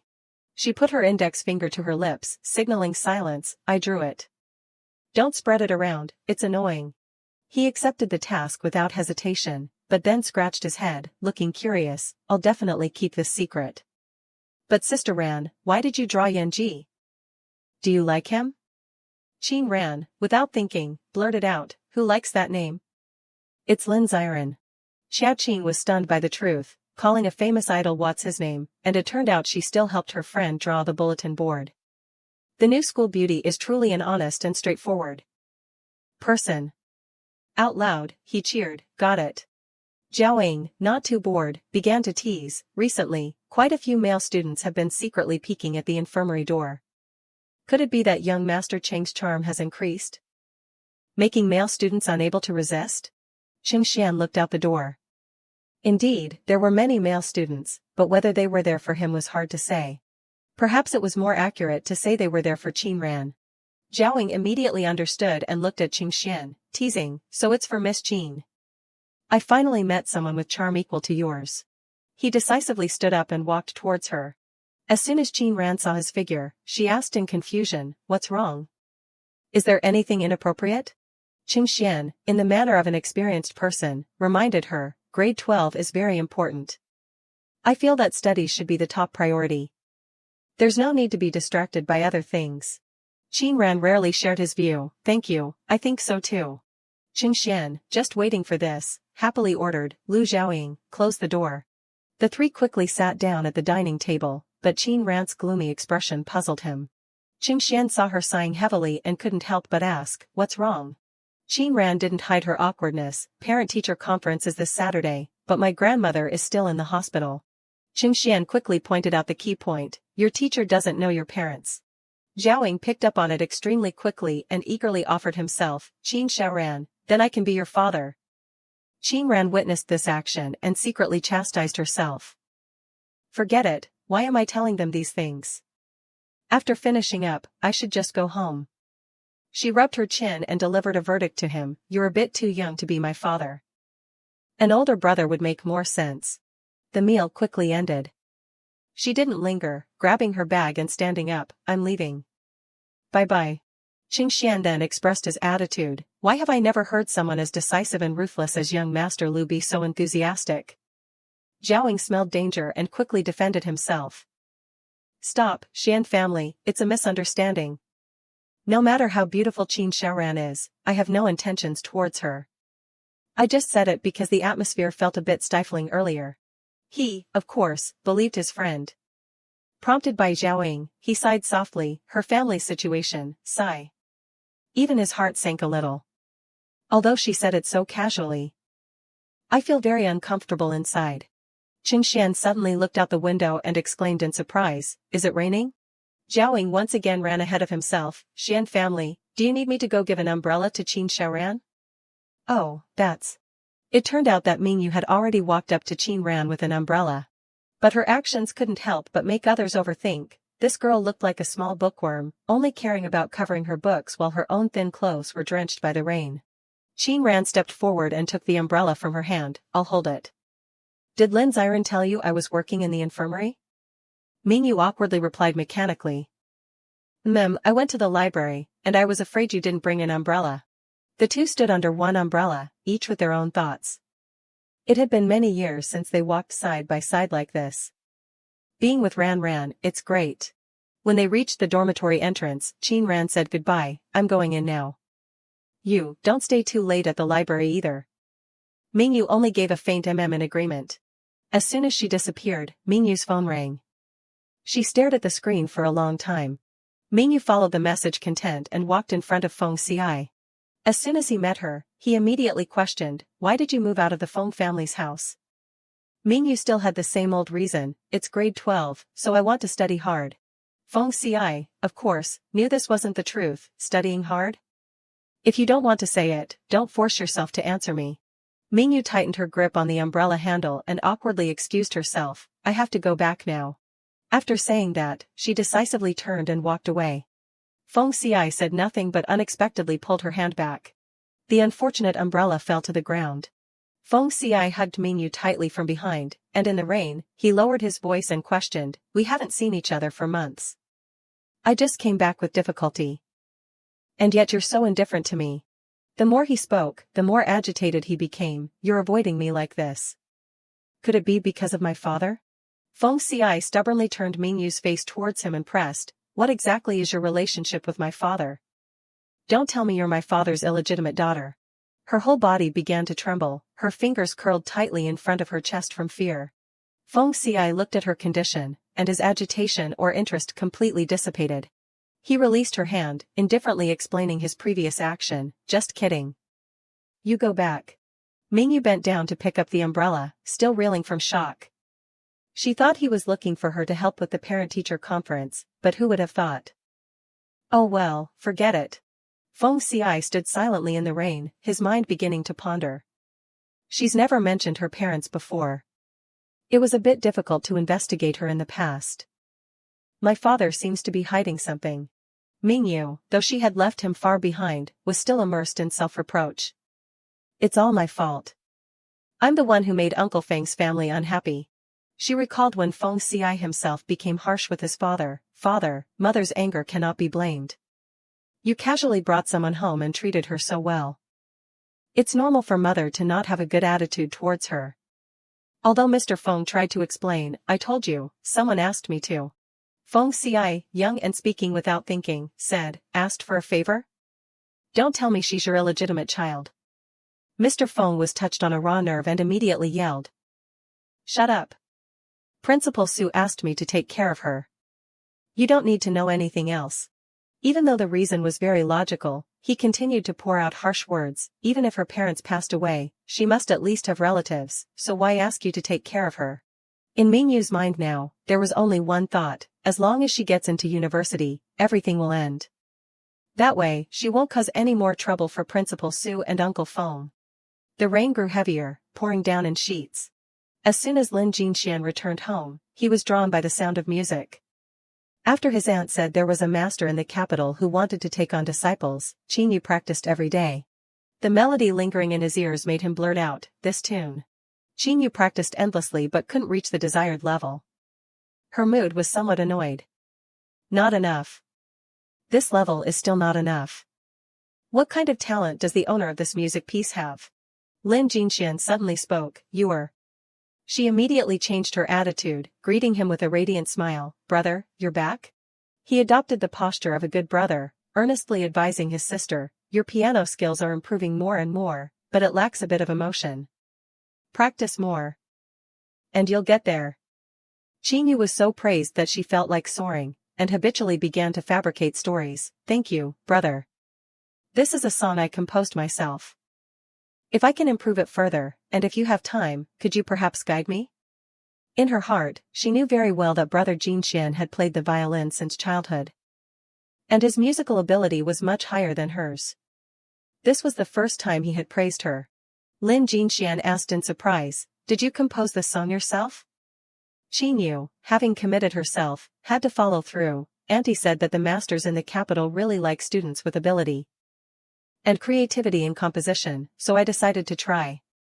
He listened and then swallowed the comment in his heart. This song has a vast artistic concept and high artistic value. It doesn't suit your style. Just then, Ningqing appeared and interrupted, what are you two talking about? Mother brought some late-night snacks for you. Qingyu quickly smoothed things over. Nothing, mother. My brother was just guiding me on playing the violin. Then she feigned grievance and put on her usual green tea act. Oh, right, mother, this Saturday is the parent-teacher conference for grade 12. Mother, you'll go to sister's conference, right? Qingyu smiled gleefully and threw herself into Lin Jinxuan's arms. Then let my brother or father go to my parent-teacher conference, okay? In her heart, she had calculated very carefully. Having her brother or father attend her parent-teacher conference would be much more prestigious. However, this time, the opinions of the mother and daughter did not align. Ningqing indifferently dismissed her eldest daughter, they're both so busy. Never mind. I'll ask your younger aunt to go to your sister's parent-teacher conference. As for you, I'll go. She, of course, had just as many thoughts as her daughter. Qin Ran will definitely be criticized by the homeroom teacher. Going there would truly be a loss of face. Only hearing the teacher praise Yuer would be prestigious. The next day, the school gate was bustling with both students and parents. As soon as Ningqing and her daughter entered, they attracted a continuous stream of exclamations. Qingyu is in the top 10 of the entire grade again this time. Mrs. Lin really raised a good daughter. Some parents even used it as an example to teach their children. Qingyu is in the top 10 of the entire grade again this time. Mrs. Lin really raised a good daughter. Qingyu grew up beautiful and knows how to play the violin, and she studies so well. Look at you, doing nothing worthwhile. Sigh. Chia Qing also joined the atmosphere of comparison and quickly suggested, let me take mother to see my goddess. Who knows, she might become your daughter-in-law in the future. Let me tell you, mother, she's amazing. She drew the most beautiful bulletin board in the grade, and she even helped someone who was being bullied at school. She's really brave. His mother couldn't help but complain about her silly son. Why are you in such a hurry, child? Could Qin Ran possibly run away? Many people shared Xiao Qing's view. They rushed in one direction. Quick, quick. I heard that the brother of the school beauty Qin Ran is here today. Qin Ran is already so beautiful. Her brother must be very handsome. Ningqing, bumped by the crowd, yelled irritably, ouch. Can't you look where you're going? Qin Yu, catching the key point, adopted a thoughtful expression. Qin Ran, brother?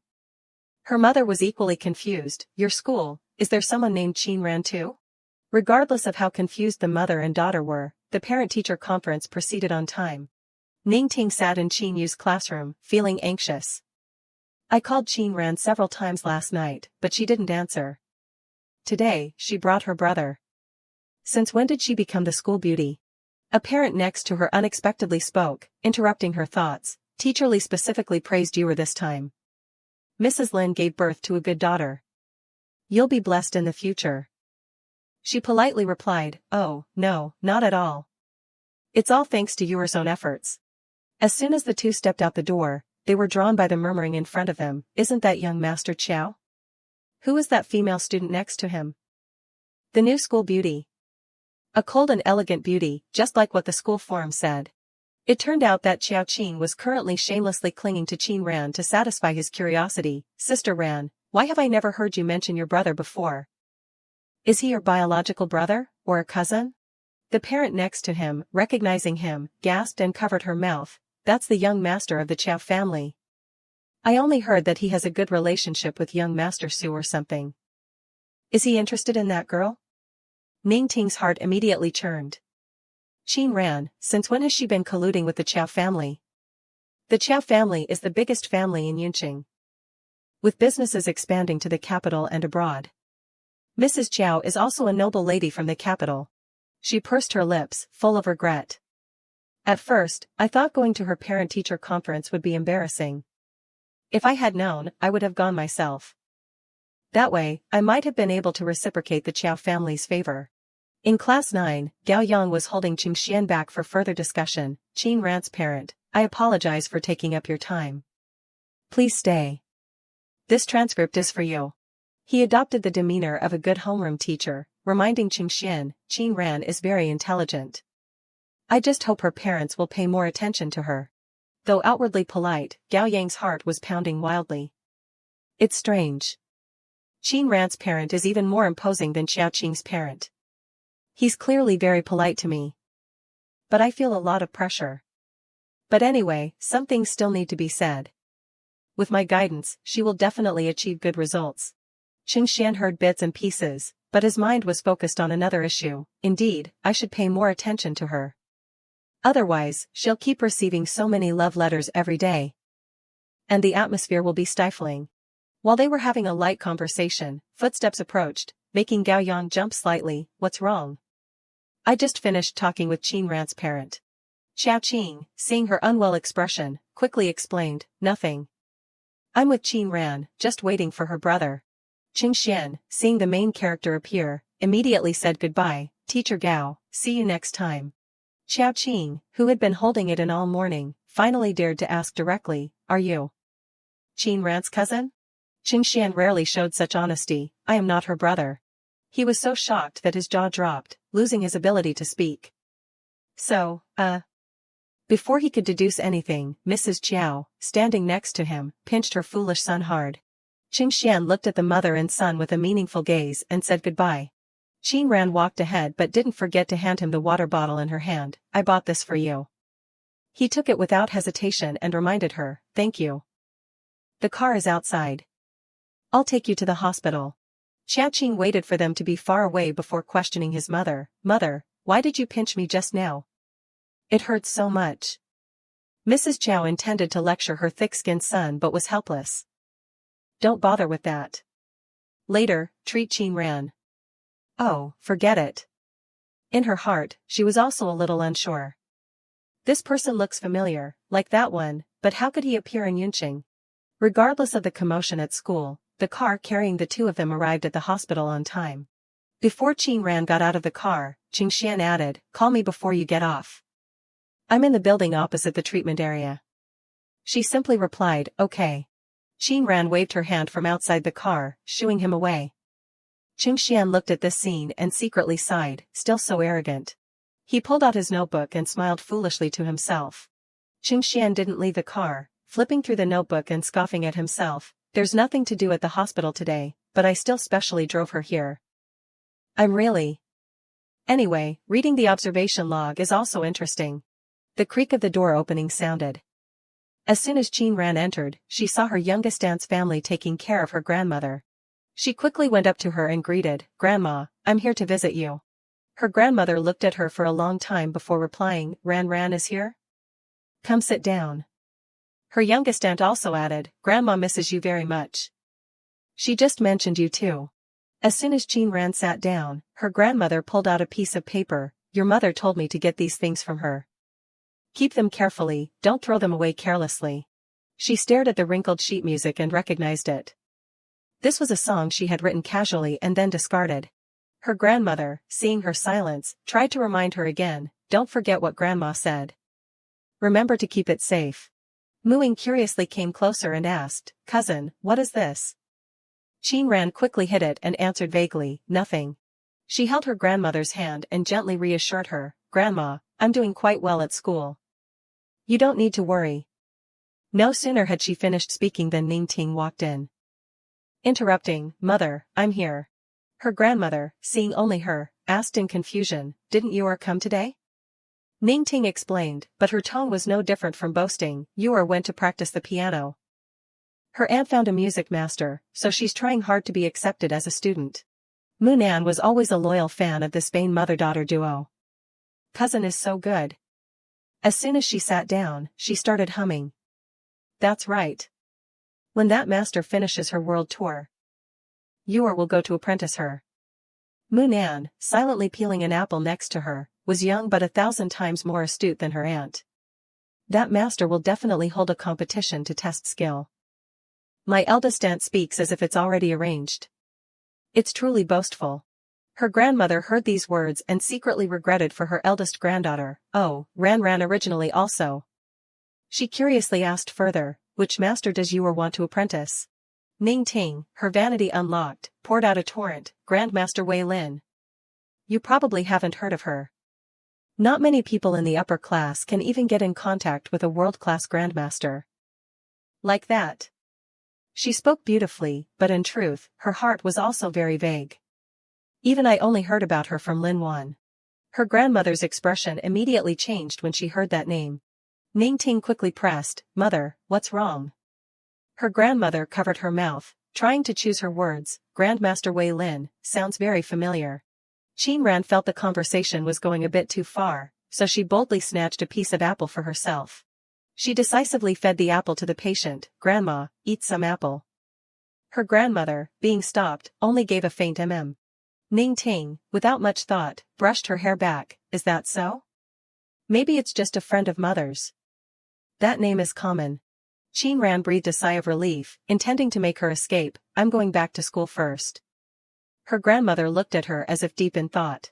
Finally, she suppressed her thoughts and spoke words of encouragement to her. "Go, study hard. Grandma is waiting for you to take the college entrance exam." Qin Ran looked back with confident eyes, softly speaking a firm promise, "Yes, I will definitely try." She stood up and left the hospital room without greeting anyone else. Her grandmother lay back down on the bed, her mind filled with worries. Back then, from the capital to Ninghai town, the grandmaster who wanted to take Ran as a disciple was also named Grandmaster Violin. Ningqing noisily chased after Qin Ran to question her. "Why didn't you let your youngest aunt go to your parent-teacher conference today?" She indifferently replied with a short sentence. "Youngest aunt is busy." "Anything else?" Contrary to usual, her attitude today was especially patient. "So, how are you getting along with your friends at school? I heard that young Master Chiao has a good relationship with you." Qin Ran vaguely replied with a few words, "It's all right. Nothing else. I'm going first." "Mother, you go back to your room." In her heart, she secretly scorned, it's been so long since I started school. And now she's asking about things at school. Ridiculous. Ningqing watched her eldest daughter's back and began to calculate, I need to go inquire. If young Master Qiao has feelings for her, then. As soon as Qin Ran stepped out of the gate, she ran into a familiar car. She smiled meaningfully, but still silently brushed her hair, doing nothing else. As soon as the car stopped, Qing Xian rolled down the window and said, get in. She, just waiting for this, walked right over. The car quickly carried the two away from the hospital. As soon as they arrived, Qing Mu enthusiastically greeted them. He quickly ran out, secretly feeling lucky. Finally, the Xian family has returned. Qing Mu, standing by the car door, immediately reported excitedly, Xian family, the investigation results. But before he could finish, he was so startled by Qin Ran stepping out that he lost his ability to speak. Whoa, a woman. Qing Mu looked at the beautiful girl in front of him, his mind immediately spinning. For the first time in his life, a woman stepped out of the Xian family's car. Qin Ran ignored his stunned state, coldly throwing back a sentence, thank you. I'll be back to cook tonight. Qing Xian surprisingly agreed immediately, okay. See you tonight. Qing Mu, did you bring what I told you to bring? He stammered in reply, I did. But in his heart, he was screaming wildly, oh my God. Who is this girl? She's so arrogant, she doesn't even care about the Xian family. Qin Ran returned to her familiar dormitory corner. She sat on her bed, chatting with a friend via email. The other person started the conversation, you finally contacted me. Are you stable enough to take orders now? I remember you just took a 10 million order a few days ago, but that was an exception. Next month, you should be able to take more orders. Really? You've been missing for over a year. I thought you were really going to withdraw from the 129 detective agency. You're our old brand, the lone wolf. You're overthinking it. I'm short on money. As long as you come back and take tasks, the money will just pour in. Speaking of which, you said you wanted to go to the capital before. When will you arrive? Something happened. I can only go next year. This chat mentioned important information, the 129 Detective Agency, headquartered in the capital. The 129 Detective Agency, rumored to be linked to the dark web. Regardless of cross-border or domestic cases, as long as the bounty is high enough, any case or information will be thoroughly investigated. Joining was extremely difficult, even top experts rushed to participate. LW, the lone wolf, a veteran member of the 129 Detective Agency, joined 4 years ago. All tasks she undertook were completed 100%. LW's true identity remained a mystery. Qin Ran quickly shut down her computer, letting out a sigh as she prepared for her side job. She had to go to the school infirmary to cook for them. As soon as she arrived, she saw Zhaoying engrossed in playing a game. While he was busy battling, Qin Ran was bustling in the kitchen. Qing Mu, who knows when he appeared, came up to Zhaoying and asked, where's brother Qing? He didn't even look up as he vaguely replied, went to find Principal Su. Qing Mu, acting mysteriously, leaned into Zhao Ying's ear and whispered, there's news from the Changjiang team. But he showed no interest, no need to investigate further. He exclaimed in a daze, why? Qing Xian suddenly walked in, answering the question, we found LW. No sooner had he finished speaking than the sound of a bowl shattering rang out. Qin Ran stared blankly at the mess at her feet. Qing Xian quickly rushed over to take over, don't move. Let me clean it up. She awkwardly brushed him off, it's nothing. Qin Ran had something on her conscience, so she sat stunned for a long time. At the dinner table, as soon as she put down her chopsticks, Qing Xian preempted, Qin Ran, don't leave in a hurry. I have something to give you. He took out a stack of practice papers as a gift. Teacher Gao asked me to supervise your studies, so I prepared some workbooks for you. Qin Ran immediately refused in fear. I don't need them. Qing Xian looked directly into her eyes, his tone not allowing refusal. No, you must. I promised Teacher Gao I would take good care of you. Qin Ran, forced to accept the gift, looked dejected, I know. Zhaoying looked at the two in front of him performing the back and forth act and couldn't help but laugh. Ha ha ha ha. Qin Xiaoran, you're not just copying all the answers because you're lazy. Are you? However, when both main characters shot him a glinting look, he became much more sensible. I was wrong. I'll shut up now. Jiaoying, isolated, pouted in a corner, sulking to himself. Who would have thought that young Master Qing would make such a fuss over a few reference books? People in the capital would probably think he's risking his life for some important document. Qingmu couldn't help but be nosy. Young Master Lu, who is this girl? He immediately cut off the other person. Don't bother her if there's nothing wrong. Your prince is interested. He was silenced, so he propped his chin on his hand and analyzed in his head. There are many women pursuing the Qing family in the capital, even my goddess. But he lost to a high school student. But it's true that no one is as beautiful as her. Back in the classroom, Lin Ziren hurriedly urged her, Ran, let's hurry. That reference book is really popular. If we're late, we won't be able to buy it. Qin Ran just indifferently replied, okay, and followed her. Lin Ziren, excited, shared the latest hot news she had just received. Oh, Ran, I heard that Wei Siheng is transferring to our school. She only gave an oh and then fell silent. Rummaging through her memories. I think I received a message from that kid recently talking about this. The two had only walked a few steps when they heard Qin Yu's voice. Auntie, are you here to visit Principal Su? Lin Wan was feeling disappointed in her heart. Even in the capital, many people line up to see old Su. It's normal for me not to be able to see him. But she still tried to save face. But I only got to see his assistant. As soon as she reached the gate, she saw Qing Xian's car parked to one side. A capital license plate. Is this Principal Su's car? Before they could get an answer, they heard Qin Ran's voice echoing, Principal Su, stop the car. Both of them exclaimed in unison, in astonishment, is that really Principal Su? Principal Su rolled down the window and extended a friendly invitation, are you going out to eat? Get in the car, let's go together.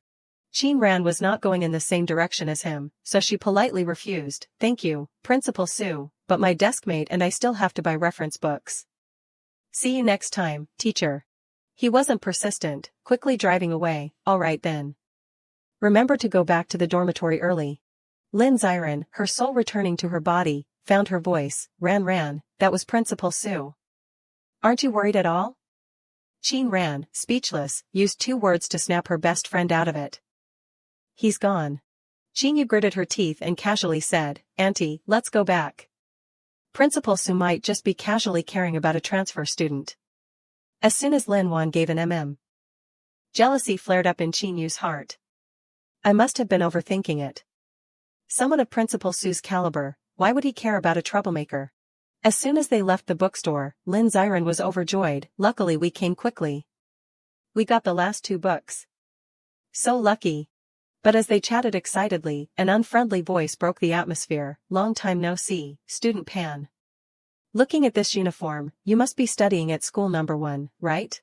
Qin Ran's face hardened, and she coldly looked at the group of male students. Lin Ziren timidly tugged at her shirt and suggested, Ran, let's go back first, then call the security guard. The male student leader, pulling a knife from who knows where, waved it menacingly in front of her. Pan Mingyue, you ruined me like this, and you're still shameless enough to study at first high as. If nothing happened? His younger followers laughed and chimed in, haha, Brother Su, be careful not to scratch this pretty girl's face. Lin Ziren finally saw clearly who the victim was. She shrieked in alarm, that's Mingyu. Lin Ziren was flustered when Qin Ran threw the reference book into her hand, Ran, you. She didn't hesitate, stepping forward, not forgetting to throw back a sentence, hold this for me. Lin Ziren gritted her teeth, gathering more courage. Then she decided to run in the opposite direction, Ran, don't mess around. I'll go back to school to find the security guard and be right back. Qin Ran strode quickly, deep in thought, Grandma, I promised before that I would study hard and become a good person. On this side, Mingyu, pinned against the wall, was trembling with fear. The leader, seeing Qin Ran approaching, impatiently snapped, what are you looking at? She looked directly into the other person's eyes without saying a word, for all the words she held back were for her dearest loved one. Sorry, Grandma, I have to break my promise. I can't be obedient anymore. The male students, after taking a good look at who was approaching, became noisy. Oh, another beautiful girl is here. Haha, this girl is different from the one inside. Just right to taste a different flavor. Qin Ran slowly and deliberately called out the other person's name, Su Shen. Do you remember I told you to stay away from me later? The younger thugs deliberately ignored the danger and crowded closer. You know our brother Sue? Perfect timing, let's all play. Is this not brother Sue's ex-girlfriend? Is she jealous? The spiky-haired guy laughed lewdly and reached out to touch Qin Ran. But before he could even touch a strand of her hair, he got a full punch to the face. The spiky-haired guy cursed in pain, damn it. The green-haired guy saw his accomplice get beaten and his blood boiled. You stinking brat. Qin Ran deftly dodged his punch. Then she unexpectedly grabbed the green-haired guy's wrist. Qin Ran squeezed tightly, making his fingers stiffen with pain. His arm was twisted behind his back, making him shriek, "Ah, my arm's gonna break." Qin Ran used only a few moves to knock down Sushin's two cronies. One of the remaining thugs warned in a panic, "If you take another step closer, I won't be polite to her." She didn't waste words on them, suddenly gripping the knife with her bare hand. Mingyu was stiff with fright at this action, only able to cry out in fear, Ran. Qin Ran thus snatched the knife from Sushin's hand. He himself was just as stunned as the victim. She coldly threw the clanging knife to the ground. Sushin quickly recovered and ordered his cronies, "Step back. Watch Pan Mingyue." He quickly picked up a red brick and confidently warned, "Qin Ran, I won't lose to you like I did in Ninghai Town again. Today, I'm going to teach you a lesson." She said nothing, landing a kick directly to his face. Sushin was knocked down in one move, causing chaos at the scene. Ran, brother Su, cough cough. The enraged crony pointed directly at Qin Ran's face. Do you want to die? She would, of course, grant the wish of those who sought death like this. Qin Ran reached out and slapped him directly in the face. Then she used her long legs to kick and subdue the other one. Sushin, who had been lying on the ground, struggled to crawl to her feet. Qin Ran. She didn't let the other party express his feelings, casually grinding his hand with her foot. Qin Ran looked down at Sushin as if he were an ant. Back in Ninghai Town, I warned you not to cause trouble for Mingyu. Why didn't you listen? Before she could hear an answer, the wailing of a siren made her heart pound. Someone called the police. Qin frantically pushed open Ningting's room door and reported worriedly, "Mother, a classmate sent me a message saying that sister seems to have fought someone and was taken to the police station." Qin covered her mouth to hide the smile that was about to spill across her face. Qin Ran, I knew you'd cause trouble. Hee hee. Ningting, who was doing a face mask, also shrieked in panic, "What? This child really doesn't know how to worry. Let me go to the police station first. Don't tell your father and aunt." She grabbed her bag and flew out, still cursing inwardly, this damn child. To cause trouble to the point of being taken to the police station. Inside the Yunqing Public Security Bureau, the police officer sitting in front patiently gathered information. Qin Ran, right? Tell me, your parents' contact information and why you hit someone like that. She flicked her fingernails, indifferently replying, he was an eyesore. He angrily held up the file in his hand. The injury assessment results are out. You seriously injured someone, and you're still proud of it? As he spoke in a raised voice, a female police officer pushed the door open and interrupted, Officer Lee, the victim's family has arrived, but... The person hadn't even appeared yet, but their booming voice paved the way. Who on earth hit my precious grandson? Where is he? While the other police officers were trying their best to calm her down, Madam, we haven't finished the procedures yet, please don't worry, she defiantly yelled, I don't care. Old Lady Sue pointed at the public official and ordered, hurry up. Call the person who hit my grandson out here. At the same time, Ningting also arrived to report, hello, officer. I am Qin Ran's mother. Where is my daughter? Officer Lee, already frustrated, immediately unleashed his anger on her. She's currently being interrogated. What kind of mother are you? How do you raise your children? Ningting, slapped directly in the face, nervously bit her fingernails, so embarrassing. I really don't want to deal with this anymore. Not stopping there, he also revealed more shocking information. Your daughter isn't cooperating and won't admit fault. If this continues, the only option is to detain her at the police station. She turned pale with fear at the mention of detention. This won't do. Let me go in and talk to her a bit. As soon as she stepped inside, Ningting unexpectedly exclaimed, Old Lady Sue. Internally, she kept wondering, how can it be such a coincidence? Could Qin Ran have hit Teacher Sue's son? She quickly approached to understand the situation. Old Lady Sue, do you still remember me? My daughter studied violin at your son's house for a while before. Old Lady Sue raised her eyelids and asked again, oh, it's you? Ningqing, without grasping anything, lowered her stance. Old Lady Sue, whatever the matter, let's discuss it slowly. My family will compensate you. Old Lady Sue, emboldened, became arrogant. Who needs your family's money? Your daughter hit my grandson. I want your daughter to go to jail. She forcefully pulled out her phone and threatened, just wait. I'm calling Deputy Bureau Chief Shin right now. Officer Lee, standing nearby, added fuel to the fire. Her grandson was seriously injured by your daughter. They have no other way but to contact our superiors. You go in and see your daughter first. As Ningqing pushed the door open, she shrieked. Qin ran. She turned her head, unable to hide her astonishment. Why is mother here? Seeds of doubt began to sprout in her heart. Who called her here? I already figured out a proper solution.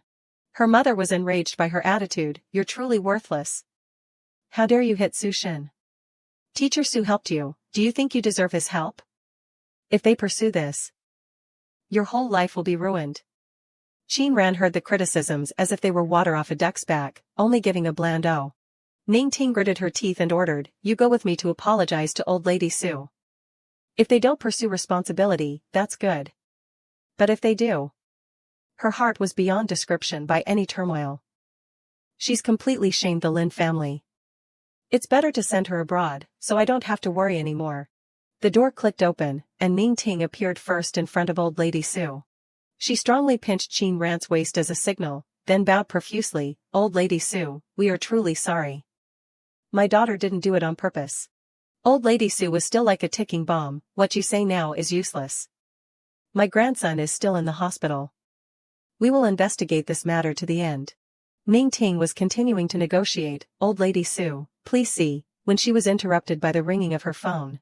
As soon as she picked up, she cried out in confusion, Jin Xian, you said you're outside the police station?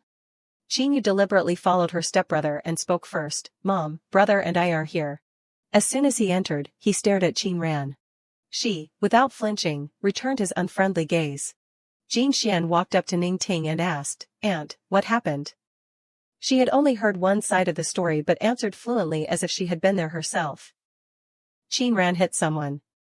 I think we should find a way to resolve this. They are all students, so it's not good to make a big deal out of it. Ningqing secretly breathed a sigh of relief. Thank goodness, a savior has arrived. Old Madame Sue, seeing the reinforcements, immediately cried out, you are all Qin Ran's family, right? Let me tell you, this matter cannot be resolved privately. She must go to jail. The 3 aunts and 8 sisters next to her chimed in, look at that girl, so seductive. Can she be a good person? You must give us an explanation for this. Qin Yu, not afraid of the commotion, stepped forward to perform her tea art. Aunties and uncles, my sister is not an unreasonable person. There must be a hidden reason behind this. She grabbed Jin Xian's hand and made a suggestion that benefited herself and harmed her sister. Brother, Mom, if they don't want to resolve this privately, we'll have to follow the law.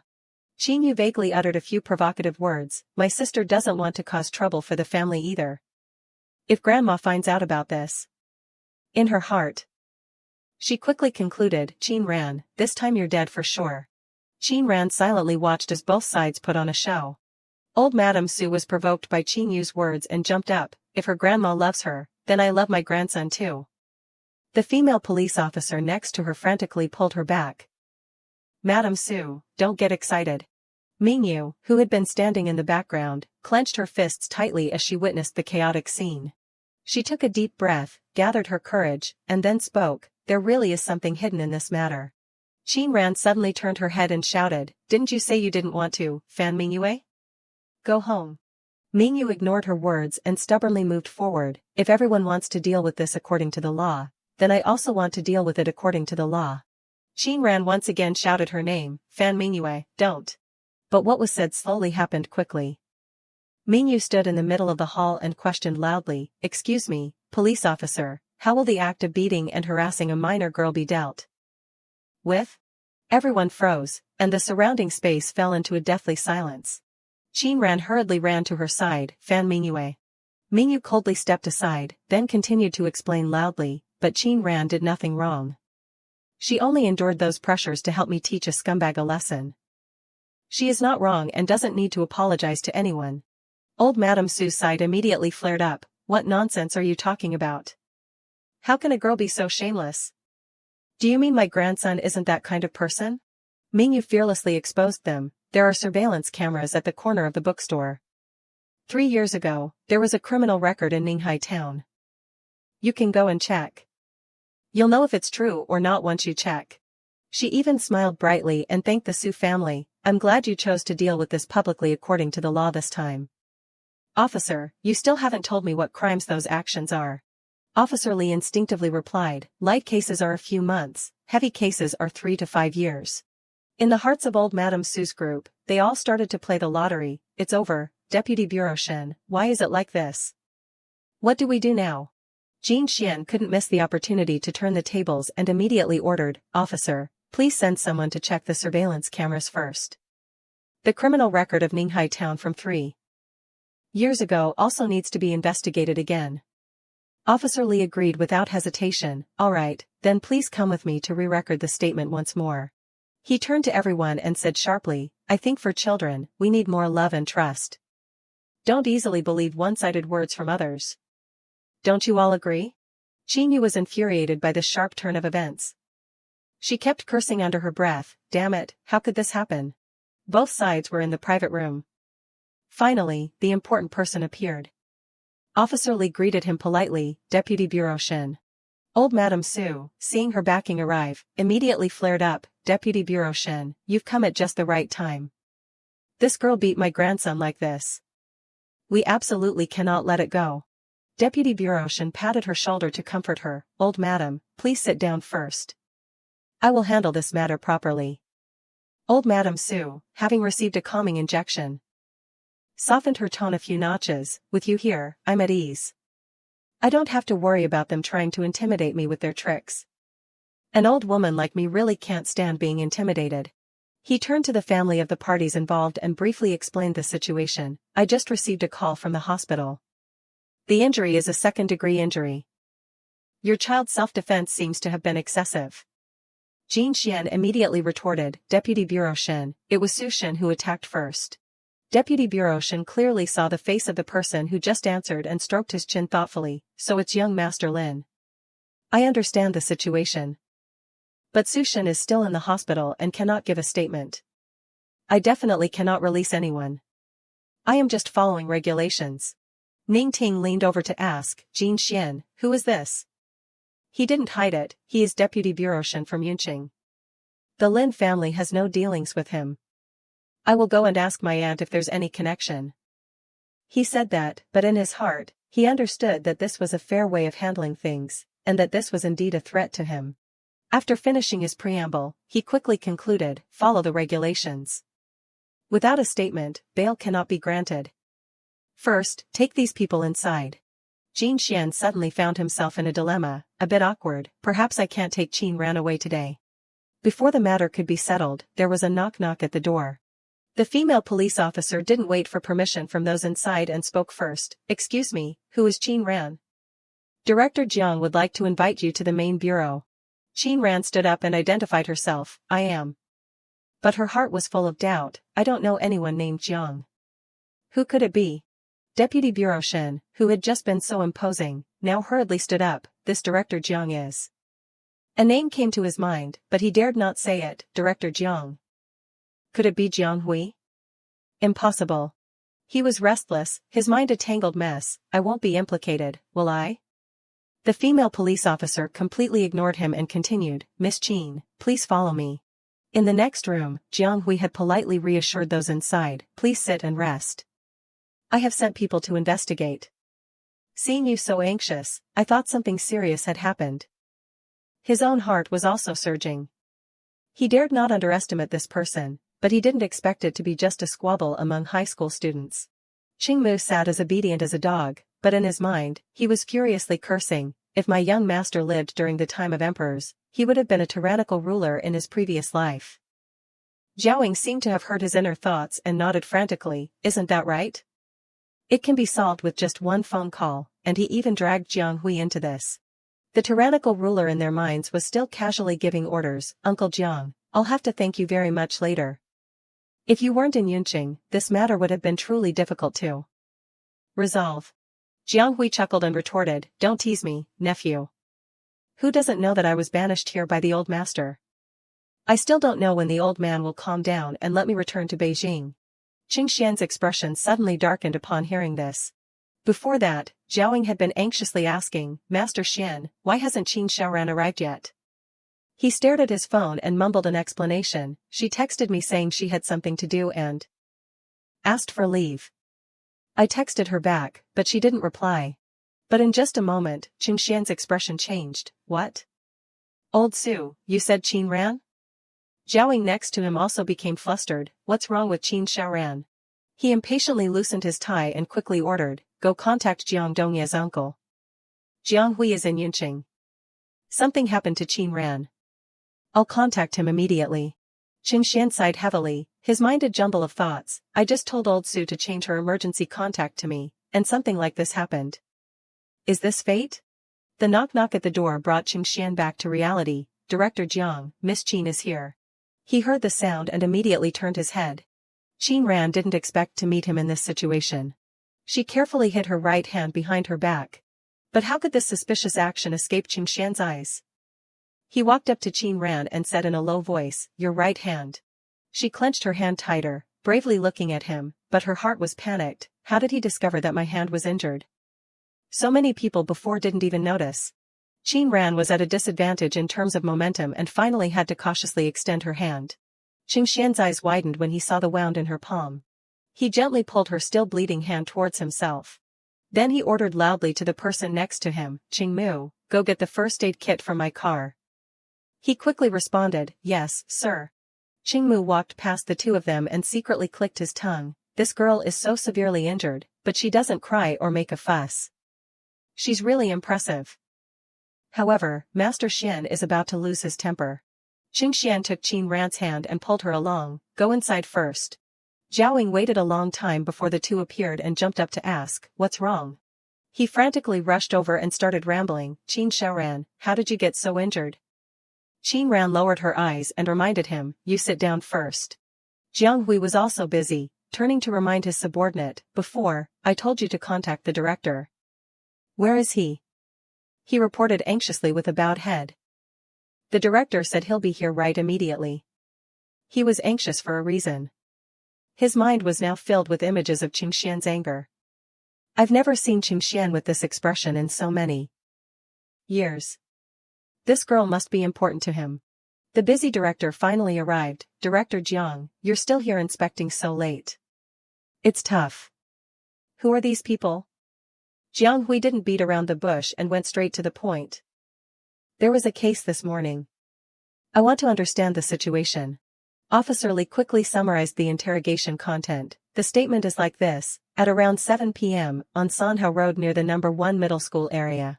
He read it non-stop, sweating profusely, before finally finishing, that's the general situation. That's all. The director angrily questioned, then what about that girl's hand? Was she aggressive during the interrogation?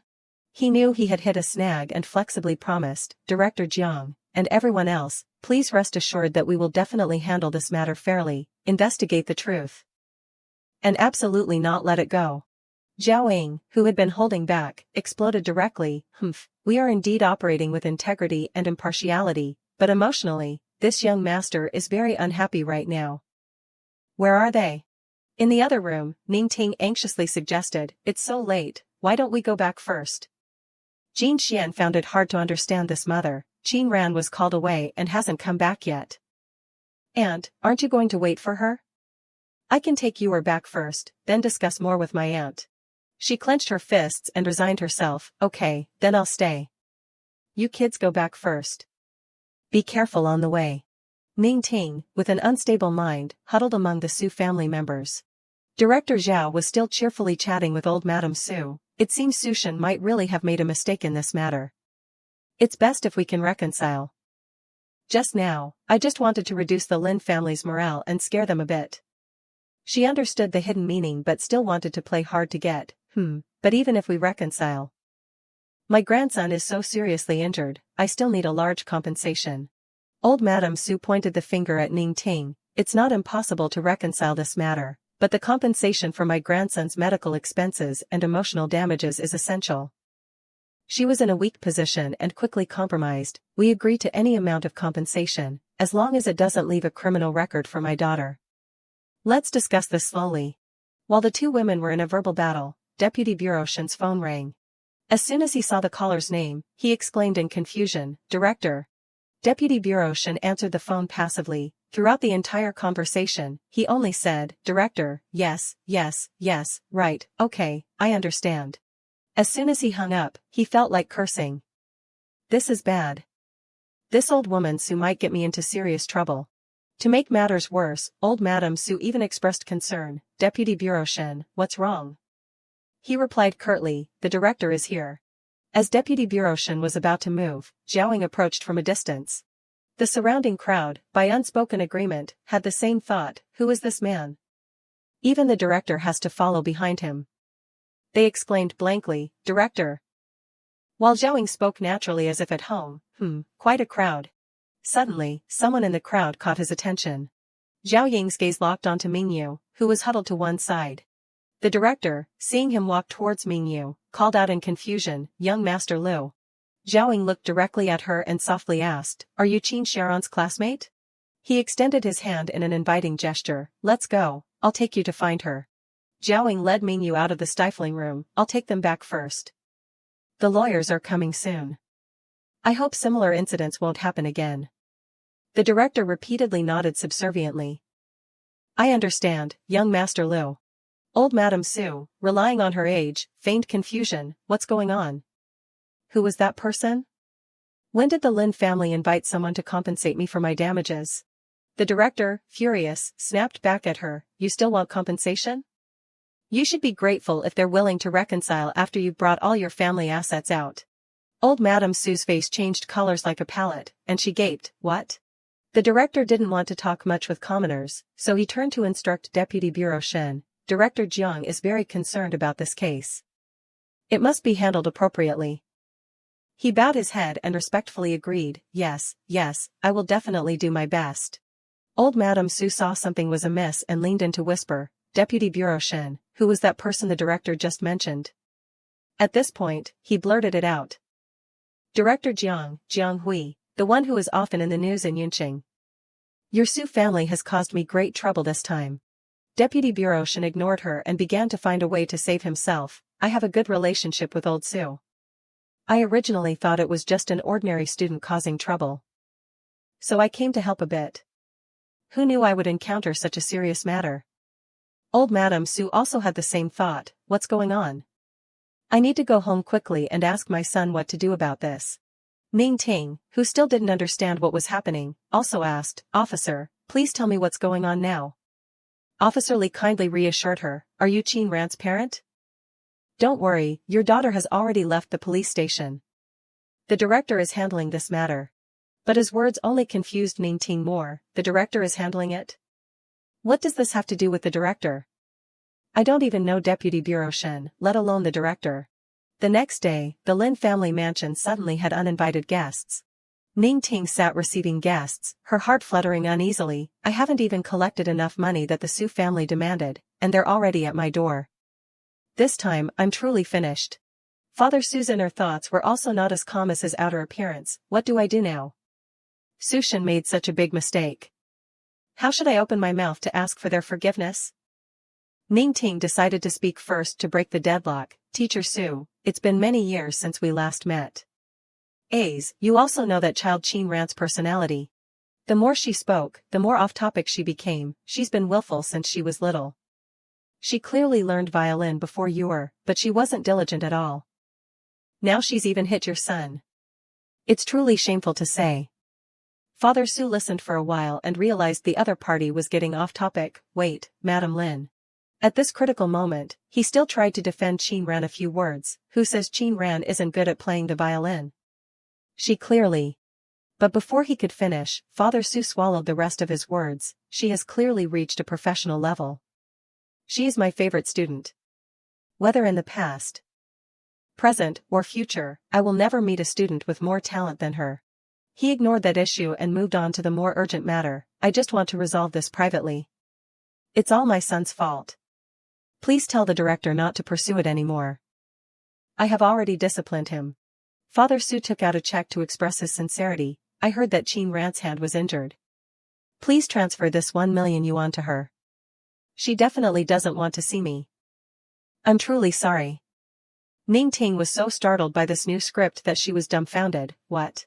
His heart was also filled with immense guilt. I hope there's nothing wrong with Ran's hand. For the first time, Ningqing felt regret, so Qin Ran really wasn't at fault, and I didn't listen to her explanation. I only criticized her. I didn't even know she was injured. After conveying his sincerity, Father Su immediately stood up. Madam Lin, I have something else to do. Please excuse me. You must apologize to Ran for me. Thank you. She no longer had the mood to entertain guests and replied immediately, Teacher, take care. In the empty corridor, the distinct knock-knock of the door echoed particularly harshly. Aunt Zhang bowed her head and reported the situation downstairs to Lin Wan. Just now, the Su family came to see Madam, and they also mentioned something about the director.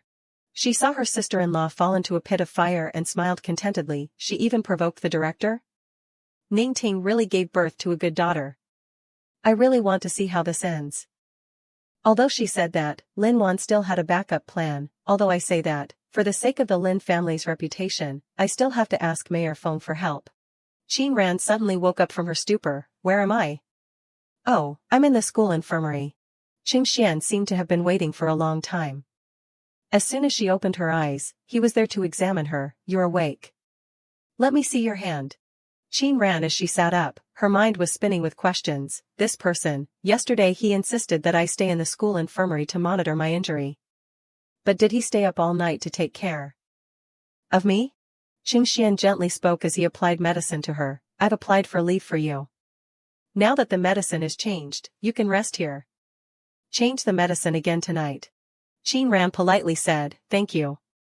Qing Xian felt she was a bit distant like this. No need to be so polite. I promised your homeroom teacher that I would take good care of you. His inner self kept screaming, when will she stop using these excuses and directly accept my good intentions? The examination process was very quick. She planned to leave immediately. I'll go back to class for a bit and see how my deskmate is doing. They must be very scared. Oh right, Fan Mingyue, they. He immediately interrupted, Fan Mingyue is fine. Lu Zhaoying took her back to the dorm safely yesterday.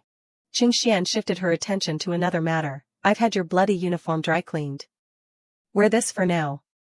Qin Ran had nothing to say but 2 words, thank you. In the classroom, Xiao Qing was curiously asking for information. Qin Ran took leave today? Yao Guang was as clueless as him and honestly replied, not sure. Qin Yu appeared at the right time to spread false rumors. You guys don't know yet? My sister, she caused trouble and was even detained at the police station. Xiao Qing asked in a daze, what? The students behind immediately stirred. Qin Ran committed a fault. Qin Yu, how do you know? Damn, what kind of trouble? And she was even arrested? She clasped her hands together, feigning a difficult expression. It's a criminal case. It'll probably take a long time to get out. Oh, you guys don't ask anymore, I don't want to talk about it. While she was engrossed in her performance, a bottle of water fell with a thud at her feet. Qin Yu turned around furiously and shouted, ah, who was that? But as soon as she saw the other party clearly, her face changed to 7 different colors. How can this be? The person who was supposedly involved in a criminal case, according to her words, stood tall and unharmed before everyone. Xiao Qing found his voice first and shouted her name, Qin Ran. Qin Ran coldly asked back, what's wrong? He ran past Qin Yu and eagerly offered his goodwill. Nothing, I just heard you were temporarily detained at the police station. I was preparing to go help you get out. She was driven mad by the slap of reality. How did you get out, sister? Qin Ran didn't answer, only let out a soft and gave her younger sister a meaningful look. Xiao Qing, seeing her suddenly turn away, frantically chased after her. Sister Ran, wait for me. Why didn't you come to class today? Lin Ziren even mentioned you. He's at the cafeteria. I'll go with you to find him. Qin Yu, having been humiliated, twisted inside. Damn it, damn it. Didn't the Su family come to the door? How could Qin Ran get out? The students around her kept mocking. Didn't he say Qin Ran committed a fault and would be detained for a few days? Pfft, how could she get out so quickly after being detained? He wouldn't be, deliberately trying to defame the school beauty, would he? Yet, she quickly adjusted her attitude. Su Yaoguang, I. Before the other party could finish, she interrupted and advised, you go back to class first. Qingyu was stunned by this coldness. She walked away, her heart restless. Su Yaoguang has never looked at me like that before. On this side, Chia Qing was still clinging to her like glue. Sister Ran, what's going on exactly? Qing Ran impatiently replied, I'm fine. Oh right, I took leave for something today. Could you help me pick up a package this afternoon? I bought something for Lin Ziren. He was immediately delighted to be assigned a task. I guarantee it will be completed. She secretly thought full in her heart when she saw how enthusiastic he was. A luxury car suddenly parked in front of the luxurious building. Lu Qing looked at the surrounding space and concluded, we've arrived. As soon as he got out of the car, he politely extended his hand, Miss Qin. Qin Ran looked directly into his eyes and replied, Uncle Feng, just call me by my name. After agreeing on the form of address, she led the way, let's go into the room and talk. At the same time, another car braked suddenly on the road. Lin Wan leaned forward and asked, what's wrong? Jean Xian looked out and reminded, little miss, look, isn't that Qin Ran opposite? She looked in the direction he pointed, but her attention fell on the person next to him. No way, isn't that man Feng Luqing? This morning, when we went to the Feng family. He just said a few words and then excused himself, saying he had to leave early. How could a big shot like him know Qin Ran? Lin Wan concluded based on her personal experience, in all of Yunqing, there are no more than a handful of people who can make Feng Luqing open his doors and help. Jean Xian immediately chimed in, that's right, I must have seen wrongly. A table of luxurious dishes was quickly laid out. Luqing looked at Qin Ran's injury and asked, what happened to your hand? She casually covered her hand and replied, why worry so much? It won't kill me. He was angered by her attitude. Nonsense. Do you know how much these hands are worth? Come with me to the hospital immediately. Qin Ran helplessly pulled him back to the main topic. It's really nothing. Someone already took care of it for me. Uncle Feng, I came to talk to you about Mingyue. Luqing's expression softened when he heard her name. Did the two of you meet? Then that girl must have been very happy to see you. Qin Ran's purpose today was to tell on someone, so she unhesitatingly recounted her incident. Yesterday, we met Su Shin. It's like this. Luqing was furious after hearing the whole story. That scumbag. I shouldn't have let him off back then. Mingyue is still too soft-hearted. I'll handle this, you don't need to worry anymore.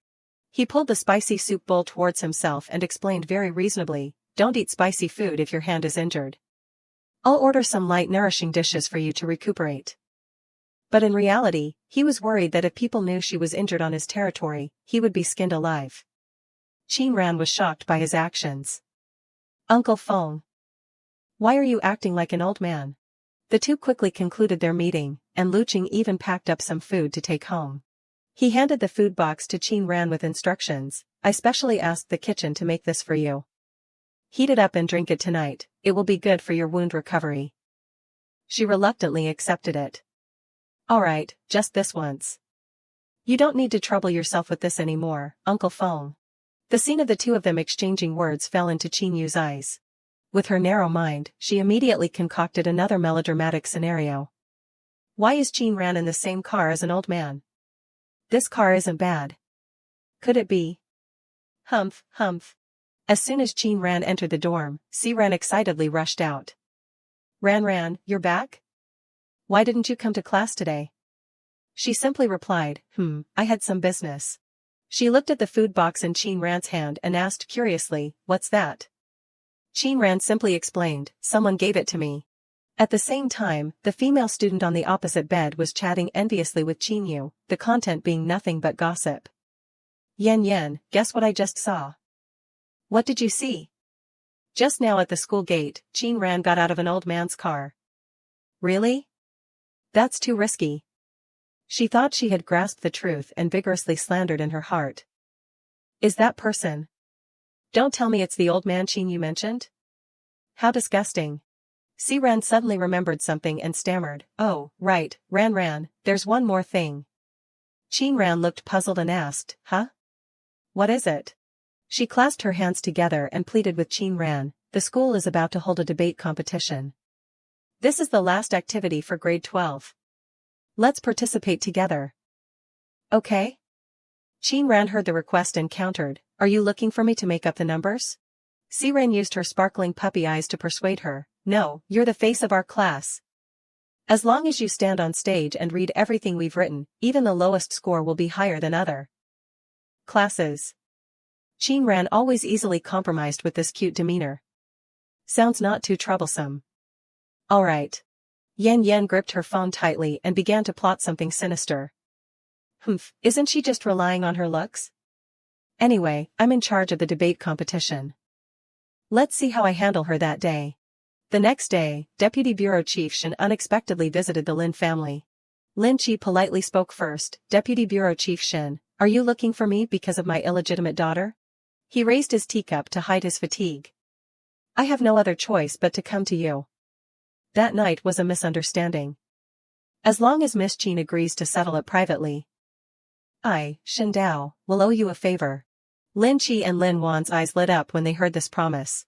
However, Lin Chi still appeared hesitant. Ran doesn't live at the Lin family home. This matter. Deputy Bureau Chief Shen didn't let the other party finish before interrupting with a bait. Honestly, the Bureau Chief has already noticed this matter. Further investigation truly reveals internal issues. As long as you help me, if the Lin family ever has any trouble in the future, just come to me. Lin Chi shook his head, looking helpless. This matter depends on Ran's decision.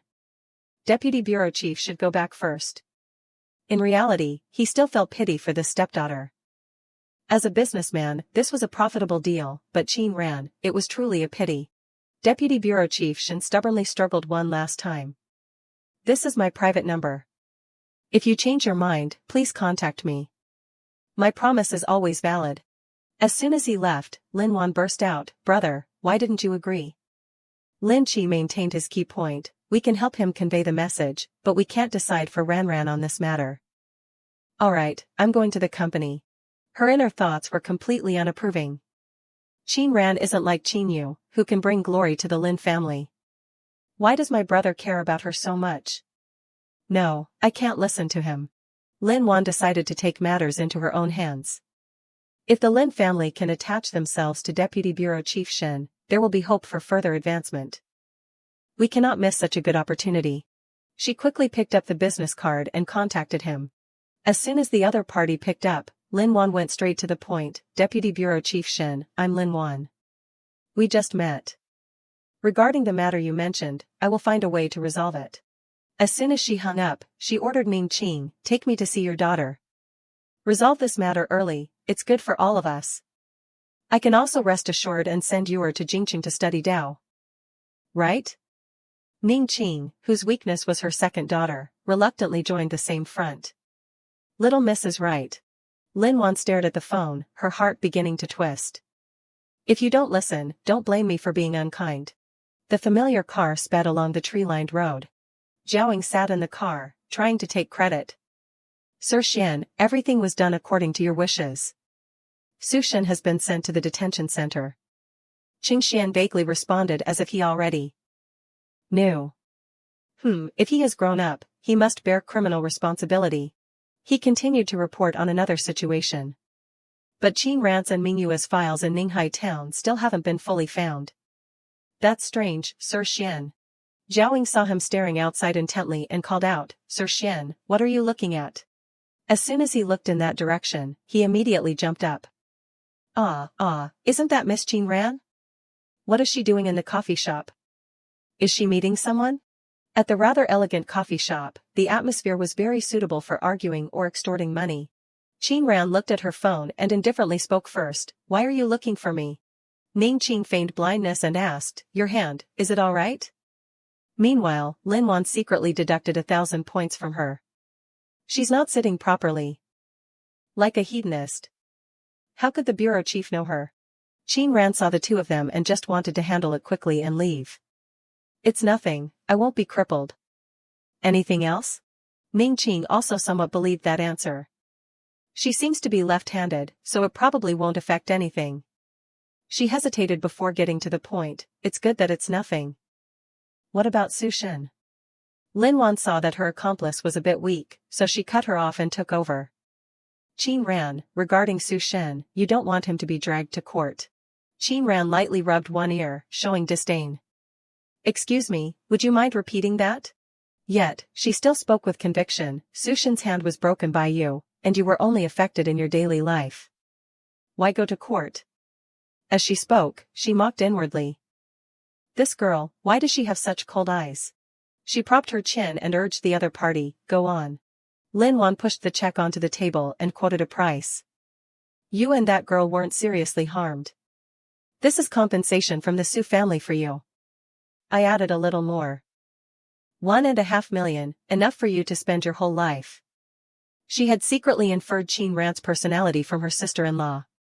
Ningqing's daughter is probably as greedy as her. I bet this girl has never seen so much money in her life. Qin Ran clenched her fists to suppress the surging anger in her heart. My hand is fine. Fan Mingyue is fine. So you think that's all there is to it? Ridiculous. She coldly asked back, what if I say I will definitely pursue it? Qin Ran looked directly at the two of them and exposed them on the spot. Someone must have come to you, right? I guess it's Deputy Bureau Chief Shin. How much benefit did he give you? Enough for you to stoop so low and put on such a profound emotional play? Ningqing, shamed into anger, screamed, Qin Ran, how can you talk like that? What have you learned from your grandmother all these years? She suddenly stood up and entered combat mode. Mother, stop lecturing me. I will see this through to the end. Lin Wan still tried to maintain her superior posture. Child, let me give you a piece of advice, don't aim too high, or you'll get nothing. Even treating your grandmother's illness requires the help of my Lin family. She felt that being gentle wasn't working, so she switched to being tough. Do you think I'll let you find any lawyer in Yunqing who would be willing to help you sue? Before Qin Ran could answer, a playful voice interjected, oh, that's a small matter. Zhaoying tilted his head and spoke provocatively over the phone, Lawyer Ji, did you hear that? If you don't come to Yunqing, we'll be in a situation where we can't find a lawyer to sue. As Zhaoying got closer, his tone became more serious. I'm not kidding with you. Come to Yunqing soon. Qing Xian approached Lin Wan and warned, Madam, feel free to find a lawyer. You can also guess who will die in the end, you or me. After putting down his opponent, he urged Qin Ran, come here, let's go. She was also fed up with these two women, so she pulled down her hat and followed him. With Qing Xian as her backing, Qin Ran couldn't help but let a small smile creep up the corner of her mouth. Ningqing's heart immediately churned. It's him, the one who threatened me with a surgical knife to apologize to Qin Ran in the hospital. Lin Wan also had a similar internal turmoil, though with a slightly different focus. Lawyer Ji, the most famous lawyer in Jingqing. I heard he's never lost a case. She began to calm down and recalled. My husband's family was involved in an economic dispute before that was almost impossible to resolve, but that person owed my grandfather a favor. He's very capable, but also very difficult to invite. They definitely can't invite him. Lin Wan made her judgment and immediately regained her confidence. Those two must be from Jingqing too, but they're using Lawyer Ji to scare me.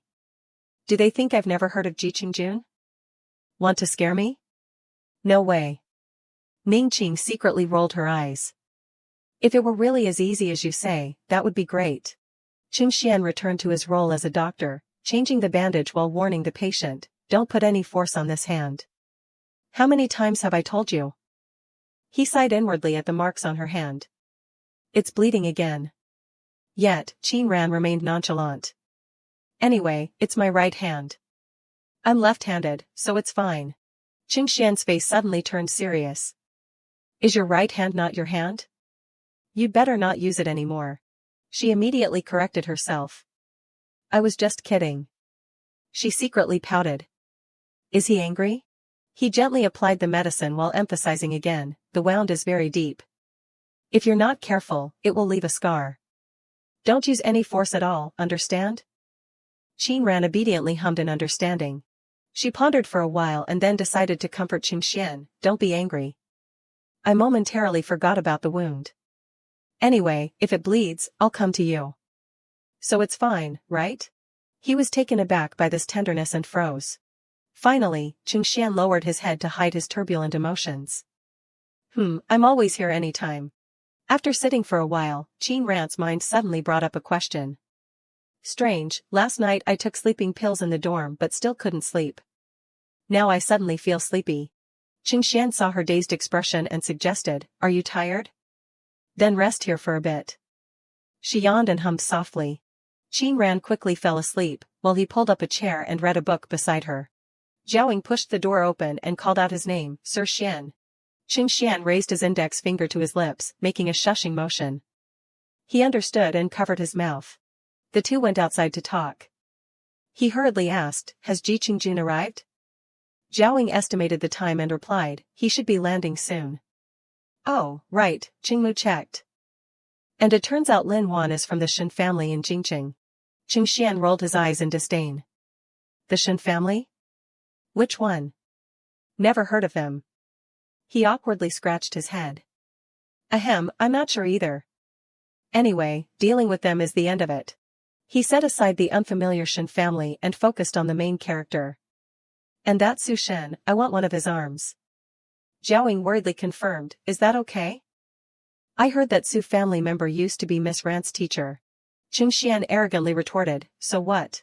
The grandmother saw Ningqing's sudden visit and asked, "Why are you here today? Don't you usually only come on Saturdays?" Ningqing had no choice but to seek her mother's plea. "Actually, it's about Ran. She had a conflict with the Su family's son, and they're suing her." Ningqing deliberately twisted the story to persuade her. "Mother, Ran only listens to you. Please talk to her. She only has a minor hand injury, but the other person's 2 hands were broken by her. We can't offend the people behind them." However, the grandmother's focus was elsewhere. "What did you say? Qin Ran's hand is injured?"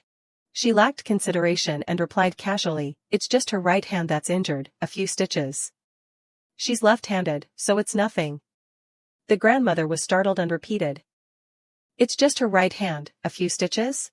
The grandmother was so angry that her chest hurt. "Who told you Qin Ran is left-handed? Do you know how important her right hand is?" Finally, she was so furious that she almost fainted, caused by her own daughter. Ningqing was terrified by this incident. "Mother, are you okay? Nurse, doctor, hurry here." The grandmother, in a daze, suddenly found the strength to grasp her hand tightly. She tried to suppress her trembling and whispered a few words, do you really dislike Qin Ran that much?" Ningqing was stunned by the question, her mouth moving to say I before falling silent. A nurse quickly arrived to help her assist the grandmother to sit up. Ningqing, with a guilty conscience, was unusually attentive. "Mother, drink some water first. I admit I favor your, but Qin Ran is also my biological daughter. How could I treat her badly?" She turned her face away, gasping for breath, trying to salvage one more sentence. "Then tell me honestly, what exactly happened to Qin Ran's hand?" She used all her vocabulary to guarantee, her hand really has no big problem. She's still attending school now. You can rest assured. The grandmother didn't let go and continued to question. "Then let me ask you, if this happened to you, would you also advise her to let it go like that?" Ningqing nervously fiddled with her bow, this matter. She had an answer in her heart but didn't dare to say it. How can this matter be the same? Yor is favored by the Lin family and is also very skilled at playing the violin. If anything happened to Yor, the Lin family definitely wouldn't let Su Shen off. The grandmother seemed to read her thoughts and coughed, indicating to see her out. "You see, that's the difference. Qin Ran needs someone to take care of her. I originally thought I would entrust her to you before I die." Ningqing cried out in fear, "Mother!" But this time, she resolutely didn't let her daughter touch her. "You go back first. Let me have some peace. When I'm better, I'll go visit Qin Ran myself." She left the hospital room awkwardly, feeling more flustered than ever. Or maybe, with little miss, just let this matter go. The ringing of the phone interrupted Ningqing's thoughts. Sure enough, speak of the devil and he shall appear. "Little miss, I was just about to call you. My mother just mentioned Qin Ran's right hand." Lin Wan impatiently screamed. "What right hand? Do you know what good thing your daughter has done again?" Her voice pounded in Ningqing's ears through the phone. "Deputy Bureau Chief Shen just called me. He said the court summons has been sent out, and he's been suspended from work by his superiors for investigation. Ningqing stammered in denial. How can this be? Not stopping there, Lin Wan had even more shocking news. He also said that Su Shen had an accident on the way to court. Ningqing, if it weren't for your good daughter, how could there be so many troubles like this? Hurry up and come to court with me now. But even a dying duck still has a strong mouth. Lin Wan still harbored a foolish hope. Oh, right, there's a court session today. Guess if that girl can find a lawyer? In the preliminary hearing, the murmurs were incessant. The plaintiff isn't here and there's no lawyer either? Who knows? Isn't it just a joke? Ningqing tightly clutched her phone, continuously muttering, Qin Ran, this damned girl, why isn't she answering the phone? In desperation, she secretly made a bold decision. I can only call Lin Qi for help. After all, she's still my daughter. The long series of beeps made Ningqing even more anxious. But as soon as he picked up, the phone was snatched away.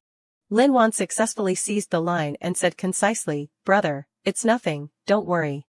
She hung up abruptly and then turned to taunt Ningqing, I told you, no one would dare to take your daughter's case.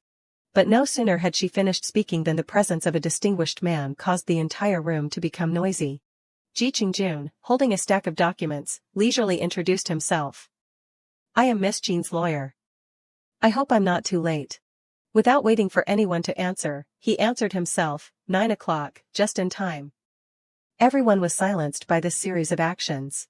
Ji Qingjun stood upright in his position and then urged back, Judge, we can begin. As the invitation for the defendant to begin was made, Lin Wan started to feel confused again. This man, he looks a little familiar. The defense lawyer spoke first, initiating the debate. The plaintiff's self-defense was excessive, causing the defendant to suffer a second-degree injury. I ask the judge to consider the injury assessment. The defendant should not be held responsible for this. Even while arguing, he observed his opponent. This young man is quite calm. Does he truly believe it or is he pretending not to know? Ji Qingjun responded to the other party with a calm demeanor, by special authorization from Miss Qin, I will fully represent this lawsuit. Regarding the basis presented by the defendant's side, I have 3 questions. He calmly presented each point. First, according to legal regulations, in cases of self-defense against serious violent acts threatening life, such as assault, murder, robbery, kidnapping, causing injury or death to the aggressor does not fall within the scope of excessive self-defense. The defendant's actions are inappropriate. Second, Lin Wan's heart started pounding just hearing that. This person speaks clearly, argues precisely, and has clearly prepared very well. He's not easy to deal with. Ji Qingjun spoke without pause and then returned the matter to the jury. Your Honor, I believe you will definitely make the most accurate and fair judgment. The judge immediately hammered down the gavel after hearing him. Ji Qingjun's argumentation skills made even the opposing lawyer tip his hat in admiration. I am truly not as good as you. May I ask who you are? He tilted his head and introduced himself more thoroughly. The Jun Fan Law Office in Jingqing, Ji Qingjun. Lin Wan turned pale at the name. Ji Qingjun, it's really him. Her heart immediately churned. How could Qin Ran really invite Ji Qingjun? If my in-laws find out about this, everything will be ruined. I've really messed up this time. In court, the air was thick with tension, but in the medical room, it was surprisingly relaxed. Zhao read the news on his phone and immediately boasted to Qing Xian, Sir Xian, we won the case. Your facial muscles relaxed a bit too. The trial opened today. Uncle Jiang acted really fast. Both he and Qingmu had the same thought without prior discussion. How could Jiang Hui not be fast? If he wasn't fast, wouldn't you have turned all of Yunqing upside down? Qing Xian, rarely in a good mood, assigned kitchen duties to the person next to him. Qingmu, go warm up that bowl of goji berry porridge in the kitchen and bring me a bowl. He was still in a daze, humming. Zhao quickly urged, hurry up. Sir Qing must be preparing it for Qin Ran. Qing Xian, no longer burdened, turned to wake Qin Ran. Wake up, eat something. She mumbled in a half-asleep state.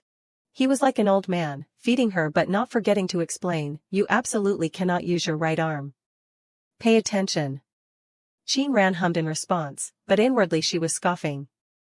Why is he so long-winded? I've never seen him talk so much to other patients, but the porridge is quite good. The phone rang, interrupting their meal. Qin Ran picked up and sweetly greeted, Grandma, are you calling me because you miss me? It seemed like there was something important on the other end, so she quickly agreed, you want to see me? Yes, Grandma, I'll visit you after school. As soon as Qin Ran hung up the phone, she immediately dropped her act. Qing Xian, who was beside her, showed concern.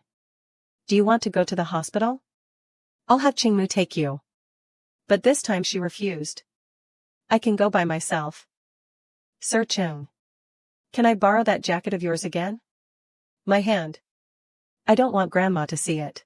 He readily agreed without thinking, as if he couldn't ask for more. Of course. Qin Ran was fully geared up, but Qing Xian still grumbled, I put the anti-inflammatory medicine and scar cream you need in the jacket pocket. Remember to take your medicine on time. She could only hum in agreement. He seemed to read her thoughts and warned softly, not paying attention? I'll check. Qin Ran pulled her collar up to cover her mouth and mumbled in response, I know. Jiaoying poked his head out from behind and complained, tell me, her hand can't move, why is she still enduring it like that? Can't she show a little weakness? Qing Xian immediately changed his tone. Shut up. Go call Ji Qingjun here. He, of course, understood that in such a family, who could she act spoiled and weak with? Before long, Qin Ran was at the hospital. Ningqing saw her and waved friendly, Ran. She went up to her with a grumpy tone. Why are you all here? Did my grandma call you?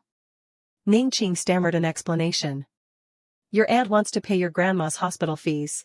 Lin Wan, having suffered a defeat in court, spoke more reasonably now. Regarding Sushan's matter, don't be angry with me. We are all one family, and harmony brings wealth. Your grandma's hospital fees are almost depleted, so I came here to pay. Only she knew the truth. If her brother hadn't come home and thrown a tantrum, she wouldn't have lowered herself to apologize. To this girl. It turned out that Lin Qi had been furious with her earlier. Lin Wan, I told you this matter needed Ranran's opinion, and you still dared to threaten her? That's too much. Tomorrow, pack your bags and go back to Jingqing. Don't cause any more trouble here. Qin Ran put on an indifferent expression and countered, did I concede too much in Grandma's matter, making you all have illusions? She pressed closer to the two women, emphasizing each word.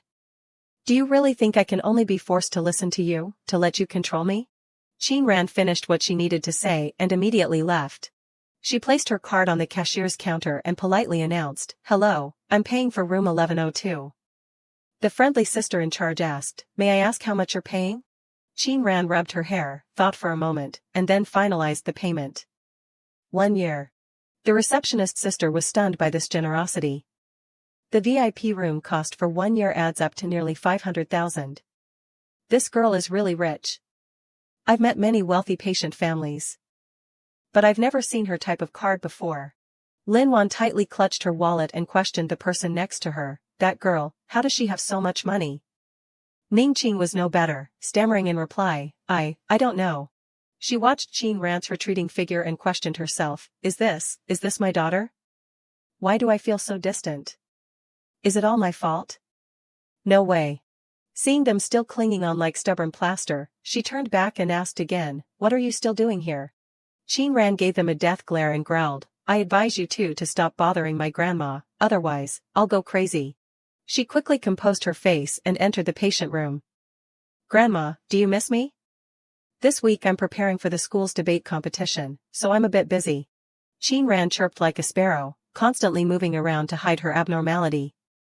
I'll pour you some water, Grandma. But it seemed like she was trying too hard and ended up being clumsy, her awkward way of holding the glass exposed her. The grandmother instantly noticed the problem with just a glance. This child, she's intentionally hiding it from me again.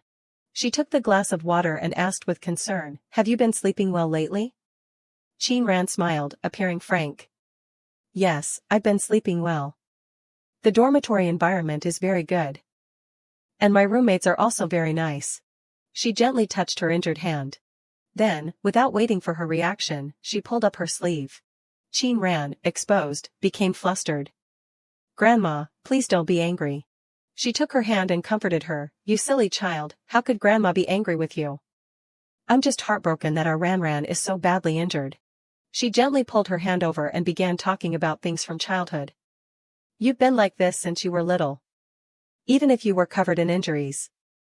You wouldn't tell me, unlike Chinyu, who would cry for a long time over a small scratch. She choked out, Grandma.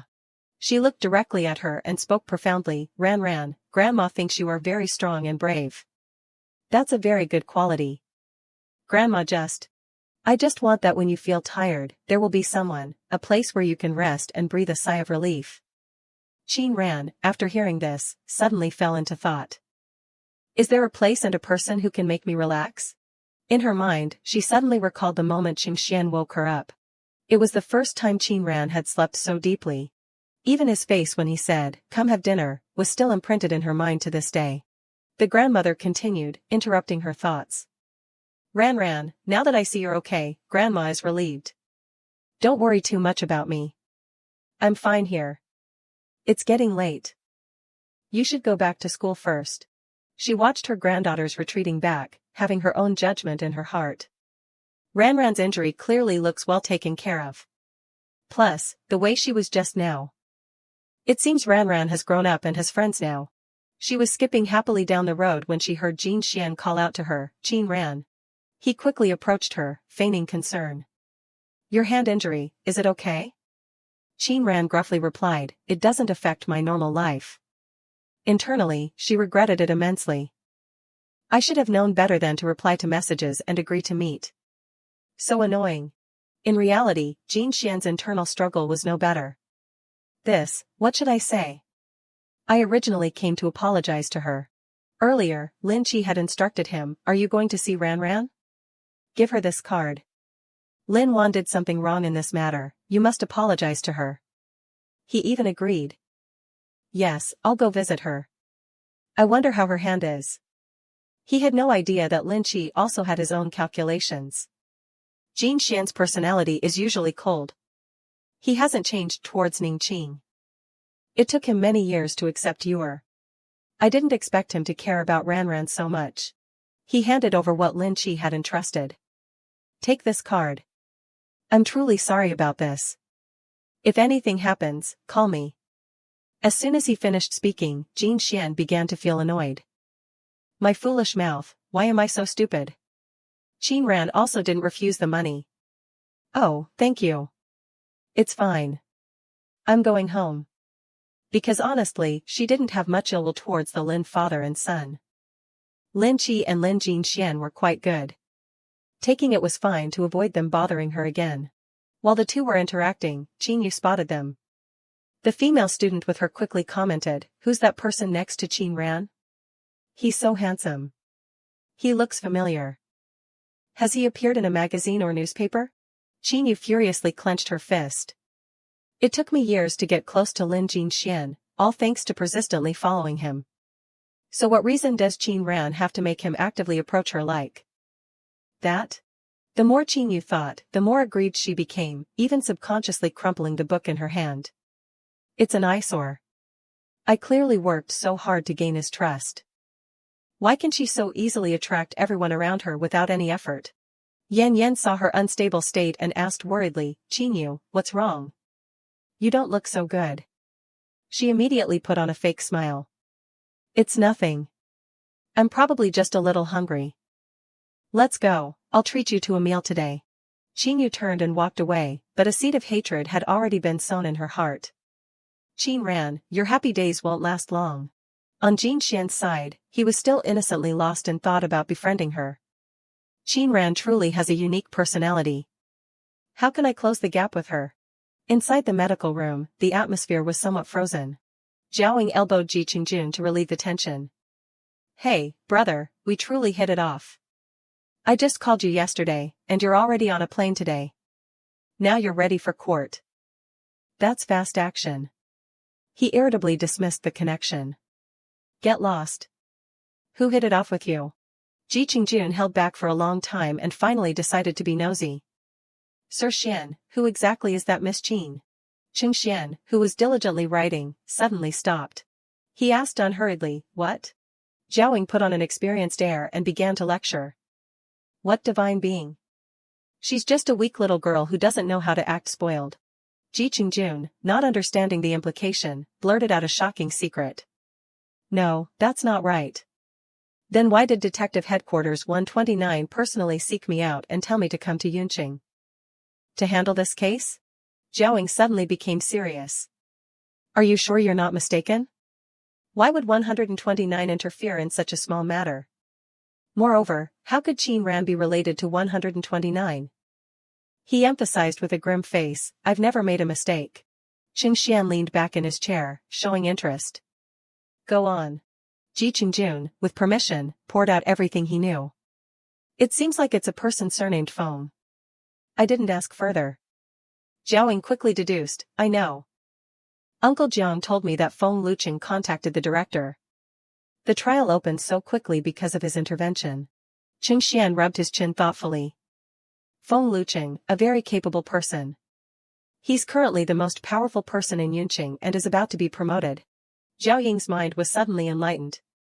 I thought he did that to curry favor with Sir Xian, but it seems not. So, he did it for Miss Qin Ran? His heart suddenly became confused. Besides our Sir Xian, I didn't expect there would be someone else willing to travel thousands of miles to invite Ji Qingjun. Do all the people related to Qin Ran have such prominent family backgrounds? In Qing Xian's mind, there was a deeper thought. Feng Luqing is not a good person. How did Qin Ran get to know him? He stood up and stated his plan. When I go back, I'll re-examine the Ninghai town files from 3 years ago. In his heart, he had a new understanding. Originally, I thought she was just an ordinary girl, divorced parents, but it seems I need to investigate her family background more thoroughly. In the classroom, Siran was still as enthusiastic as ever. Ran, this is the newly distributed homework. I've already organized it by subject for you. As Qin Ran picked up the book, a letter accidentally fell out. Siran innocently picked it up and asked, Ran, this paper of yours. Chia Qing was more astute. What? It's not a love letter, is it? She quickly skimmed it. This is. Chia Qing also looked on curiously. Oh my god, this handwriting is so beautiful. But Siran's attention was more on the content. Moreover, it says on this. She hugged Qin Ran's arm tightly and pressed, are these Yanshi's new lyrics? Ran, don't lie to me anymore. You're also a fan of his, aren't you? She helplessly denied, I'm not. Even though she denied it, Siran's stubborn voice still rang out, then why do you have Yanshi's lyrics? Chia Qing suddenly pulled out the paper and defended Qin Ran, this definitely isn't her copying it. Her handwriting isn't this beautiful. Put it away. She went along with it. That's right, my neighbor wrote this. The handwriting is very beautiful, isn't it? Internally, she thanked him 1,000 times. Xiao Qing, you are truly intelligent. Believing in his own judgment, he continued to tease her, keep it up, Sister Ran. How come you can't write as beautifully as this? Si Ran was also distracted. So beautiful. This can be used as a handwriting practice book. Ran, can I have this paper? Qin Ran readily agreed with a smile, it's yours. After a while of chattering, Xiao Qing finally remembered the main thing. Oh, right, Sister Ran, you asked me to help you pick up a package before. I've got it. Should I bring it over to you? She didn't hesitate to ask for the favor. Bring it over. He carried the cardboard box, complaining, wow, it's quite heavy. Siran exclaimed curiously, Ran, what did you buy? Qin Ran casually replied, here, it's for you. She excitedly clasped her hands together and confirmed again, really? Thank you. Can I open it now? Qin Ran hummed softly and let Siran do as she pleased. She and Xiao Qing, one on each side, eagerly opened it to see. As soon as the contents came into view, Siran excitedly screamed, this is, all the albums since Yanxi debuted, and even a Grammy Award. Qin Ran quickly hugged the golden trumpet, explaining awkwardly, the award, I ordered it online. The albums are for you. The surrounding students rushed over noisily to look. My husband's album, and it's a signed version. Siran, let me borrow it to see. Oh my god, there's even a signed poster? Lin Siran, you're so lucky. Is this Grammy true? When Yanxi received this award, the national television specially praised him for bringing glory to the country. While everyone was happy, in a not-so-distant corner, someone harbored envious thoughts. Qin Ran is just showing off. What's so special about her? But when her eyes landed on Yao Guang, who was in a daze, her mental state became even more unstable. No way, even Yao Guang. Wu Yan gnashed her teeth in anger. Then she suddenly stood up and yelled, "Stop being so noisy. Others need to study. Those participating in the speech competition, come here and discuss the speech." Qin Ran ignored everything because she was busy questioning the owner of the Grammy. "I asked you to send a signed album, but you sent the award too. Are you okay?" Si Ran suddenly asked, Ran, are you coming?" She refused without thinking. "No need. You guys finish writing it and give it to me. I'll just help you read it then." Wu Yan tightly gripped the folder in her hand, calculating darkly. "I've put so much effort into this speech competition. What right does she have to just sit back and reap the benefits? I'll make her miserable in front of the whole school." The day before, Qin Yu had met her privately outside the classroom. "Wu Yan, what's wrong? You don't look so good." At that time, she didn't hesitate to pour out her heart. "Tomorrow there's a presentation competition. Since it gives extra points, the class voted for who would present. Qin Ran, how amazing, was directly chosen." Qin Yu seized the opportunity and chimed in, "Is that so? Then did she prepare the draft with you guys?" Wu Yan clenched her fist and denied. "Prepare what? She's just waiting to enjoy the fruits of our labor. There's even English in the presentation. What will she do if she doesn't know it?" Qin Yu played her role perfectly, fanning the flames. "She probably won't mess it up." In reality, she had her own calculations. Wu Yan was quite angry. "It seems the opportunity I've been waiting for has finally arrived." Qin Yu began her acting. Yan, help me hold my stuff, please. I need to go to the restroom for a bit." She replied vaguely, "Oh, okay." But as soon as Wu Yan touched it, the phone screen immediately lit up. What caught her eye made her panic. "This is..." On the phone was a candid photo of Qin Ran meeting Luqing. Wu Yan bit her lip and muttered to herself, "I didn't mean to snoop, but, is this the picture Qin Yu was talking about?" She held the phone and nervously looked left and right. After confirming that no one was around, Wu Yan immediately pulled out her own phone and took a quick picture. As soon as she finished, Qin Yu returned. "Have you been waiting long? Let's go home." Wu Yan smiled brightly and said, "Oh, yes. Here's your phone." Seeing the empty classroom, Qin Ran curiously asked Si Ran, "Where did everyone go?" She kindly explained, "Today is the finals of the Jiuzhou tournament, the game you play." All the male students ran into the restroom to secretly watch the live stream. Honestly, the QTS team's Yangshen is super handsome. It would be great if he could win the championship. Qin Ran listened and subtly encouraged, they can do it." Si Ran suddenly remembered something important and turned to her. "Oh, right, Ran, our speech is almost finished. The competition starts tomorrow afternoon. Do you want to take a look?" Qin Ran replied indifferently, "Just show it to me tomorrow morning." As soon as she finished speaking, Wu Yan walked over and urged. "Hand in your paper, Qin Ran. You're the only one who hasn't submitted it yet." She snatched the paper from her hand and taunted, "Next time, copy faster. Don't make the whole class wait for you."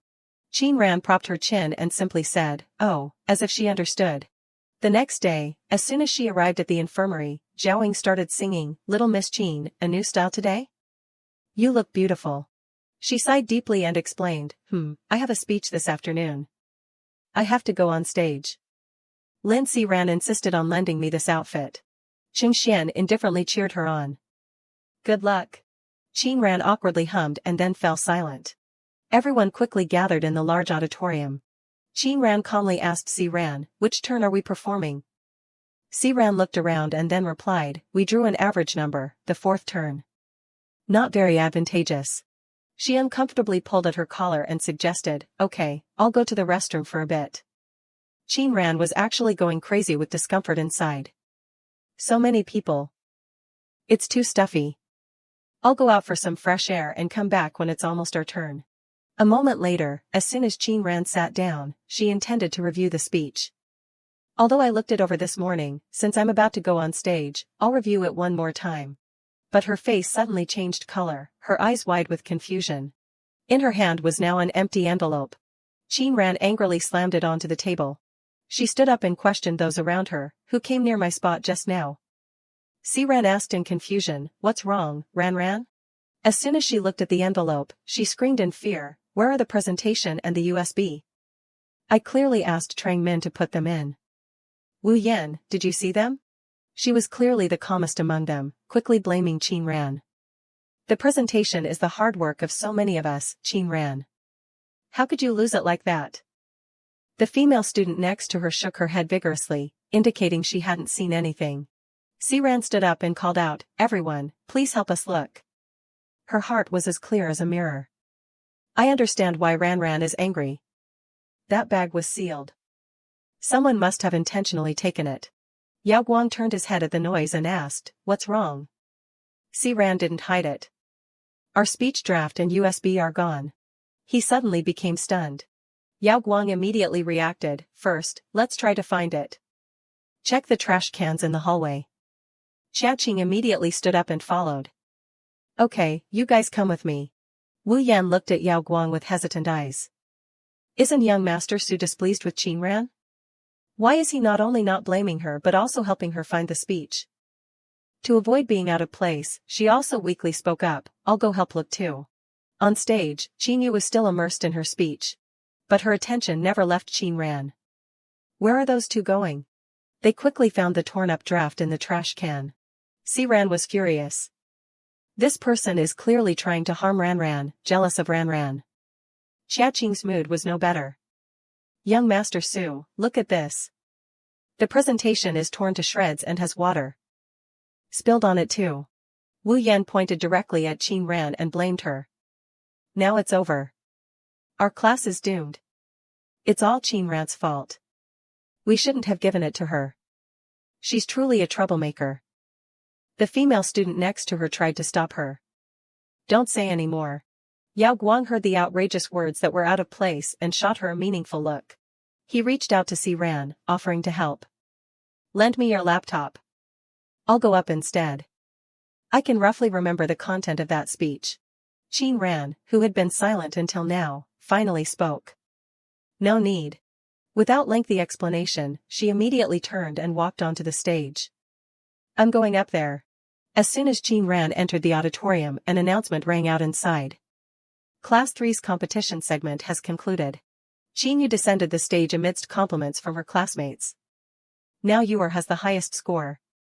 Our class is sure to win. I heard Class 9 lost both their presentation and USB. It's hilarious, they're so stupid. Even at this moment, she didn't forget to maintain her innocent facade. Still, don't say any more. The city leaders are here too. Let's give them some face. Qin Yu quickly approached the teacher to add fuel to the fire. Teacher, I heard Qin Ran's speech was lost. It might not go so smoothly. Please don't make it difficult for her. But he fell for the trick. But losing a speech, this is an attitude problem. It would be great if everyone could be as excellent as you. Qin Yu slightly tilted her body away, her sharp eyes glancing at Qin Ran on stage. The teacher suddenly spoke up, where is your speech? Is it lost? Qin Ran calmly and confidently replied, Teacher, I memorized the speech beforehand, so I didn't bring it with me. He readily accepted this explanation and no longer made things difficult. So you memorized it? That's good preparation then. You may begin. Qin Yu sat below, looking smug. Still pretending, huh? The TV station is also here to film today. Let's see how you're going to get off that stage later. While she was preparing to watch the show, Qin Ran began her speech, from a teenager's perspective. She comfortably held a pen with her right hand. The grand technological system is divided into 3 global-oriented fields. Qin Yu scoffed inwardly, she pretends to be so professional. She probably only remembers this one sentence, right? But Qin Ran started speaking fluently in English, successfully slapping her face repeatedly. As heirs of the era, we must constantly enrich our knowledge and broaden our horizons to the world. The second person whose face was slapped was Wu Yan. Even now, she couldn't believe it. The presentation didn't have such difficult English sentences. How could she improvise so fluently? Finally, Qin Ran also went to the conclusion. Therefore, I think that facing challenges from the world, we need to. The teachers below continuously nodded, showing satisfaction. Yao Guang and Si Ran couldn't hide their admiration. And Qin Yu was still immersed in jealousy. No way, this can't be happening. Her presenting style, the content of the speech, how can she reach such a high level? Qin Ran concluded neatly, with nothing to criticize. That concludes my presentation. Thank you. The crowd below began to buzz. Well said. Excellent. Excellent. The teachers were equally excited. Good, very good speech. You are Qin Ran, right? Come down and call your team members to answer questions. This student is prepared. Excellent. That's right, so far, she's the only one who has presented without looking at notes, and she spoke so well.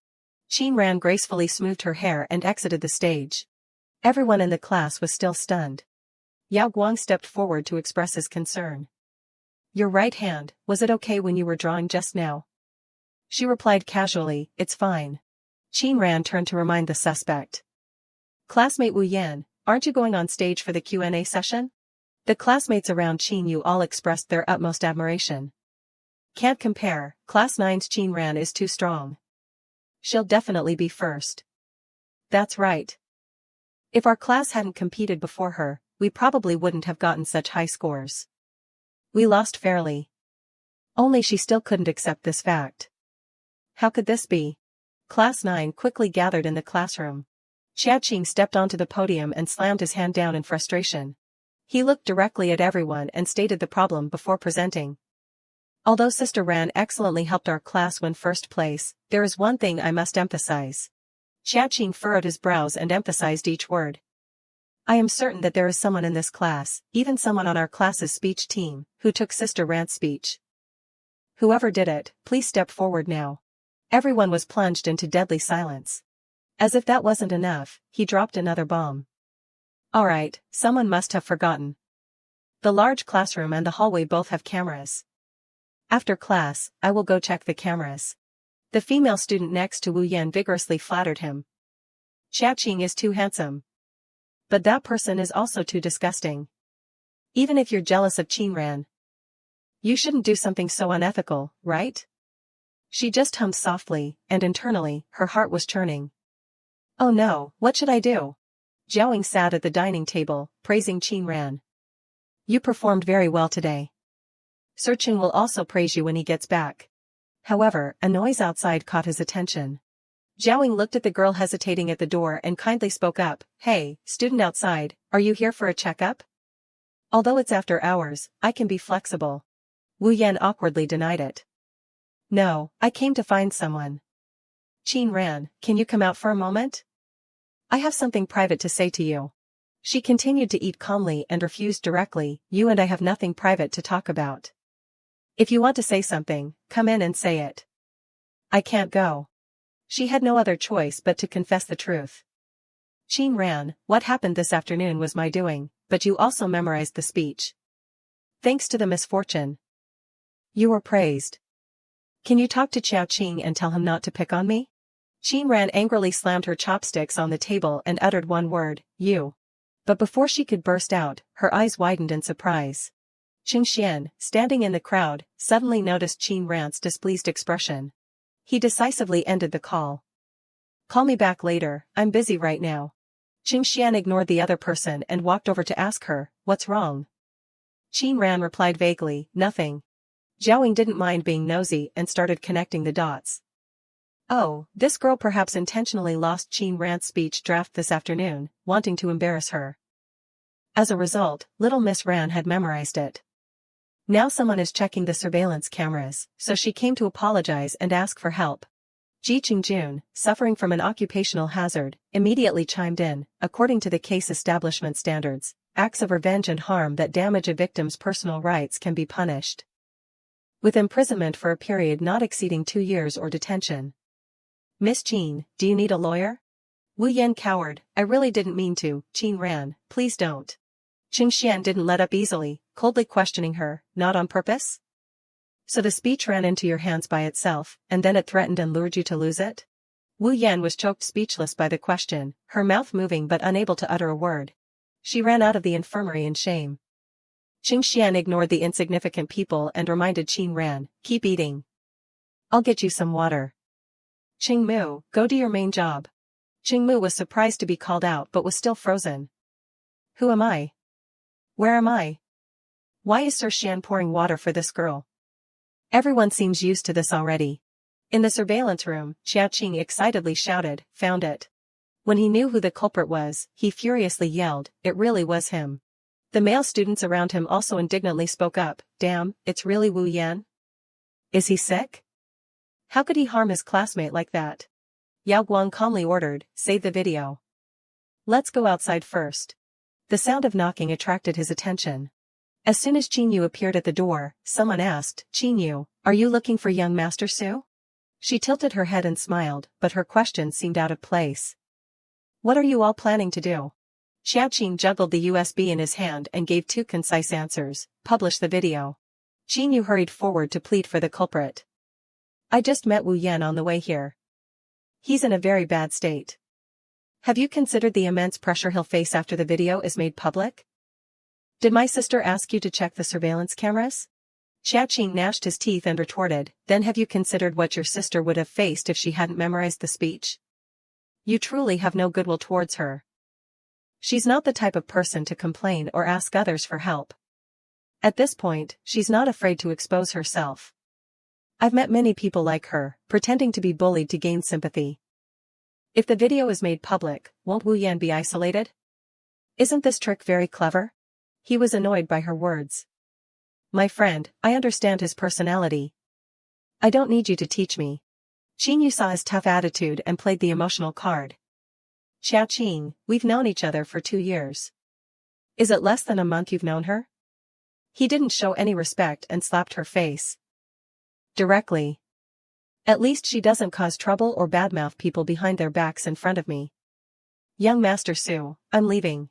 Qin Yu was so angry that her liver hurt. Qin Ran, you're really high-handed. You didn't say a word, and you've already won over Lin Jinxian and Xiao Qing. She turned to Yao Guang. Young Master Su, Xiao Qing didn't listen to my explanation, you. But her star of hope also proved tough this time. You want me to beg Xiao Qing? Right? But this time, Wu Yan really made a big mistake. Qin Yu put on a weak and pitiful act. I know he's at fault, but he's also my friend. I can't bear to see him ruined. We're all students, there's no need to be so harsh. She clutched the hem of her skirt as if she were suffering immense injustice. Qin Yu skillfully continued to play the sympathy card. Young Master Su, we've known each other for 2 years. I've never asked you for anything. This time, can you just consider it a favor? Yao Guang was swayed and immediately sent a message to Xiao Qing, regarding Wu Yan's matter, just give him a private lecture and then let it go. Consider it a favor I owe you. He couldn't help but curse after reading it. Damn, what kind of spell did Qin Yu cast on young Master Su? Xiao Qing angrily typed on his keyboard. Young Master Su, I know you like Qin Yu, but do you really have to go this far for her? Yao Guang also didn't hide his private thoughts. I've listened to her play for 2 years. This is the first time she's asked me for a favor. Do you agree? He felt utterly speechless, sent one last message, and hung up. How can I not agree? But what do you even like about her? Is it just because she can play the violin? Even if Qin Ran can't play the violin, she's much cuter. Do you only like people who can play the violin? Yao Guang read this probing message and blurted out, why does everyone think I like her? Xiao Qing, pressured by his friend's moral stance, was profusely apologizing to the victim. Qin Ran, due to pressure from power, I apologize to you, but I will definitely teach Wu Yan a lesson on your behalf. The next day, Wu Yan gushed her gratitude. Thank you. Her inner self was now much more confident. As expected, Qin Yu is the best. It's so good to have young Master Su's protection. Qin Yu sweetly replied, we're all friends. How could I not help you? Class is about to start, I'm going back to class first. You go to class too. Wu Yan, having escaped disaster, skipped back to the classroom. She found her support and immediately approached Qin Ran to provoke her. You think without Xiaoqing's protection, you're nothing in this school. She put down her phone and countered, who told you I need others' protection? In her heart, it became clear. So that's what Xiaoqing's message meant. Qin Ran hadn't had a chance to express her attitude when Si Ran suddenly yelled, Wu Yan, how dare you do such a thing? Everyone around them looked on in confusion. What's wrong? Why is the class representative so angry? She rushed forward with hurried steps and exposed her. Why did you lose Ranran's speech? The other classmates asked in confusion. Lin Si Ran, are you mistaken? Wu Yan also put a lot of effort into that speech. Even at this point, Wu Yan was still arguing brazenly. Don't talk nonsense. Maybe Qin Ran herself memorized it beforehand and then tore up the speech to draw attention and stand out. She dared to be so bold because she had strong confidence in her heart. Anyway, with young Master Su backing me, the video definitely won't be made public. She pointed directly at Qin Ran and criticized, did he tell you that? Intentionally causing trouble, right? You need to clarify this, don't let me be slandered. Si Ran gripped her phone tightly, surging with determination. Ran, this time, I'll protect you. The surrounding classmates also anxiously spoke up. Lin Si Ran, you also say a few words. She took a deep breath and held up the phone in her hand. Alright, then you all can see for yourselves. Wu Yan, a dying duck, still had a strong mouth. Who are you trying to scare? Do you even have something like that on your phone? But before she could finish, her face suddenly changed color. Si Ran explained to everyone, this is a video posted on the forum. The whole class suddenly buzzed. Oh my god, it really is Wu Yan. The video clearly shows him tearing up Qin Ran's speech and throwing it in the trash, and even pouring water on it. Wu Yan listened in fear as criticism surrounded her. I didn't expect Wu Yan to have such tactics, playing innocent and bringing trouble upon himself. If there was no surveillance video, Qin Ran would have been wrongly accused by him. How outrageous, disgusting tactics. Wu Yan truly has no shame. He's only jealous of the relationship between Qin Ran and Xiaoqing. She covered her ears and screamed inwardly, I'm not listening. Stop talking. Wu Yan, unable to bear the pressure, scurried out. Si Ran, having dealt with the annoying person, turned to her deskmate with concern. Ran, are you okay? Qin Ran movedly said, I'm fine, thank you. She gently replied, I didn't do much. You even gave me Yanxi's album. Qin Ran shook her head and denied, not as much as you. In Si Ran's heart, she secretly admired. Qin Ran, you're truly strong. Qin Ran looked at the video and fell into thought. Who posted the video on the forum? I had already hacked a copy from the surveillance room, but I hadn't had a chance to use it yet. After school, she habitually went to the infirmary again. As soon as Jingxian saw her, he held up an object in his hand. You dropped this here yesterday. I picked it up. Qin Ran quickly took it and said thank you. Ji Qingjun, observing the entire process, secretly sighed. When he saw the picture, this idiot even said that girl was stupid. But she's clearly very intelligent. The answers on the answer sheet were marked in Morse code, which, when combined, formed the molecular formula of tungstic acid. He unconsciously recalled Zhao Ying's lecture. The molecular weight of tungstic acid is 250. She used that to scold someone. Ji Qingjun became even more confused the more he thought about it. I wonder what mood she was in to fill out the answer sheet like that. Does she have a grudge against English or against the English class president? A knock on the door echoed. Zhao Ying, without lifting his eyes from his phone, casually replied, come in. Principal Su had barely pushed the door open when Zhao Ying quickly asked, Professor Su, why are you here? Looking for Sir Xian or Ji Qingjun? Contrary to Zhao Ying's guess, he walked straight to the only girl in the room. Qin Ran, what happened to your hand? Jingxian volunteered to answer for her. Principal Su, it's nothing, rest assured. But he was very confused. I've never seen the old lion so worried. Why is he so concerned about Qin Ran? Principal Su finally had the presence of mind to wipe the sweat from his forehead. With you here, her hand should be fine. Internally, he secretly scoffed at Jingxian. Before, you complained about being troublesome, only accepting one surgery a month. What about now? Not troublesome anymore, huh? He turned to greet Ji Qingjun. Little Ji, you've come to Yunqing too? He gave a standard smile in response. Professor Su, good evening. Principal Su politely began to lecture. What happened to you? You're so grown up, and you can still injure your hand like this. Who dared to provoke you? Ji Qingjun. Having learned his lesson from Sir Xian, calmly sat and enjoyed his tea. I'm not surprised, haha, ha ha ha ha.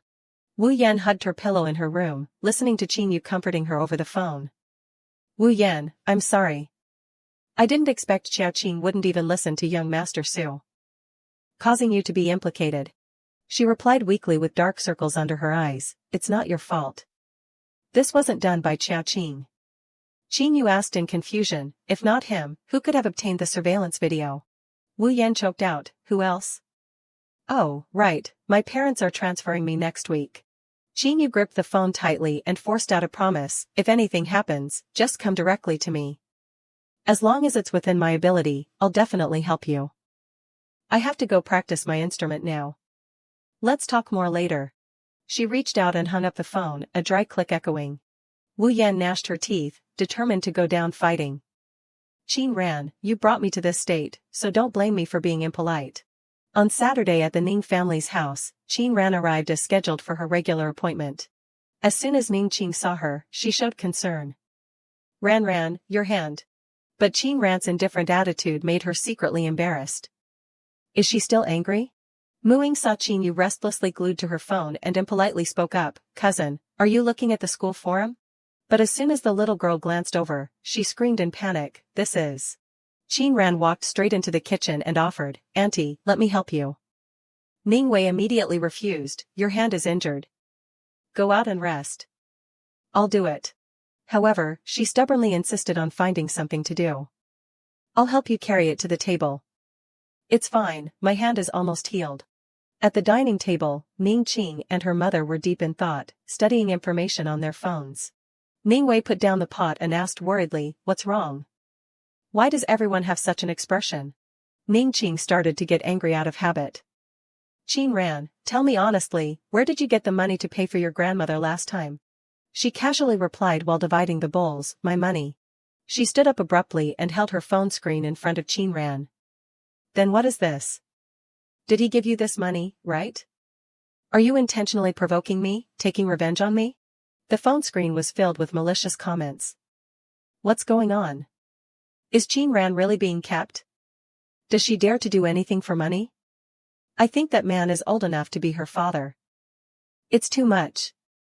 I knew it, the thermos she uses is a limited edition, worth thousands of yuan. Qin Ran was stunned by these astronomical words. In the academic affairs office, the teacher sitting behind the desk questioned, Student Qin, someone anonymously reported you for inappropriate behavior. Do you want to explain? The woman standing next to him quickly interjected, explain what? What do students not dare to do these days? As soon as she finished speaking, she immediately shot a sharp glare. He understood and continued to press. Qin Ran, this matter has spread all over the forum and is negatively affecting you. Do you know the person in the photo? Or is this someone trying to create a false image, or is there another underlying reason? Qin Ran replied indifferently, I know him. The other woman immediately chuckled. Unfazed, she continued, he is Feng Luqing. She yelled in confusion, who is Feng Luqing? Why do you have to meet him in the evening? The homeroom teacher immediately stood up impressed, are you saying the Feng Luqing I'm thinking of? Qin Ran coldly countered, otherwise? He immediately compromised, I understand. I'll handle this properly. You can go back first. The other woman suddenly became flustered. Teacher, are you just going to let her go like that? It's negatively affecting the school's atmosphere. We should report it to her parents for criticism. He irritably cut her off, report for criticism? Should we criticize Feng Luqing too? She reasonably explained, isn't he someone who seduces bad female students? Why can't he be criticized? The homeroom teacher, exasperated, enlightened his opponent. Excellent. If you're so good, go post an article criticizing our city mayor on the school forum. He ordered the young man next to him, go find someone to delete all the posts. Don't let it affect Qin Ran. In his heart, he had more than half believed her. Qin Ran, her calm demeanor, and the other party being Feng Luqing, she wouldn't joke about this. There must be some misunderstanding. The other woman, learning the truth, covered her mouth and blamed herself. Feng Luqing is the mayor of Yunqing. What did I just say?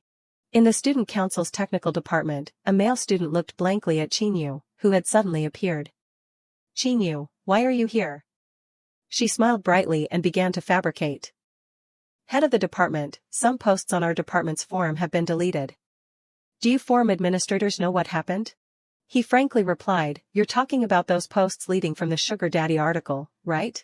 The head of the department sighed resignedly and ambiguously revealed, in short, don't worry about this matter. Do you know who the other person involved in this story is? Qinyu curiously asked, who? He immediately dropped a huge information bomb on Qinyu. A big shot in Yunqing, Feng Luqing. She asked in confusion, where did you hear this news? The head of the department didn't hide it. The teacher told me directly. You absolutely must keep this a secret. Qinyu's heart continued to churn. How could Qin Ran know Feng Luqing? It seems I'll have to go ask Madame Feng. It's a good thing I'm having dinner with her tonight. After gossiping, the head of the department casually sighed, fortunately, the school forum's traffic isn't high, and the posts are easy to delete. That way, it didn't spread to Weibo. But these unintentional words gave her a new idea. Qinyu achieved her goal and quickly left. Head of the department, you've worked hard. I'll keep this a secret. I'll go first. Internally, she was ecstatic. Thank you for reminding me. Weibo is truly wonderful. She unhesitatingly clicked on Weibo. Madame Feng sat at the dining table, expressing regret. I originally wanted Yuer to meet Feng Su more often, but who knew he had an urgent matter and couldn't come. She asked her with concern, Yuer, are you going to Jingqing soon to study with a famous master? Qinyu also conveniently showed off her talent. Yes, I've been practicing a piece for my apprenticeship. Recently. Auntie Feng, would you like me to perform for you? She stood up and performed the musical piece that she had accidentally acquired earlier. Madame Feng listened, trying to recall. This song has a familiar melody. I think I've heard it somewhere before. After her performance, Qinyu ran over to take credit. Auntie Feng, what do you think? She politely flattered her. Yuer plays beautifully. You could go on tour already. Feeling the time was ripe, she reverted to her old ways. Oh, right, Auntie Feng, there's something I don't know if I should ask you. Madame Feng readily agreed, go ahead. Qinyu whispered, probing for information, I heard my sister knows Uncle Feng. Is that true? She asked in surprise, you have a sister? Her heart immediately bloomed. Madame Feng doesn't know about Qin Ran's existence. This is interesting. But outwardly, she giggled and talked nonsense. Yes, my sister said she's very close to Uncle Feng, so I wanted to ask you if you knew about this. Madame Feng immediately denied it. Strange, old Feng isn't close with many people. Internally, she continuously cursed. Where did such a young girl come from, daring to talk so wildly? Jean Xian couldn't help but ask, who told you that? She's not the type of person to talk nonsense like that. Qinyu quickly corrected herself. Oh, so they're not close. Then I must have misheard. But in her heart, she secretly planned. Jean Xian is protecting Qin Ran again. It's okay, I'm about to expose her lie. Zhaoying saw Qin Ran engrossed in her phone and approached to inform her, Little Miss Qin, do you have something urgent? Sir Xian is changing your dressing, and you're still on your phone. She secretly confirmed in her mind, okay, the IP has been identified. But when she replied to him, she was quite casual. Just watching a video game. Zhaoying was actually distracted by this lie. Oh, right, you also play JoJo Journey. Did you watch the tournament? Next month, DST Team's Yongshen will be competing in Yunqing. I'll have someone get tickets and take you to watch the masters play. She casually hummed, showing no interest. He observed her reaction and became suspicious. Yongshen is our country's first globally renowned player. Why isn't Qin Ran excited at all? Is she a fake fan? Zhaoying looked at the couple in front of him and knew his place. Alright, you two enjoy your own world. I understand. Qing Xian checked Qin Ran's hand and praised her.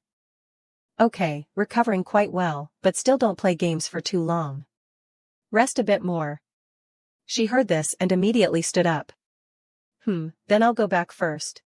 Jiaoying, ignored, angrily turned his phone sideways. If no one's paying attention to me, then fine. I'll find my own fun. I'll scroll Weibo first. However, the information in front of him made him freeze. Jiaoying quickly stood up and held his phone screen in front of Qing Xian. Sir Xian, look at this. He stared at the hot news as Jiaoying explained, photos of little Miss Qin and Feng Luqing have been posted on Weibo, and they've even bought hot searches and ads. All the marketing accounts are stirring up public opinion. Qing Xian recounted the previous information gathering process. The other day, when Principal Su came here, we asked her, and she didn't clarify her relationship with Principal Su and Feng Luqing. He remembered Qin Yu had said vaguely, Principal Su once came to Ninghai town to help with poverty alleviation and gave me an admission letter. Qing Xian's mood plummeted, and he coldly gave an order, go deal with it. Find out clearly who is behind this. Buying so many marketing accounts definitely isn't an ordinary person. I want to see who has such malice towards a high school girl. Jiaoying promised without hesitation, don't worry, Sir Xian, I'll get right on it. The homeroom teacher called Qin Yu to the office again. Someone has already been arranged to cool down the hot search, but some people are still pushing it hard. Everyone, rest assured, the school will handle this matter well. Gao Yang breathed a sigh of relief. Thank you so much, Teacher Ding. I told you, how could a good student like Qin Ran do such a thing? He felt much lighter. Thank goodness, but why did the school act so quickly? She also politely said, thank you, Teacher Ding. Just as the situation was under control, the woman with malicious intent burst through the door. Teacher, I just received news that Mayor Feng doesn't know any high school girls. He massaged his forehead and cut her off. What nonsense are you talking about now? You don't need to worry about this. She eagerly suggested, why not ask student Qin Ran if she really knows Mayor Feng? She dared to make this demand because she had blind faith in her younger sister. Qin Yu. Qin Yu is from such a prominent family, she surely wouldn't lie. Qin Ran must be bragging. Qin Ran only waited for this and then displayed a confident smile. This woman grew more and more excessive in her words. Teacher, Qin Ran is just using the Feng family's name to help her resolve this matter. Such behavior is truly outrageous. Teacher Ding didn't dare to offend either side, so he hesitantly asked for her opinion. Student Qin Ran, would it be too much trouble for you to contact Mr. Feng? I don't doubt you, I just want to clarify everything. She readily agreed, okay. She held up her phone and boasted, I found his office number online. You try calling him. Qin Ran paid no attention, still focused on her own phone. The call quickly connected to Feng Luqing. This woman folded her arms and mocked her, she even has the mayor's number? Go on, call him then. Internally, she sneered, her pretense is quite convincing. As soon as the other party said one word, Qin, she interrupted, Mr. Feng, good evening. My homeroom teacher wants to speak with you. Luqing readily agreed, okay, let him speak. As soon as he received Qin Ran's call, he rattled off, Mr. Feng, good evening. I am Qin Ran's homeroom teacher. I'm contacting you to inquire about the picture of you and her that is currently circulating on Weibo. He was also bothered by this gossip, so he immediately explained, I apologize, I was just bringing some food to the child. I didn't expect such a big incident to occur. Luqing continued to delegate, I have a meeting right now and cannot leave. I will send my secretary to the school. Don't worry about this, I will handle it properly. The other woman's heart immediately churned. Is this really Feng Luqing? Gao Yang also shared the same feeling of confusion. How is she related to the Feng family? I truly don't understand.